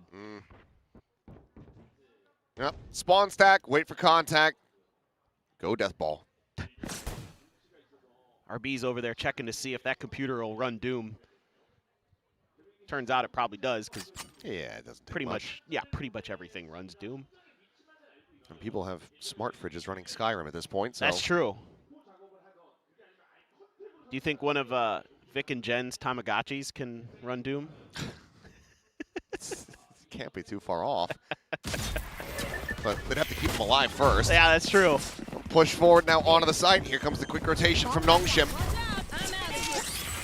Flash out of the smoke. Kelly S going to be tucked away, but Sylvan on the peak from back box is able to find himself a second kill as well. Now a third as RP goes down. Ivy cannot steady it. Sylvan cleans up 4. Chaotic because the flash is in the smokes, but Team Secret, Sylvan in particular, just has his feet planted, and he gets them over the line and then some. Look at this, a double-double already for Sylvan. 14 kills, 10 assists. The man is just on it today. Oh, that third one through the box. Took a little bit on the fourth, but he is feeling it today. Just nice to see him playing well. Here we go. Nongshim, see if they can mirror what Team Secret did and get some kind of eco, but they're pretty spread out. Looking for an A main hit and nothing doing, so just Ivy over there saying, I'm gonna wait for the rest of you guys, I think. Scoop up an orb at the very least. Oh, never mind, he tries to challenge that and the Marshal's gonna sit him down. Else to be done there. Catch on that tripwire north side. France's position known. The rest of the players working their way through spawn towards Jen. As Sylvan just going to be joining back, and this is a fairly disconnected defense here. 4 players out towards main, just the one in tower. Shell considered. Relay bolt going to be sent. It is dodged. Meanwhile, Downbeat getting caught. Shell's lobbed out. Zeus here in the smoke. Swinging around the back of the box is the Stinger, able to find a decent amount of damage. Downbeat down to 31, but does not confirm the kill. But trying to get onto the spike and stick it from here, looking to be damn near impossible, especially as the smoke start to fade. It's now clear line of sight. A salvo lobbed in. That's just going to be Nongshim. 4 players going down to the spike, as 4 should survive on the side of Team Secret. They tie it up 7-7. Okay, not too bad. Not too bad for both teams in some ways. Keep your guns as Team Secret. Nongshim doesn't funnel any more orbs. So you're not feeling too bad about that at all. It's that Stinger not able to really connect, just overwhelmed on that angle. Again, left on an island is Zeus there, so it is what it is. Nongshim here, gonna set up that cam right around that B corner. This goes here. So just trying to really lock down this B site. Oh. Marshall shot. A little bit shy of that one, but Francis gains a ton of space. Meanwhile, we have this slow walk up from Berserks. Trying to see if there's any counter pressure on the north side. But already, Nongshim starting to make this pivot. As Francis will just clear the camera. Send out that Trailblazer, which will get cleared. So Kelly S trying to keep some interest on the A side of the map. This is pretty crazy because, yeah, Kelly S not getting any info either. Both teams kind of making the read off of that. Francis Jiggle Peak doesn't spot anything, but that shot ends up flying. And on the repeat, yeah, he sees plenty, but he gets flushed out into the open, pushed back to the other side of the hall where Berserks has line of sight. So the Cypher coming up with the kill. Still double trip setup in the cam. Yeah, it's still a kill trip. Kill cam too. If Ivy, wanted to stick around that angle, but they're thinking rewrap. You know how Team Secret is thinking double down on B. 30 seconds left. On out into the trip. Reveal onto one, but Zeus, the push pass. Extral's not quite ready for that one. Sends the pop flash, and is going to be good for one as Kelly S will fall, but Sylvan trades it back immediately. Keeps them in with the advantage now. It's a double approach, RP and Downbeat from main. It's going to take a hell of a lot them to try to get this retake going. Team Secret There. so well set up to convert this bonus. When do you consider save? Probably pretty soon. No, Dombey doesn't know the meaning of the word. Enemy remaining. Well, they all will just end up getting taken down. So 3-round streak now in this second half for Team Secret. Put themselves back into the driver's seat. Crazy stuff. Just really methodical, forcing Francis into Berserk's waiting arms. Pop flash from Exros to try to make a play, but the numbers are there for Team Secret. They're very patient. Let's go! Timeout. Yeah, I was gonna say, you might need to get involved here as Nongshim, because this is already feeling a little out of control. On this map, you're already a round down on your defender side.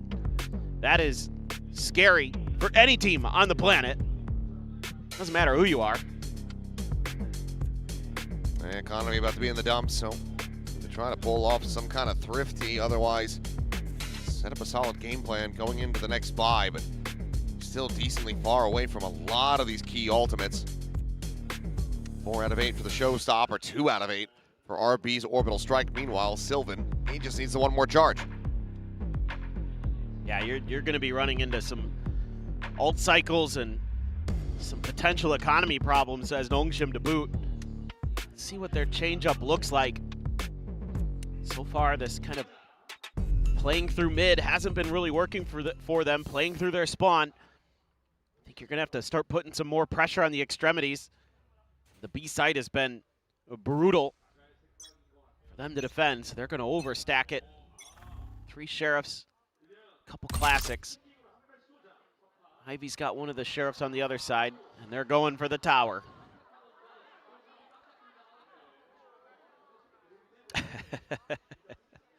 And right now, Secret not going to be falling into this.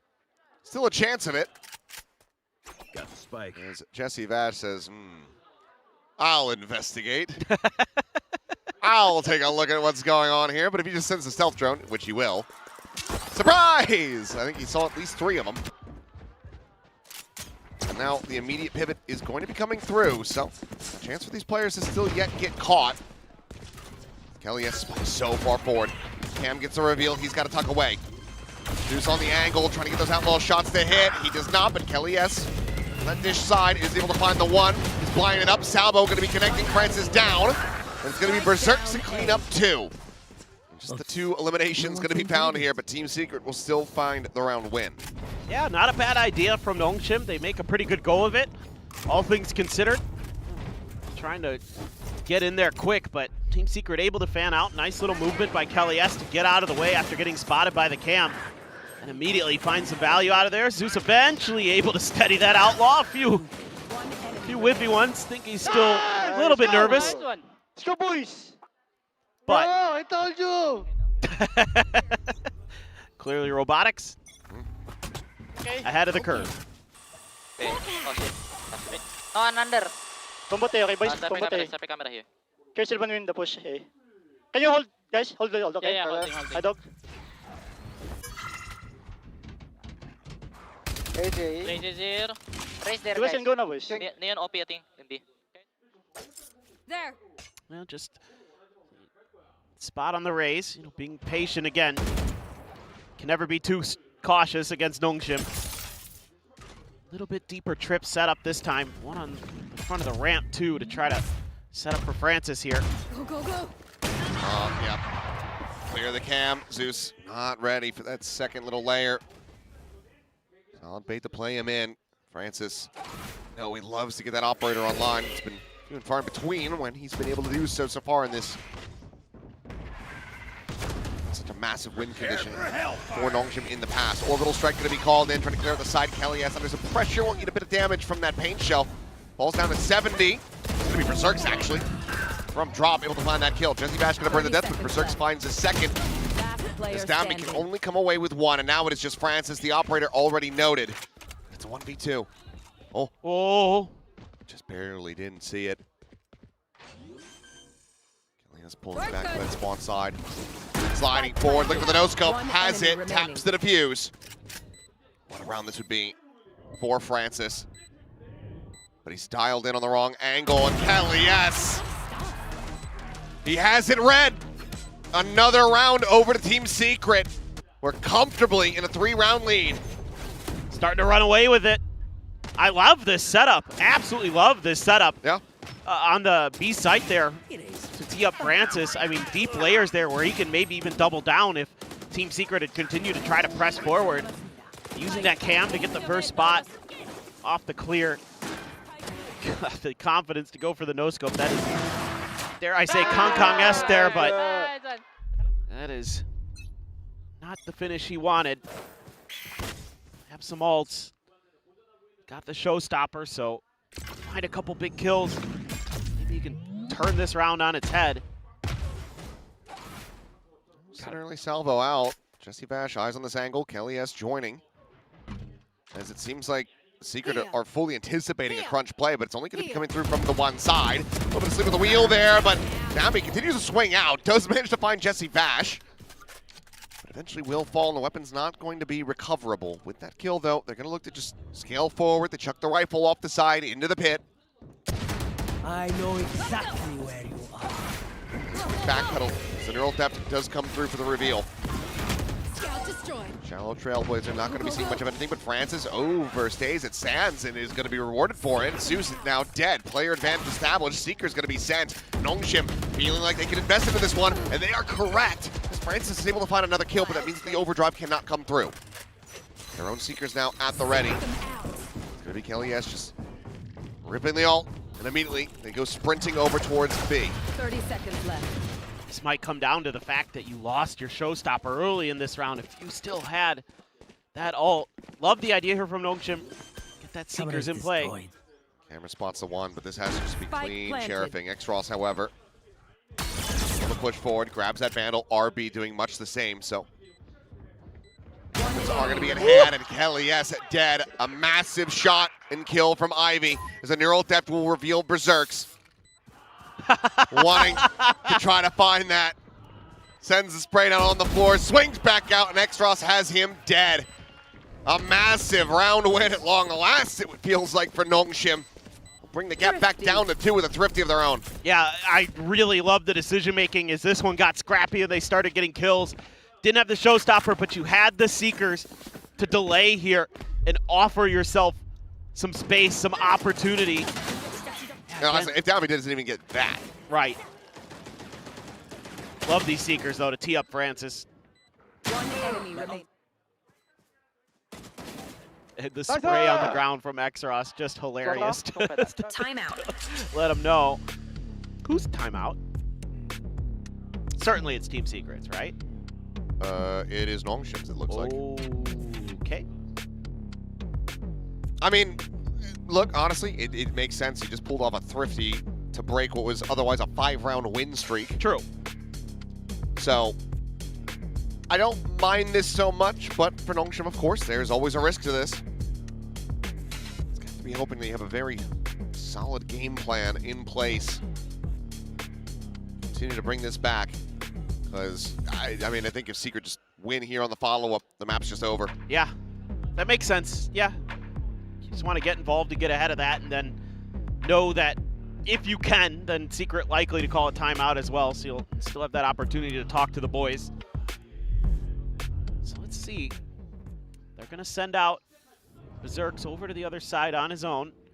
Throws up that camera outside of Arcade. Trip again. I think right underneath the feet there of Zeus and Kelly S. Early smoke, though. Smoke's down. Right at A main. Disrespected a bit here as Zeus has got into that op again. Big part of the game plan for Team Secret. Get the sniper in the rookie's hands and see what he can do. And some missteps here and there with it. They don't get the contact they're looking for. Again, Kelly S sending out a lot of this util. We've seen this before. This time they're going to add a little bit more weight. Yeah. Oh boy. Oh boy. Oh, quick peek. Finds the one, gets out, sprints back around the corner. Nothing further to be found, and now that showstopper, once again, not a concern. Also, once again, Team Secret, they find a kill on this side of the map, and that's where they want to try to lead. As RB, needing some information, peeks forward, ends up losing his life. Swing through the door, X-Raw's going to be good for one. Smattering of damage going to be found, but eventually will get taken down as Sylvan cleans it up. Guess the rival is Francis with this op of his own. Berserks, ooh, jumping up, and Francis gets out of the scope. It's a bit too late, sliding forward, and that overdrive will only take him down to about half. Zeus gets a third in the round. Team Secret get up to 11. And with no more timeouts left to call, and with their economy getting shattered on the regular, this could be a very bad time for Nongshim. Yeah, what a nice peek there from Zeus. 2 players. Normally that's pretty dangerous, but he's so quick with it. Gets the... I got my Francis name so scary, bro. That was scary. That round right there. It's a sign of things to come. Everything that they can scrape together. RB just with the Sheriff. Several half armors in the mix here for Nongshim, but Widely do still have some firepower. They need to be able to get that showstopper out. I mean, Donby's been losing so many of those first contact fights. They haven't been able to get it into play. This time, backing off is Kelly S, trying to take a tighter angle, and Nongshim smells a trap, so peel back a little bit. Jesse Bash 1 away from his ult. Zeus does have that overdrive in the back pocket behind the operator. He just trying to figure out where the hell Donby's posted up. Just an exchange. Smidge of damage on his Zeus. Just gonna use his relay bolt. Francis, importantly, doesn't use his here, so something to keep track of. Well, Molly gonna be sent to try to slow up this approach. Reveal is there, and Donby, top gen, able to find one. The showstopper gonna be called in, but no, Berserks striking from Arcade, able to find one, finds the second off screen as RB will fall. Francis trying to scale his way in, and Kelly S eventually gonna be overwhelmed. The spike is now dropped. Is a 2v3 in a rough position to try to recover from, but Berserks still continuing to hit. There's Ivy at Canteen, Francis tagged, they know he's in the corner, Berserks flushes him out, and Sylvan finishes it!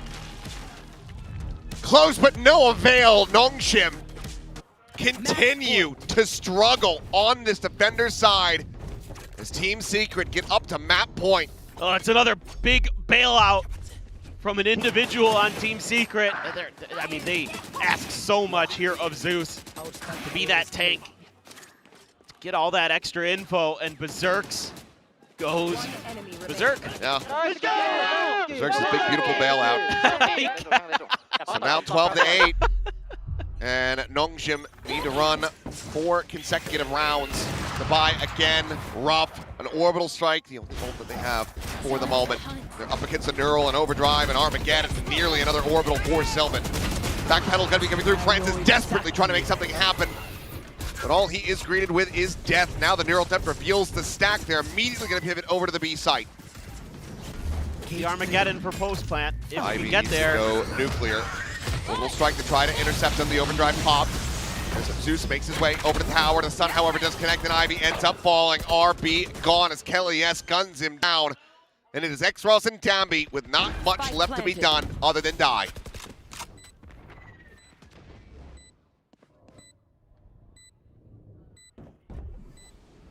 This is impossible, you would think. Oh, yeah. Barely avoids getting cooked. Knife him. We'll find Kelly S. Go ahead. Stand Yep. Make sure that he's flushed to one side. Sylvan will clean it up. 13-8 on Breeze for Nongshim into a 13-8 on Fracture. For Team Secret, they are going to be pushing us the distance here this evening as this series will be settled on Pearl. That ought to be interesting. I mean, you gotta like Team Secret's resilience today. Some of their veterans really coming up with some big moments. Sylvan and Berserks having some high impact. Sylvan has been outrageous today. Oh yeah. If Team Secret could get the win, he's earning himself an MVP in my book. But Zeus, 16-5, man, had a nice little bounce back on this map. Had some pretty cool moments, but again, it feels like Team Secret playing him in really aggressive positions where he sometimes isn't going to have support. Sometimes he's going to have to be the one to figure out what's going on with the Sentinel util. Trying to solo push some angles with the operator to try to win out some battles. And mixed results. But overall, the rest of the team really doing some heavy lifting behind him.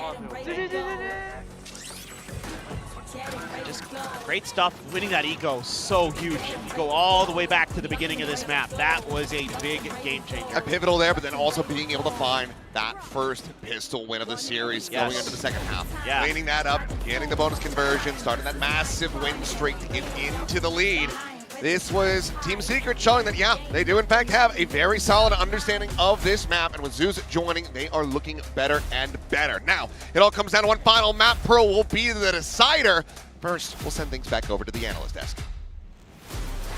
That is right, we are going into a map 3 because Team Secret, they take Fracture from Nongshim. This is their first map win for this stage, and Team Secret are looking like a much better team now that Zeus is in. The vision is coming into fruition finally. Can you feel it, Mr. Krabs? It's heating up in here. Team Secret are feeling good. They get the map win over Nongshim. And I mean, honestly, in watching this game, I feel like they could have done it in 2, but Fracture was really, really clean from them. So impressed that individuals popping a lot more for them in this map, which is crucial when we know Nongshim are able to shoot so well. But on the flip side for Nongshim, a struggle here. Yeah, it's just a flat game from Nongshim, really. Like, nothing too awe-inspiring. I didn't really even feel like Team Secret needed to do anything like awe-inspiring to beat them here on Fracture, to be honest. I think Nongshim just a little bit underwhelming. Some of their breeze stuff has been like questionable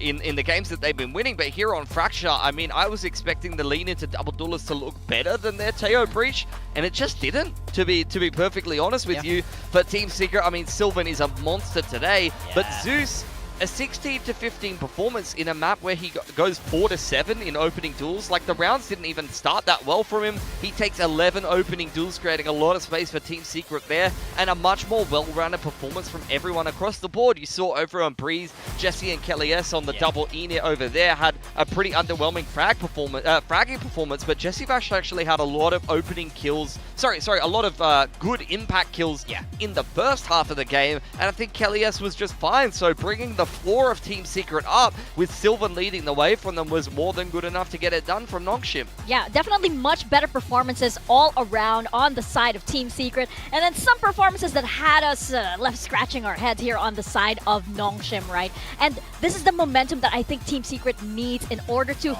be that team that could potentially upset Pacific. Oh, they have the skill. They have the talent. No doubt about it. For the first time, they're going back into that green room behind the stage, and they're hyped up. They're excited. They're like smiling. me on this. Let's go. They're smiling. They're hyped. The thing is, this is so winnable for them. Looking how Nongshim are playing, they're making really simple mistakes through and through. And if they're not bailed out by their aim, then Secret can for sure take this game. Yeah, you're absolutely right. You even have Robotic smiling now, and I think that's I've never seen the first time there's actually some emotion from him. We saw him actually reacting with Rumuru next to him, right?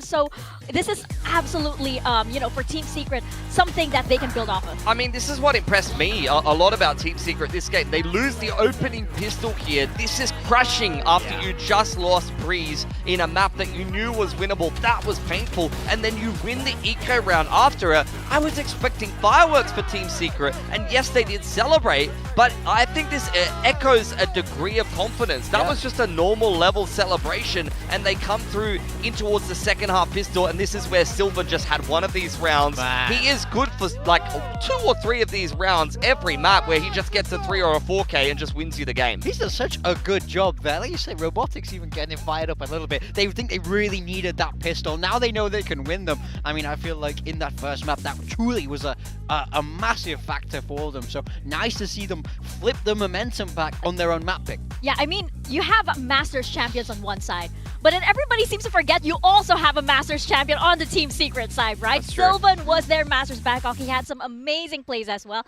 and that is coming into light in a match like this. I mean, I think that Sylvan, he's really stepping up here for this team. I'm not gonna lie, like all stage long, This guy has been phenomenal. In kickoff, I was coming into that particular tournament with Sylvan on Team Secret's roster thinking, this guy is going to carry the hell out of this team. Yeah. And he was pretty bad, I gotta be honest. But this stage, Sylvan has been phenomenal. He's put together some of the most exciting highlights and multi-frags that we've seen in this stage so far, even in maps that Team Secret aren't winning. And now they're starting to heat up a little bit, and he just keeps getting his numbers on the controller roll. I mean, I'm looking at him as one of the better Korean controllers at the moment on a team where he has no business being this good.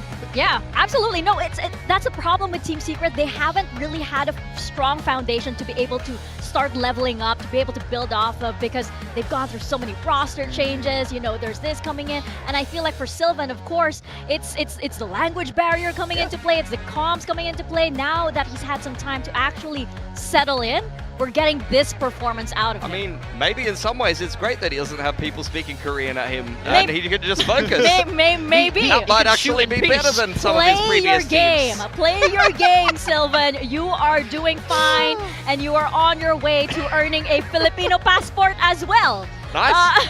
Which is a win in this case. I already know they're taking his Korean name and like changing it to Filipino. He's No, a for Filipino sure. controller player for Team sure. Secret. He's like Sylvan de la Cruz or something like that. Yeah. So now that we are in this 2-1 scenario, there is a potential that Team Secret could win this 2-1. Yeah. We find ourselves in this timeline of Pacific, wherein you have Nongshim and Genji. Qualification is still up in the air. Yeah, there would be one spot left, 3 teams going for it. 2 of those teams being Nongshim Red Force and Gen G. Those are big names. Team Secret right there alongside them if they can get this map 3 over the line, people. If Secret win this head-to-head and then Nongshim have head-to-head over Gen G, who takes that spot? Like, we're starting to get into the nitty-gritty of like round difference, map difference, and whatnot. Exactly. It is so close here. And this is why, as we were saying, every single map matters. And now it will come to a head here on Pearl. And now there are big questions here, especially on the side of Team Secret. The last time we saw them on Pearl, it was not a good scoreline against KRX. Oh, so last game is for Team Secret is Gen G, actually. Oh, Gen G, so that's yes. going to be a barn burner in week 5, but we've got to focus up on Pearl first, and I want to point this out. Chamber on both sides. Ivy's Chamber debut, he did pretty well for himself. You saw an underwhelming Danby Phoenix debut and a Neon debut from Francis where he was forward sliding a lot. He looked a little bit awkward. I think he's gotten more reps and he's looked better this week on that Asian in particular. But for Team Secret, I'm looking particularly at whether they're going to keep this same comp. Yeah. It's going to be Sylvan Astra with Berserk's Killjoy and a Chamber on Kelly S, who has actually been pretty good on that agent. But so far, he's been kind of, what's the word? Like relegated, I would say, to flash units so far, when he's usually a bit more of a fragging player for Team Secret on the Viper, on the Chamber. So this is where I want to see him like hit that level that we know he's capable of and put up his numbers for Team Secret if they're going to keep the same comp. Yeah, for sure. He was known as a very flexible player back then. I want to see him in that kind of scenario. But of course, on the side of Nongshim as well, they can't let this slip away from their fingers. They're going to be kicking themselves if this is how, it ends for them, if this is how it gets out of their hands. I mean, Nongshim have been messy this whole series. Now is one more chance to turn this around. Otherwise, playoffs is not locked for them. There's a world where they don't make it still. Got the agent select coming in now. On the side of Team Secret, it's Kelly S back on that Chamber. Look for a much more improved performance from him.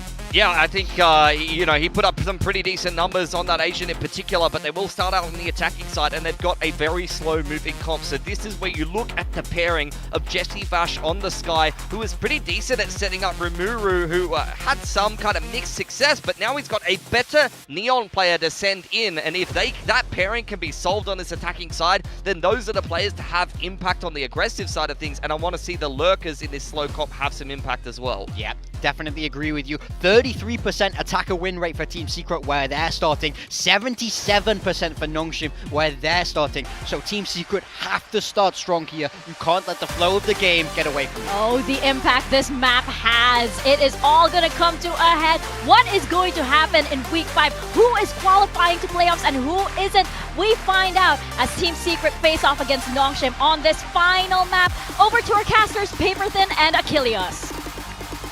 Who'd have thought coming into the day that we would end up here on map 3 to decide it all between Nongshim Red Force and Team Secret Pearl will be the decider. The desk was highlighting it. If Team Secret can come away with this win, it is all still to play for. That final slot in the playoffs for this group will have to be decided next weekend.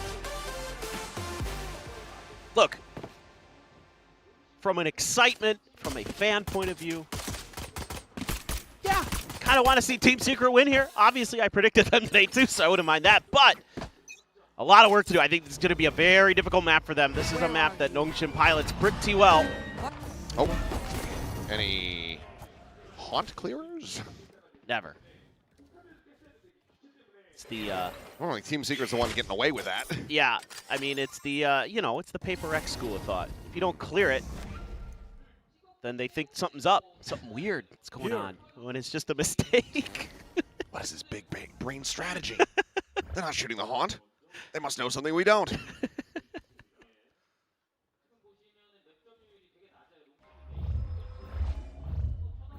Well, Kelly S.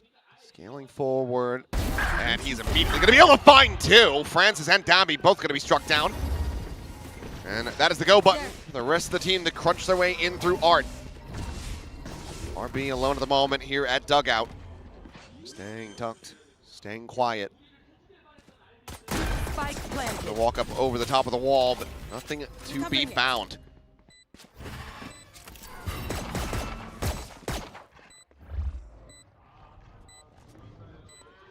Go, go, go. Dive forward, stun gonna be found. Recon not connecting. Kelly S looking for a little bit more. Gets the chest shot onto Ivy, putting him to 45. Right of the wall, X-Ross able to find one.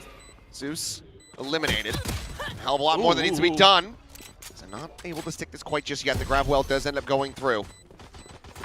Rendezvous out, but Berserks and Sylvan able to bring this out down to just Ivy alone, and Kelly S will be able to find that third and final. So a second pistol win for Team Secret. They start things off 1-0 on Pearl. Yeah, this is just beautiful from Kelly-esque. The desk was calling for it. Wanted to see this man pop on Chamber, and he does right off the rip.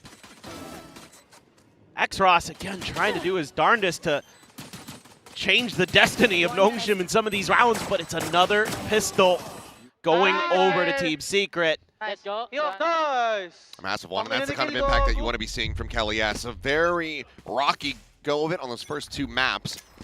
Really looking like himself, but if he's going to be continuing like that, then, oh boy, Team Secret absolutely going to be looking good on this map.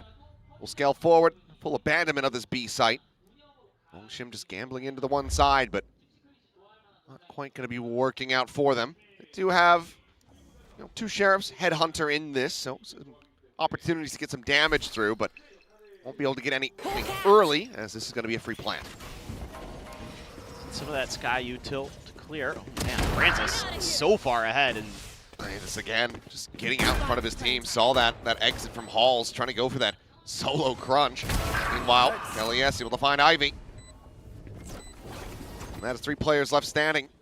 That might just want to tuck away. Go down to the spike, but Kelly S doesn't want to give them that chance. As he finds himself another. RB dead, X-Ross gone, and it is just Dambi tucked into this corner. Jeez. Find the one kill, find a second kill, all right. Go ahead, Dambi. All the same, the Guardians will be carried over. So the 3 weapons retained. Final little shots there. Berserks will clean it up. Get a second charge towards that lockdown as Team Secret start things off 2-0. Don't stress if I die. It was great. that is some nasty shooting from Dambi, though. That's the takeaway for me from this round. That is some of the most disgusting classic. I don't think there was a right click in there. Nope. Good God, man. Still a nice round for Team Secret. Could have been nicer. Dambi had other thoughts. Still, though, yeah, you get those Guardians. You have a Bulldog for Kelly S. Sheriff for Berserks. Just off to the races again. Going to try to put some pressure over towards RB, maybe, but stalled up by the smokes. Yeah, we're obviously not going to be able to see anything through this nebula. So allows him to scale forward very quickly, very deep onto the site. Fast lane, however, covering everything. So RB on the peak, able to find Kelly. Yes, but Francis again. RB is already dead. He's sprinting his way forward, and he's right into the nano. He just gets torn to shreds. I'll be able to find the one. They should have seen the tether connecting. They are wary about that position. They flush out Jesse Vash. Sylvan and Berserks now, both players deeply disconnected here at B long. Trying to pull off this defense as Flash is just going to be eaten. Rush forward here from Damby. Good damage on Berserks, who's now the last one standing. They can't find anything else, so maybe force an armor rebuy onto Exros, but otherwise not too bad of an anti-bonus for Nongshim. Just losing out on 2. Save the day. Crazy. Absolutely crazy stuff there. For a moment, you thought maybe it was going to be another bonus for Team Secret on an attacker's side. Yeah, it's a nice play. Relay bolt into the slide around the corner, the one tap. Get some damage in. Wow, that nano to finish what you started. Just pinned in behind that pillar. Not much to do. Nongshim a little quiet in the comms. Pressure starting to mount for them. Like to just get this done and get into the playoffs, but Team Secret still has hope. Got the run it back available. Flash to try to turn away, but Kelly, yes. Swoops into the angle, and Ivy cannot find the shot. Bit of a cross-section made here, but it's Francis dead again. 0-4 and 0, I do believe. Zeus read it. Run it back. Gonna be popped, swing in the corner, and Damby able to find a second kill, maybe a third. No. Kelly, yes, will be able to stave him off, but the gun barrel peeks out. RB finds him through the box. And okay, once again, Nongshim finding some stability. 3 players survive. They tie it 2-2. It's Damby, the hero. This Phoenix is the difference maker. This should be Team Secret's round. This is so well read. I mean, it's a 3v5 again. Yeah, but they get caught trying to plant. They're just disrespecting the util. So even though Francis is dying, it is giving them the ability to get those flood retakes going before they can even get the plant. So you want to play? Let's play. Tour de force. Kelly, yes. Tour de force V-op. And Kelly is looking like he wants to peek into this one, and he will. Flash, however, pushes Ivy away. He's not going to be able to find it, at least not yet. Oh, reposition. And just a little bit of movement. No. Hit him. No, he did. It actually clipped him through the wall. So it puts him to 17. And finishes the job. What?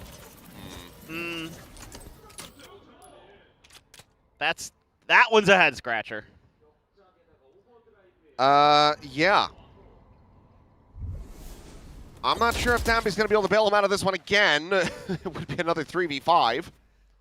There. Wouldn't mind seeing Zeus and Berserk swap guns here. I guess you want to, for this long-range initial battle. I mean, maybe Francis is just, I don't know, he's fully buying into the occult. He thinks there has to be a blood sacrifice. He's putting himself on the line. If not, Gotta go. Shock it. 30 Concerned about what those tarot cards said today. Yeah. Push forward, and Ross turns back into Halls, finds Zeus as well. That could be the start of it as Damby arrives on the scene. Flash connecting, Jesse Vash pinned in, spotted out, and whittled away at. Hell yes, great adjustment to find the shot, but the time is starting to get away from them. 10 seconds remaining. Damby able to strafe away from that. Spike needs to be recovered. They need to stick this, and Damby, I think he might just have it by about 0.1 second. The plant is in, the peak there, and he's boxed in again. But Damby, he runs out of bullets, and Kelly S gets the 3K.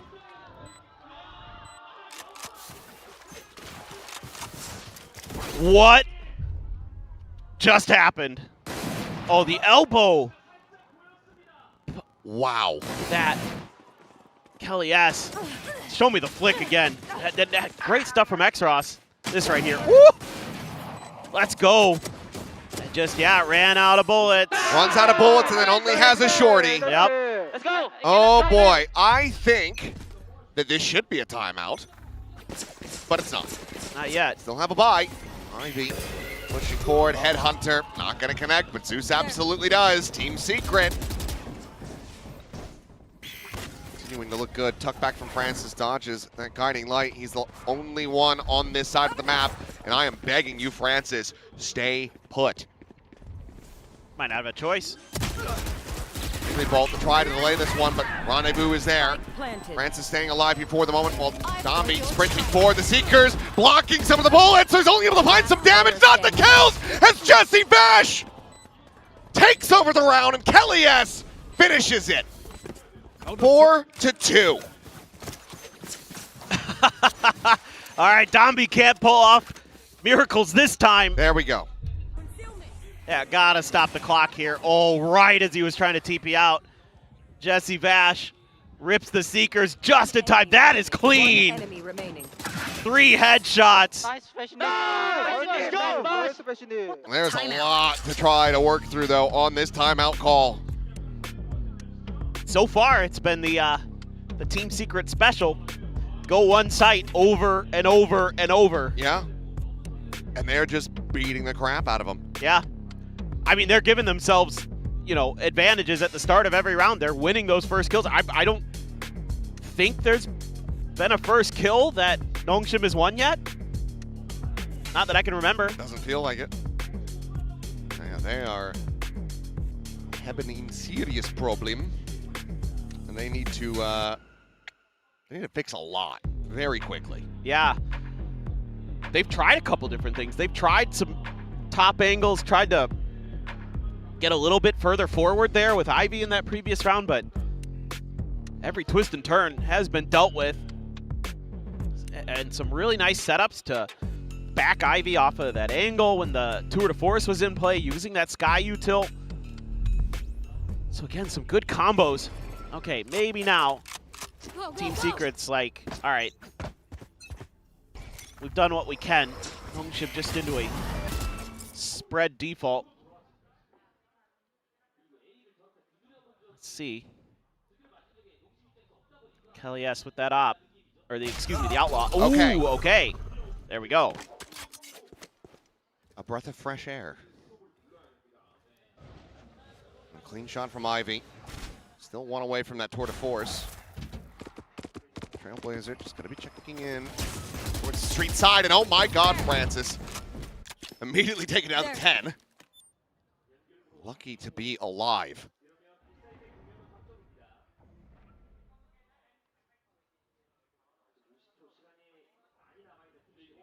Whew. Here. Holding on by the skin of their teeth. Let's see what happens here. Oh, this is Zeus swings the corner.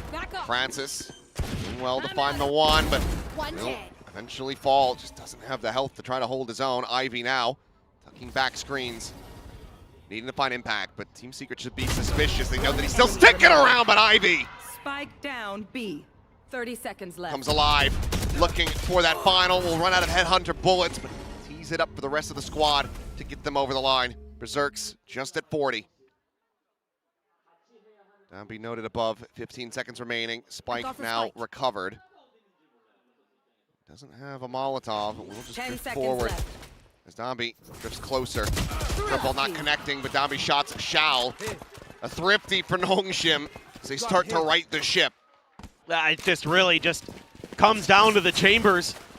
It's been a lot of Kelly S, and this one, Ivy shows up. Just beautiful. The next two as well. First one whiffs, but he ain't missing after that. Nice swing out here together. And here we go. Let's get a listen in.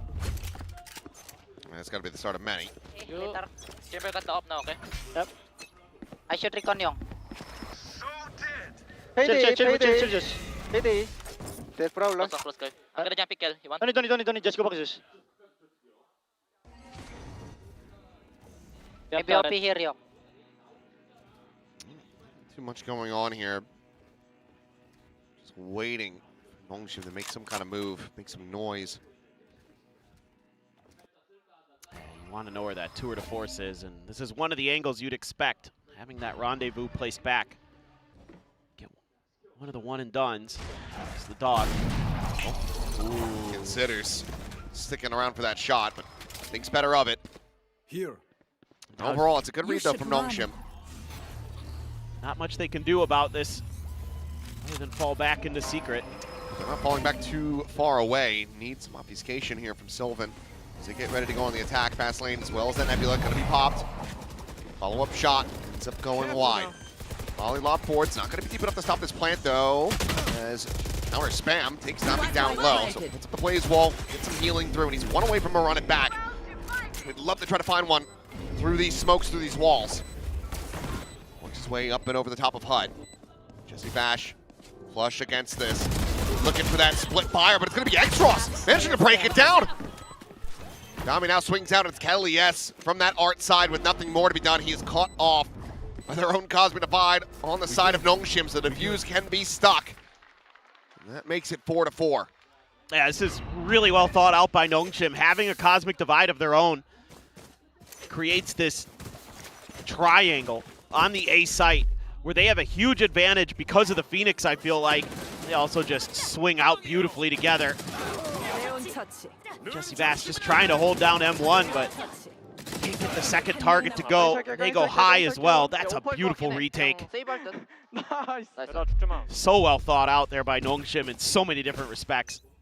Because you force Team Secret to have to fight inside of that cage you've created.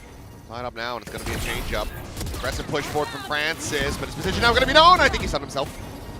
I think he might have really bolted himself. Either way, Zeus collects the kill before he can try to make an exit. That's going to be a player advantage in I've got your trail. a bit of a half-buy scenario, but weapon's going to be passed over. The overdrive is online, so Zeus can just pop that as they look to go for this entry.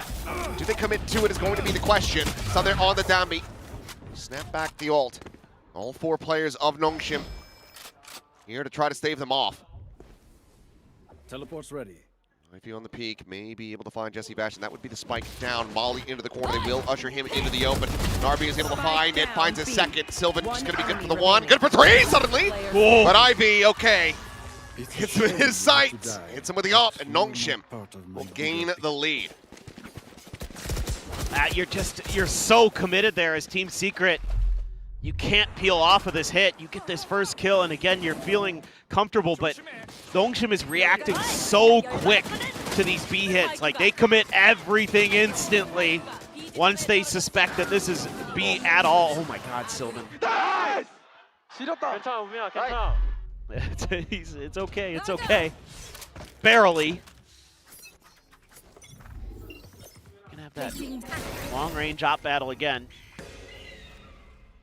First, there's the spot, but the damage not going to go through. Thought he might have clipped him there for a sec. It looked like it must have been a hair off. I'm out of here. But now you're working the map a little bit more as Team Secret. This is what I was kind of hoping to see. Show some presence B and then explore the rest of the map a little bit. At least keep Nongshim honest. Because they've been flooding over. Just leave Kelly S posted up. Can always cut in through Link. That's what they're going to try to do. Trademark clear. Okay, doing a good job here. Removing some of the obstacles, creating question marks on the map.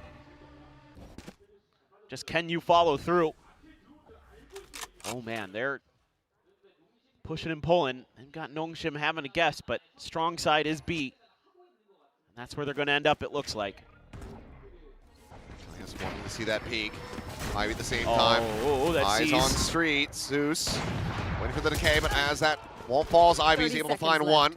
It's back over to that long angle. Sylvan able to find X-Ross at the same time. Sylvan going for the away into the plant, but Ivy Headhunter back out. He is rewarded. Berserk's blinded up. Ivy repeaks, gets the 4K, and Nongshim now get up to 6. Team Secret, suddenly the ones that need to start considering a timeout, and it looks like we're going to have it. Yeah, there was a beautiful season there from X-Ross that slowed this up just enough. Gave Ivy the chance. Zeus with a phenomenal entry, but Kelly S there, I don't think was looking in the direction of back alley. Timeout. All right. I don't mind the round in some ways from Team Secret. I think the change-up in their macro was okay, but they just couldn't deal with that back hall position. I'll be seeing some more attention being paid there. Stop those angles from coming through. Even just nano into the corner, stop peeking onto that B-long side. Yeah. And you're putting a lot of weight on Jesse's shoulders with those flashes too, to keep Ivy busy. In some of their early round stuff now, Ivy just isn't even messing around, trying to contest it. Playing a lot safer. So you gotta really dig deep. I mean, you are going to be playing double Sentinel coming into your defender side as Team Secret, so something you might feel okay about, but I'm still so scared of that Phoenix, man. That is rough. This looks familiar. Another change up though for Ivy. For positions. Oh, okay, Zeus just sliding into him, and Ivy's round 2. Is that a collapse? The headhunter? I think so. Well, what an answer from Nongshim to Team Secret's timeout. As Berserks just has a Sheriff, and he's in a 1v5. Nothing to do. Yeah, they just get the read there in mid. And Ivy again just going crazy. In the half. Does he have the tour de force here? No, he needed one more, I believe. Okay. Oh. He's stunned. Go. Oh, that's a feels bad, man. That is unfortunate. Yeah. They make the right play, just timing is perfect for Ivy. All right. Got a buy. Keeping the spike down behind. Looking for that aggressive angle that the Chamber could take with the op. Have to pay respect to it, of course, but as we can see, Ivy's back over on the B side. Maybe thinking that Team Secret don't have to dip into that well. That's where they've been the most successful. A is looking pretty nasty. There's no contact at long B, and they can lean heavily into this defense. They are well positioned for this. As Nightfall is going to connect on it. I think everybody at main. Kelly S just going to be burnt to a crisp. Now be able to find him with a molly. Francis forward, going to be good for one. Sylvan, Jesse Bash one apiece. Now he gets a second, and once again, it's going to be Berserks, who is still just trying to clear his way through Art. Need that back. Trying to make sure that there wasn't going to be any pressure coming through that Cosmic Divide. But now Nongshim completely have the read. And he desperately needs to hold this weapon.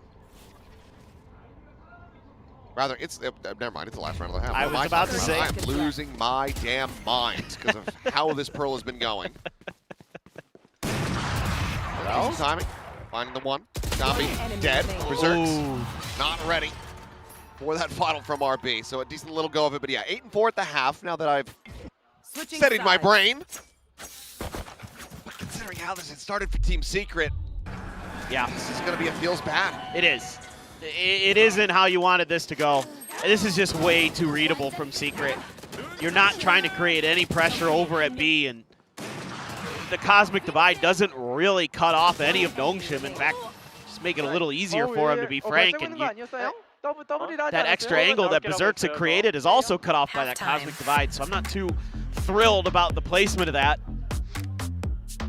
Again, you're just walking into a Nightfall and gun barrels.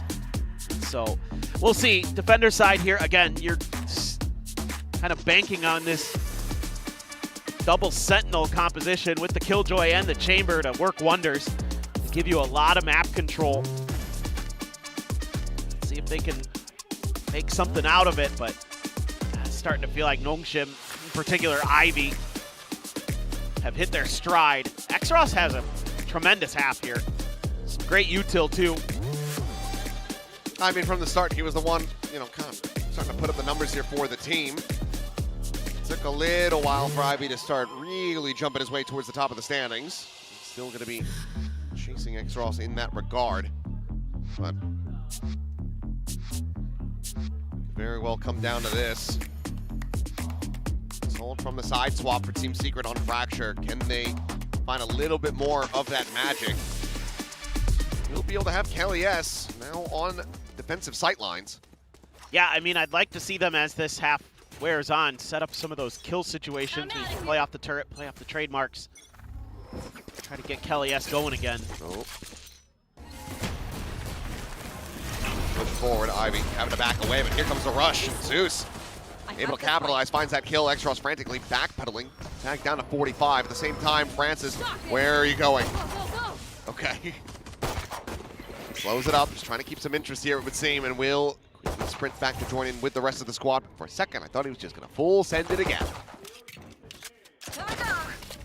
I think he wanted to, but I think they realized, fortunately in time, gonna have the nanos as a little bit of an early warning system.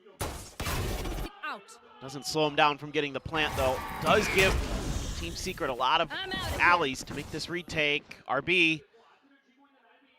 3 players on the other side, even if he can find one, it would be huge. So far though, damage not quite gonna be coming through for him. Curveball out from Dambi though, trying to stop this crunch. Does manage to peel back the pressure for RB. He's going to be zoned considerably far away. Now has to re-wrap back through mid and Art. Damage there, but the molly layered in. Perfectly timed from Dambi as Zeus taken down to 4 health. Dambi going to end up falling. Francis can't find anything more. Kelly S with the kill on to Francis. Extros continuing to deliver. Now taken down and RB goes all the way around the world. Body block not coming to fruition. Swing, spot on the 1. The kill found the defuse held up to half. RB just looking to try to play around with the time, and Jesse Bash just cannot stick it, cannot win it. RB plays it beautifully, getting himself a Red Bull clutch and getting Nongshim another pistol, and now a 5-round lead. Just another tremendously smart play from the IGL. Doesn't give up his life. It gets the rewrap. Exros as well. Just filthy here. Sylvan trying to find a way to readjust to buy himself time for the reload. Jesse honestly should have just stuck it and started spinning the mouse there. There's nothing else he could do. Let's see now. But tough to read that in the moment. So, Team Secret looking for some of that eco black magic. They're right now not being given much. The long wrap, the slow wrap through B. Berserk's here, no util in front. Just the smoke of Sylvan and some classics. Zeus has a Sheriff. Obviously you have the Headhunter, a Bandit for Jesse. Let's see what they can get done. Don't want to give, oh, that's a reveal. And that's a molly. Doesn't go deep enough, so he's able to tuck back. Full punish not to be found.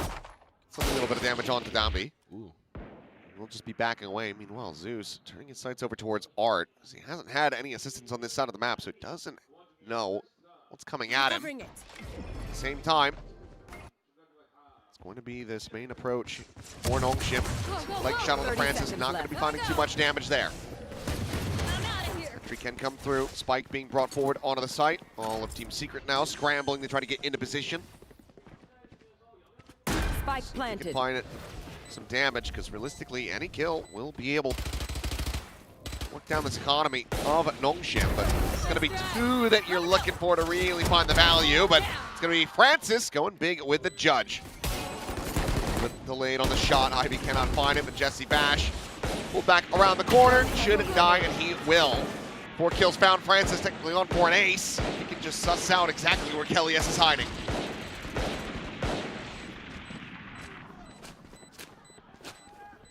There he is. There he is. And there it is. Predator ace for Francis. 11, 11, and 1. And considering that at one point, I think he was 2 and 9. It's a nice bounce back. Pretty good bounce back. As it turns out, you can remove your finger from the W key. Yeah. And then just wait for your moments. Have a judge in hand. That's the Nongshim way. Also, tons of credit. I didn't get a chance to mention this in the pistol, but the way Dambi plays the Phoenix there in that first pistol round, he immediately bails out RB, prevents them from being able to chase. His Phoenix has been really impactful. Like, the util has been really, really on point. Elias has to drop away from this now. Here. Have to know that Francis still is going to be rocking that judge. This is aggressive. Fast lane's going to be sent. Wild sprays into the rendezvous, but they're still looking for the crunch. Big change up though. Takes himself up to an elevated position, but this is still sight grabbed. The fight coming in. Counter spam. Kellyes takes the worst of it. Falls down to 49 is Ivy. Going to be noted here, but okay, no, I thought he had it dialed in, but Berserks will be able to find that headshot. Slide in towards Hall. Francis collecting 2 more. Now a third. He won't be able to find himself a back-to-back ace, but Nongshim are going to find themselves 2 rounds away from closing out this series. I think we might be running out of steam here for Team Secret. There was some hope, there was some moments, but now you got that judge, now you've got the Nongshim style. And they're styling all over Team Secret. 어때? 무빈아 내 진탕 지렸지? 맛있지? Timeout. Final timeout called for Team Secret.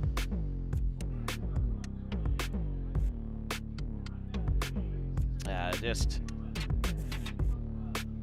playing that angle there, trying to, you know, with that double stack with, I believe it was Kellyes and Sylvan, trying to stop that judge before it can get going, but the util is there for Nongshim to pack that line off. And then from there, you're trying to play retake and giving up space, and they've got a judge, and then it just becomes so frustrating to play against. I don't care who's running the Neon, whether it's Francis or Dombi. And you're going to have to dig deep here as Team Secret. A lot to even consider a comeback at this point. I mean, you're going to have to run 4 or 5 just to even consider it in a row. Or I'll start believing. They've been there before, and they have managed to pull it off, but true. This one feeling like maybe a bridge too far. Another forced buy in this thrifty attempt. As Francis trying to take that first contact. Flash up over the top is going to be RB. Finding first blood. Sylvan will fall. Zeus going to be traded out as well. And Jesse Bash dead again to the molly. In the hands of Dombi. Yes, just with a slow creep across the screens, a recovery on this, but has to break the haunt. Looking for the kill, and he will not find it. Ivy will leave that rifle on the floor as Berserks is once again the last one alive.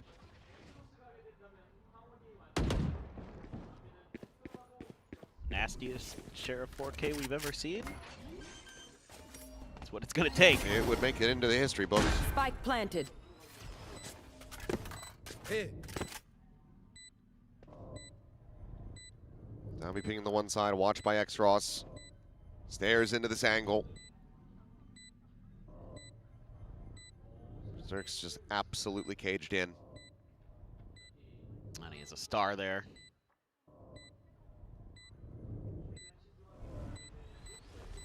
Dombi's gonna push because he'll get a run it back one way or another.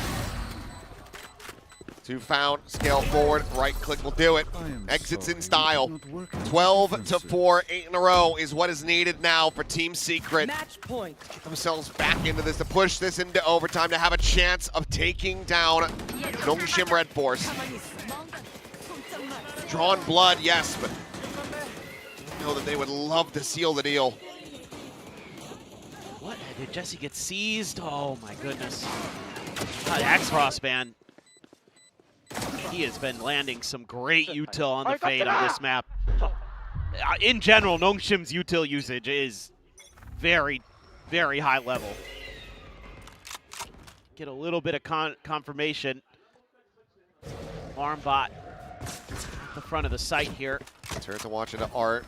And up for the plan. It's going to be the Nightfall into the run and back from Nongshim. Dombi quickly scales forward, clears out this space. The rest of the team now flooding through. Berserk's just tucked here into the smoke. Would have heard that! Yeah, pulls the trigger and is able to find Francis. Critical kill to be found. As Dombi wants to try to pressure him out, but Zeus comes to the rescue. That judge finding value, barreling forward, looking for a little bit more. Team Secret will be able to hold their own, and they do it in flawless fashion, critically. Everything going to be retained. As they now need 7. Yeah, they think the round out really nicely. Give themselves that early warning system, able to dodge the Nightfall. Just play for retake the whole way. Yeah, just those little footsteps made. Bit of a mistake by Francis, and that is off to the races. Zeus playing that tank role nicely. Only gets the 1 kill, but that's okay. You're clearing tons of space for your team. Some ults there. You have a lockdown, you have a Seekers. 4 team secret. Francis has a judge and an overdrive. That scares the hell out of me. Not gonna lie. And he's got a sight. Well, they've got a ton of damage on Dami. Okay. Just quick set up on the molly, can break the turret. Nothing else to be found there. As Ivy will push forward. Seeker's going to be let loose, a lockdown at the ready. Zert's considering he wants to try to get a little bit deeper on the site. Will be able to get back Shaq. Curveball sent though, Dambi would love to push this, pressure it out. Meanwhile, X-Ross taking a fight here. Is able to find both Sylvan and Kelly S. Both going to be struck down, and Dambi able to find Zeus. The defuse being stuck. As they go for this pray and pray, but the defuse never held to half. Had he had that, there would be a hope in hell, but for Berserks, this will be the end. 13-5. Nongshim Red Force pushed to the brink, pushed to a third and final map. And once they found their footing, there was no shaking this squad. Team Secret did their damnedest. Nongshim come out on top. Yeah, it was a hell of a battle. Those first 2 maps were pretty good. Team Secret gave it a go, gave it an effort, able to get a map win, but at the end of the day, the Pearl is just too strong. The dynamic duo, the double duelists, Francis and Dombi doing work, and X-Ross was brilliant as well. Yeah, I mean, again, the recovery for Francis, you look at it and you're like, yeah, he went 14-14, that seems fine. From how it started, that was miraculous. It's like that picture of that horse where the backside of it is made in MS Paint. Finish painting the damn horse. That is absolutely what Francis did by the end of that one. But, some consolations here for Team Secret. Yeah. Zeus, rough go at the very start of that breeze. Started having some nice connected rounds, getting some good impact. And then I think by the end of this, just played a very steady game. There's a lot to improve on, but there's a lot of hope for that growth to come through. There was some nasty shots in there, man. He had a few rounds where my jaw was on the floor. So yeah, I think, opening match jitters out of the way. Let's see what he's got in the future, huh? If you do that, you get maybe some more consistency out of Kelly S on those flash initiators. You're going to be doing all right. But for now, let's send it down to the stage where Bella's going to be standing by.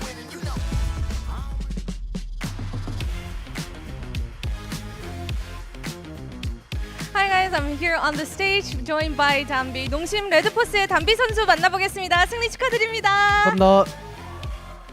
Well, with today's win, you have finally secured your spot in the playoffs, and I imagine that you would have been under a bit of pressure leading up to this very moment. So what's going through your mind right now, knowing that you've secured your spot in the playoffs? 자, 오늘 승리로 플레이오프를 자력 진출 성공하셨습니다. 그동안의 마음고생도 좀 하셨잖아요. 오늘 진출 확정된 소감부터 들어보도록 하겠습니다.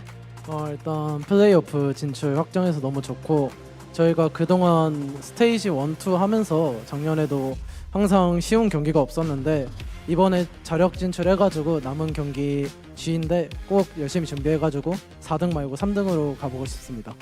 Well, I'm over the moon that we got to secure our spot in the playoffs. And, looking back last year, stage 1 and 2, we never had a single easy match. And it's honestly so nice that we got to participate in our first ever playoffs. And, next up, we're facing Global Esports. So instead of securing the 4th seed, here's to hoping that we'll get the 3rd seed, right? And I wanted to talk to you about your personal game style. Well, when we think of Neon, we think of Dombi. When we think of Dombi, we think of Neon, right? So we realized that you set Neon aside and picked up other duelist agents. What's that been like for you? I want to hear it from you. 이제 또 담비하면 네온하면 담비라고 모두 다들 알고 계신데 이번에는 네온을 옆에 두고 새로운 타격대를 많이 맞는 모습을 보여주셨어요. 본인은 좀 어떻게 체감하고 계신가요? 제가 작년부터 계속해서 네온을 퍼시픽에서 사용해 왔는데 이번에 피닉스도 하고 레이저도 하니까 조금은 새로운 감이 어느 정도 있어요. 챌린저스 때는 다른 요원을 많이 했었는데 파시픽 들어오고 나서 네온 메타가 계속 이어져 오니까 저도 어쩔 수 없이 계속 해왔는데 이번에 무빈이한테 이제 네온을 주고 저가 이제 다른 요원을 하면서 더 할 수 있는 게 많아진 것 같고 제가 이제 콜을 하면서 하는 게 편하더라고요. 결국에 그래가지고 스킬 까면서 말을 하다 보면은 결국엔 풀리는 것도 게임이기 때문에 계속 다른 요원을 써보고 싶습니다. Well, I mean, since joining Pacific, I've only used Neon, but back when I was at the Challengers League, I've used other duelist agents before too, and I know I was mainly positioned as the Neon because of the meta, but now I've set that aside, and with Francis picking up the Neon, it actually enables me to be more vocal and communicative when it comes to making my calls, and I actually enjoy it very much, so I'm looking forward to using more of other agents like Phoenix and Raze as well as I have. And I wanted to ask you, right, like as the Neon specialist, you mentioned Francis Neon. What are your thoughts on his Neon? 안 그래도 말씀해주신 대로 프란시스 선수의 네온은 좀 어떻게 보시나요? 네온 장인이시잖아요, 담비 선수는. 일단 생각하는 것보다 너무 잘해주고 있고 대회에서 이제 한 번쯤은 삐끗할 날이 올 것 같은데 지금 계속 잘하고 있어가지고 너무 좋은 것 같고 솔직히 말하면 저보다 좀 더 과격합니다. Well, he's doing so much better than what we expected of him. And honestly, you know, sometimes on the stage here at Pacific, you might have a bad day, but he hasn't let us down at once, a single day yet. And I would say, if I'm being honest, he is more aggressive than I am. All right, well, before I let you go, I did hear that your family was here at the venue along with other 농심 players' family. So what would you like to say to them? This is on the stage moment, right? 자, 오늘 안 그래도 담비 선수 가족분들도 경기장에 함께 해주셨다고 들었거든요. 이 무대에서는 또 처음으로 인사드리는 것 같은데 지금 한번 영상 편지 좀 올드하지만 한번 부탁드려도 될까요?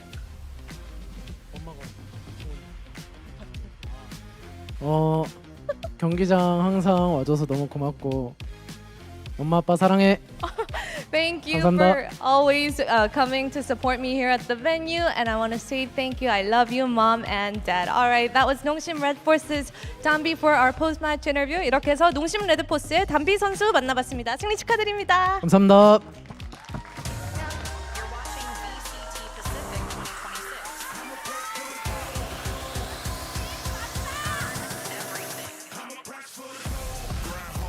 It's always such a special moment when we have family members in the audience and see those smiles on Dambi's family's faces. I mean, of course, because they managed to take this series, but I feel like this was such a wasted opportunity from Team Secret. Man, my heart bleeds for them. I feel like they could have closed this game in two. I do think on Pearl, they definitely didn't look anywhere near as strong. Kelly S was popping, but that was about it for this Pearl. I think Nongshim really did show their class here. So unfortunately, there will be no Team Secret in playoffs. Nongshim will be advancing for sure. Next week for them is all about avoiding that fourth place, avoiding that lower bracket start. Yeah, I think upsets are fun and everything in the group stage, but if we want the strongest playoff bracket in Pacific, that always has to include Nongshim Red Force, even if they're still trying to figure things out and they're still a little bit rough around the edges.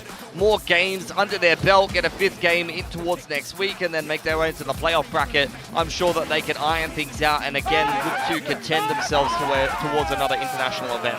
Yeah, for sure. I mean, Nongshim, they are still very, very deadly. You heard it from Dambi, you know, they're still... There are comfort agents here and there, but, you know, in this meta, they are still trying to adjust. They are exploring things. They are probably future-proofing themselves as well, but they are still a team to be reckoned with.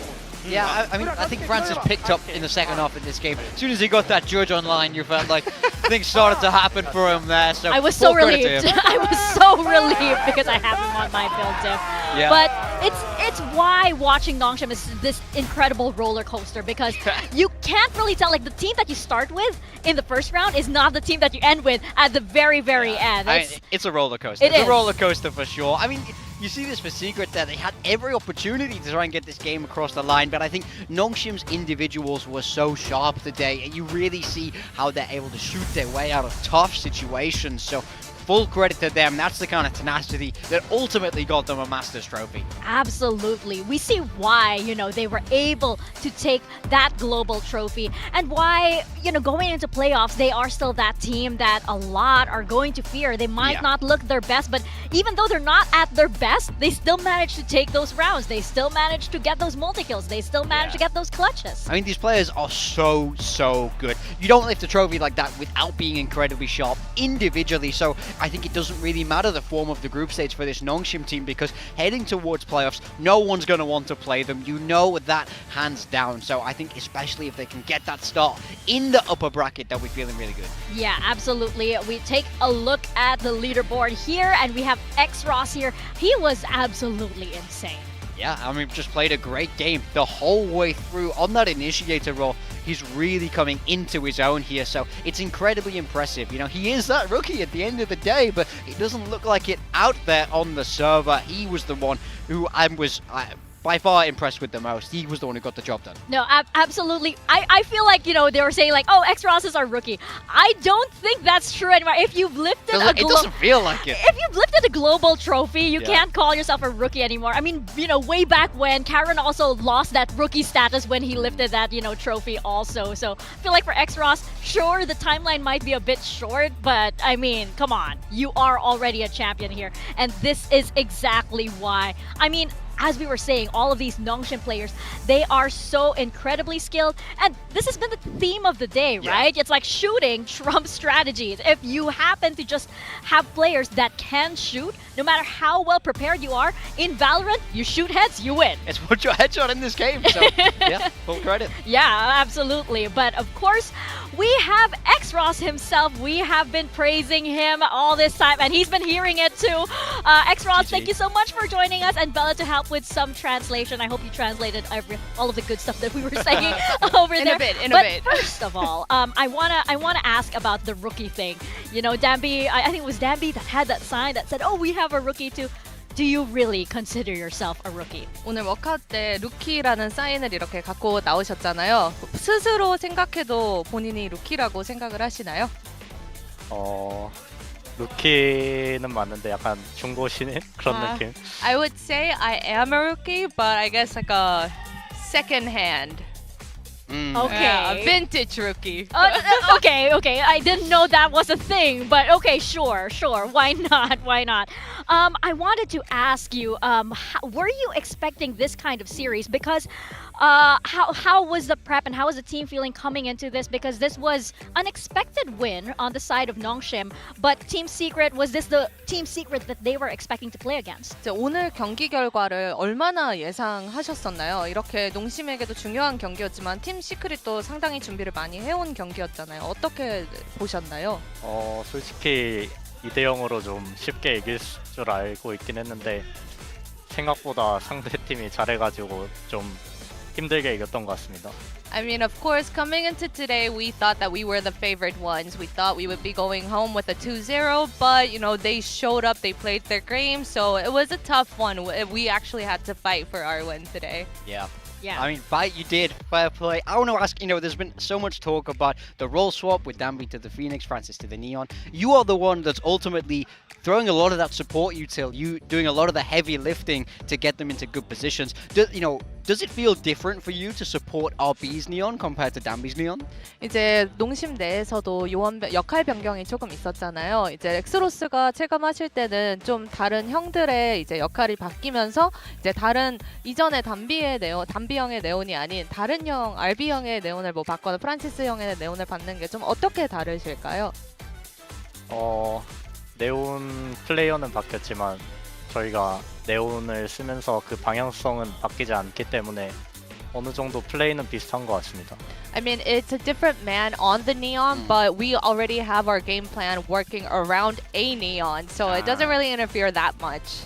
Okay, that's kind of interesting. It's like, okay, Structure. just as long as I see those pigtails going in, all right, I'm pretty set. I wanted to ask because you mentioned that the team was taken aback by Team Secret. So when Team Secret won Fracture, what was the conversation like, knowing that this match was so important?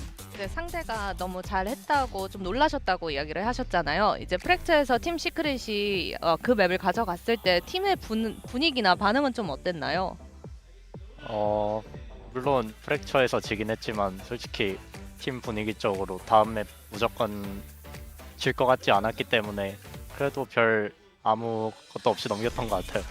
I mean, we did, give Fracture away, but it didn't really impact us as much as we worried about because we were confident that we were able to, secure the decider. We had confidence in ourselves. So yeah, no big change regarding atmosphere and energy. Okay, so they were pretty sure. They were pretty calm about it. Yeah, must be feeling good. So with this win, you guys have playoffs secured now, and we don't know exactly where you'll sit in there, but I want to know who is in the other group that you really want to play. Is there anyone you feel like you haven't had a chance to go at yet this stage 1 that you really want to? 이제 플레이오프는 확정 지었고 이제 농심이 있는 그룹 내에서는 몇 시드가 배정될진 모르지만 반대 그룹이 있잖아요. 거기서 정말 한번 붙어보고 싶다 하는 팀이 있으실까요? 저희는 T1이요. Yeah, you got that T1. Okay. Makes sense. I would love to see that matchup indeed. But before we go over to teams that you may play against, I want to ask about the team that you will play against, which is going to be GE next week. How are you feeling about that matchup?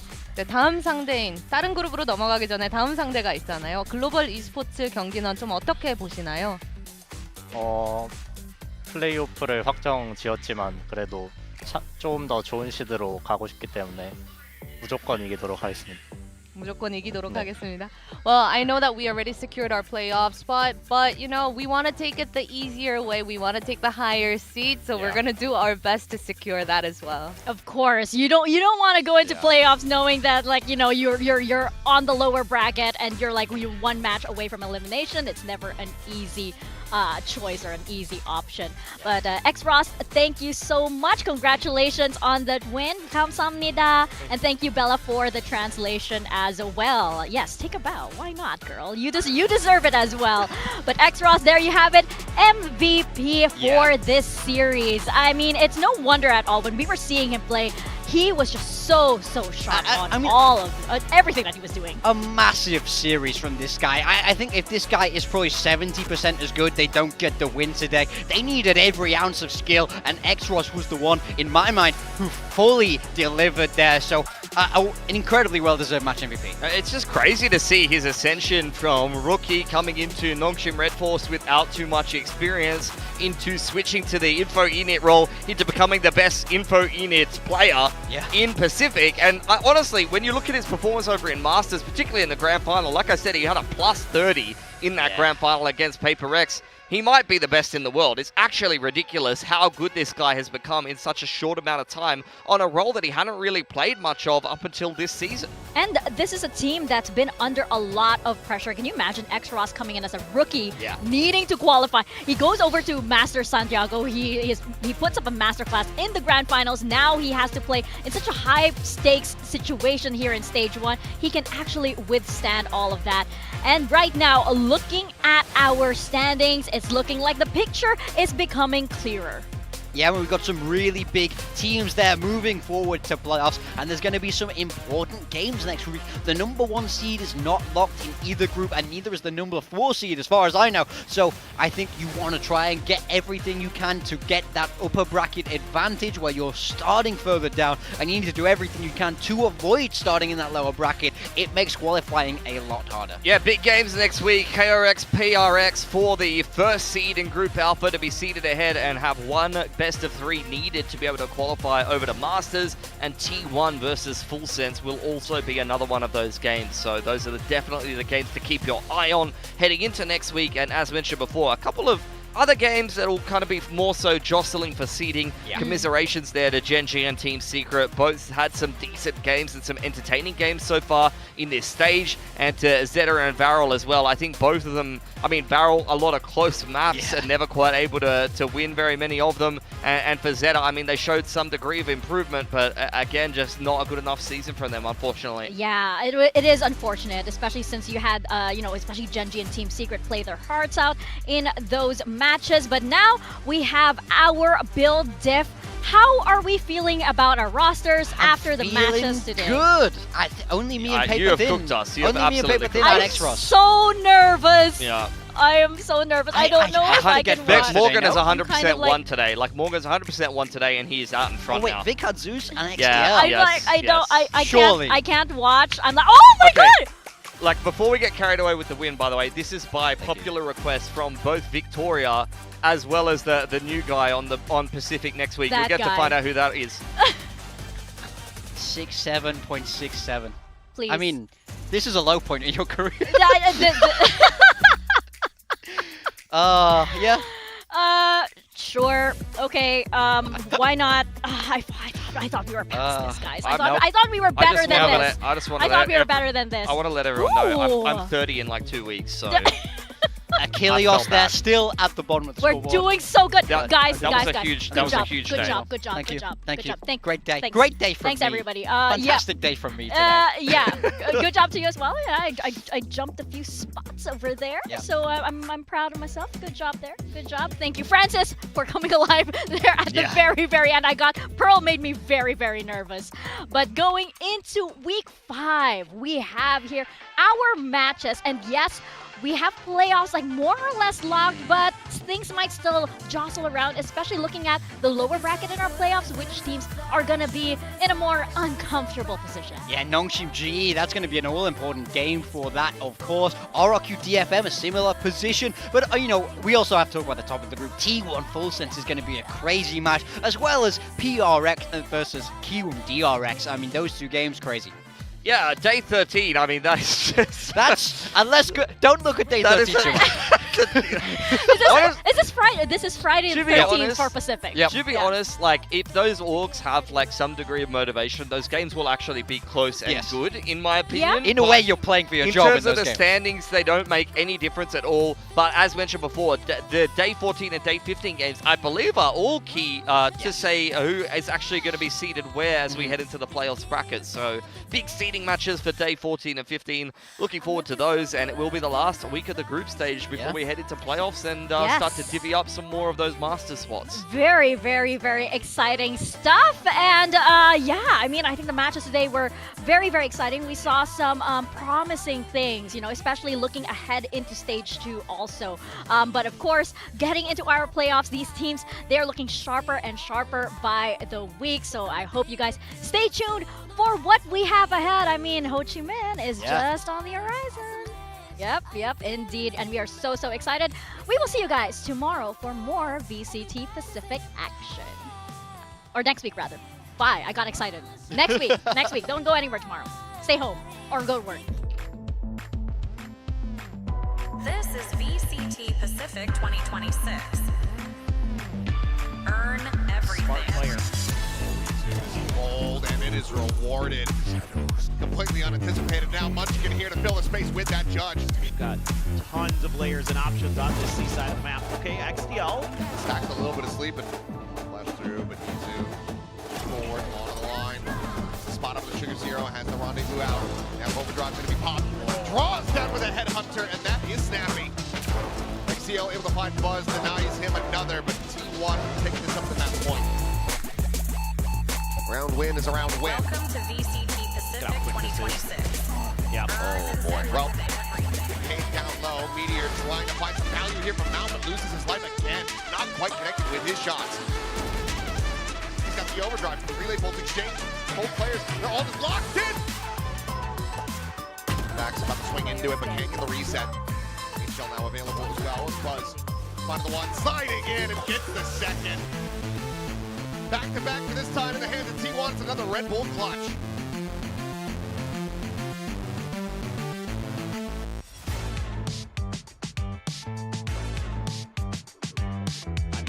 run hitter, that's for sure. Peek in.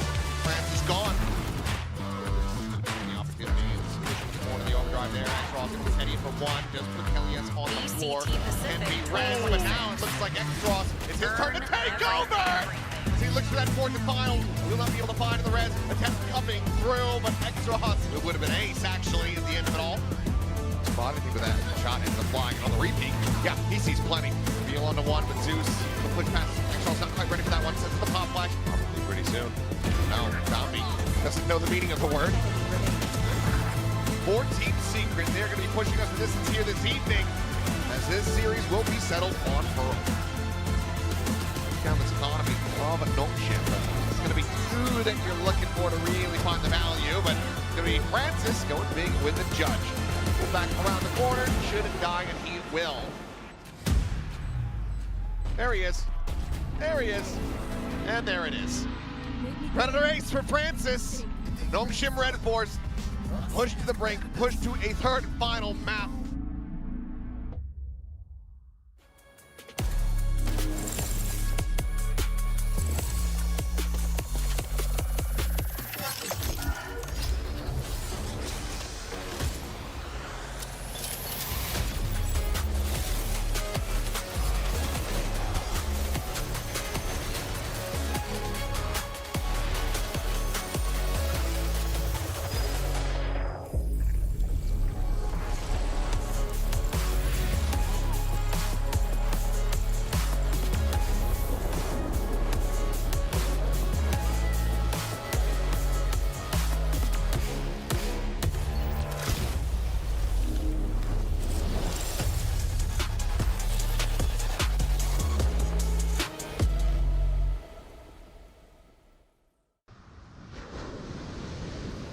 This is VCT Pacific 2026.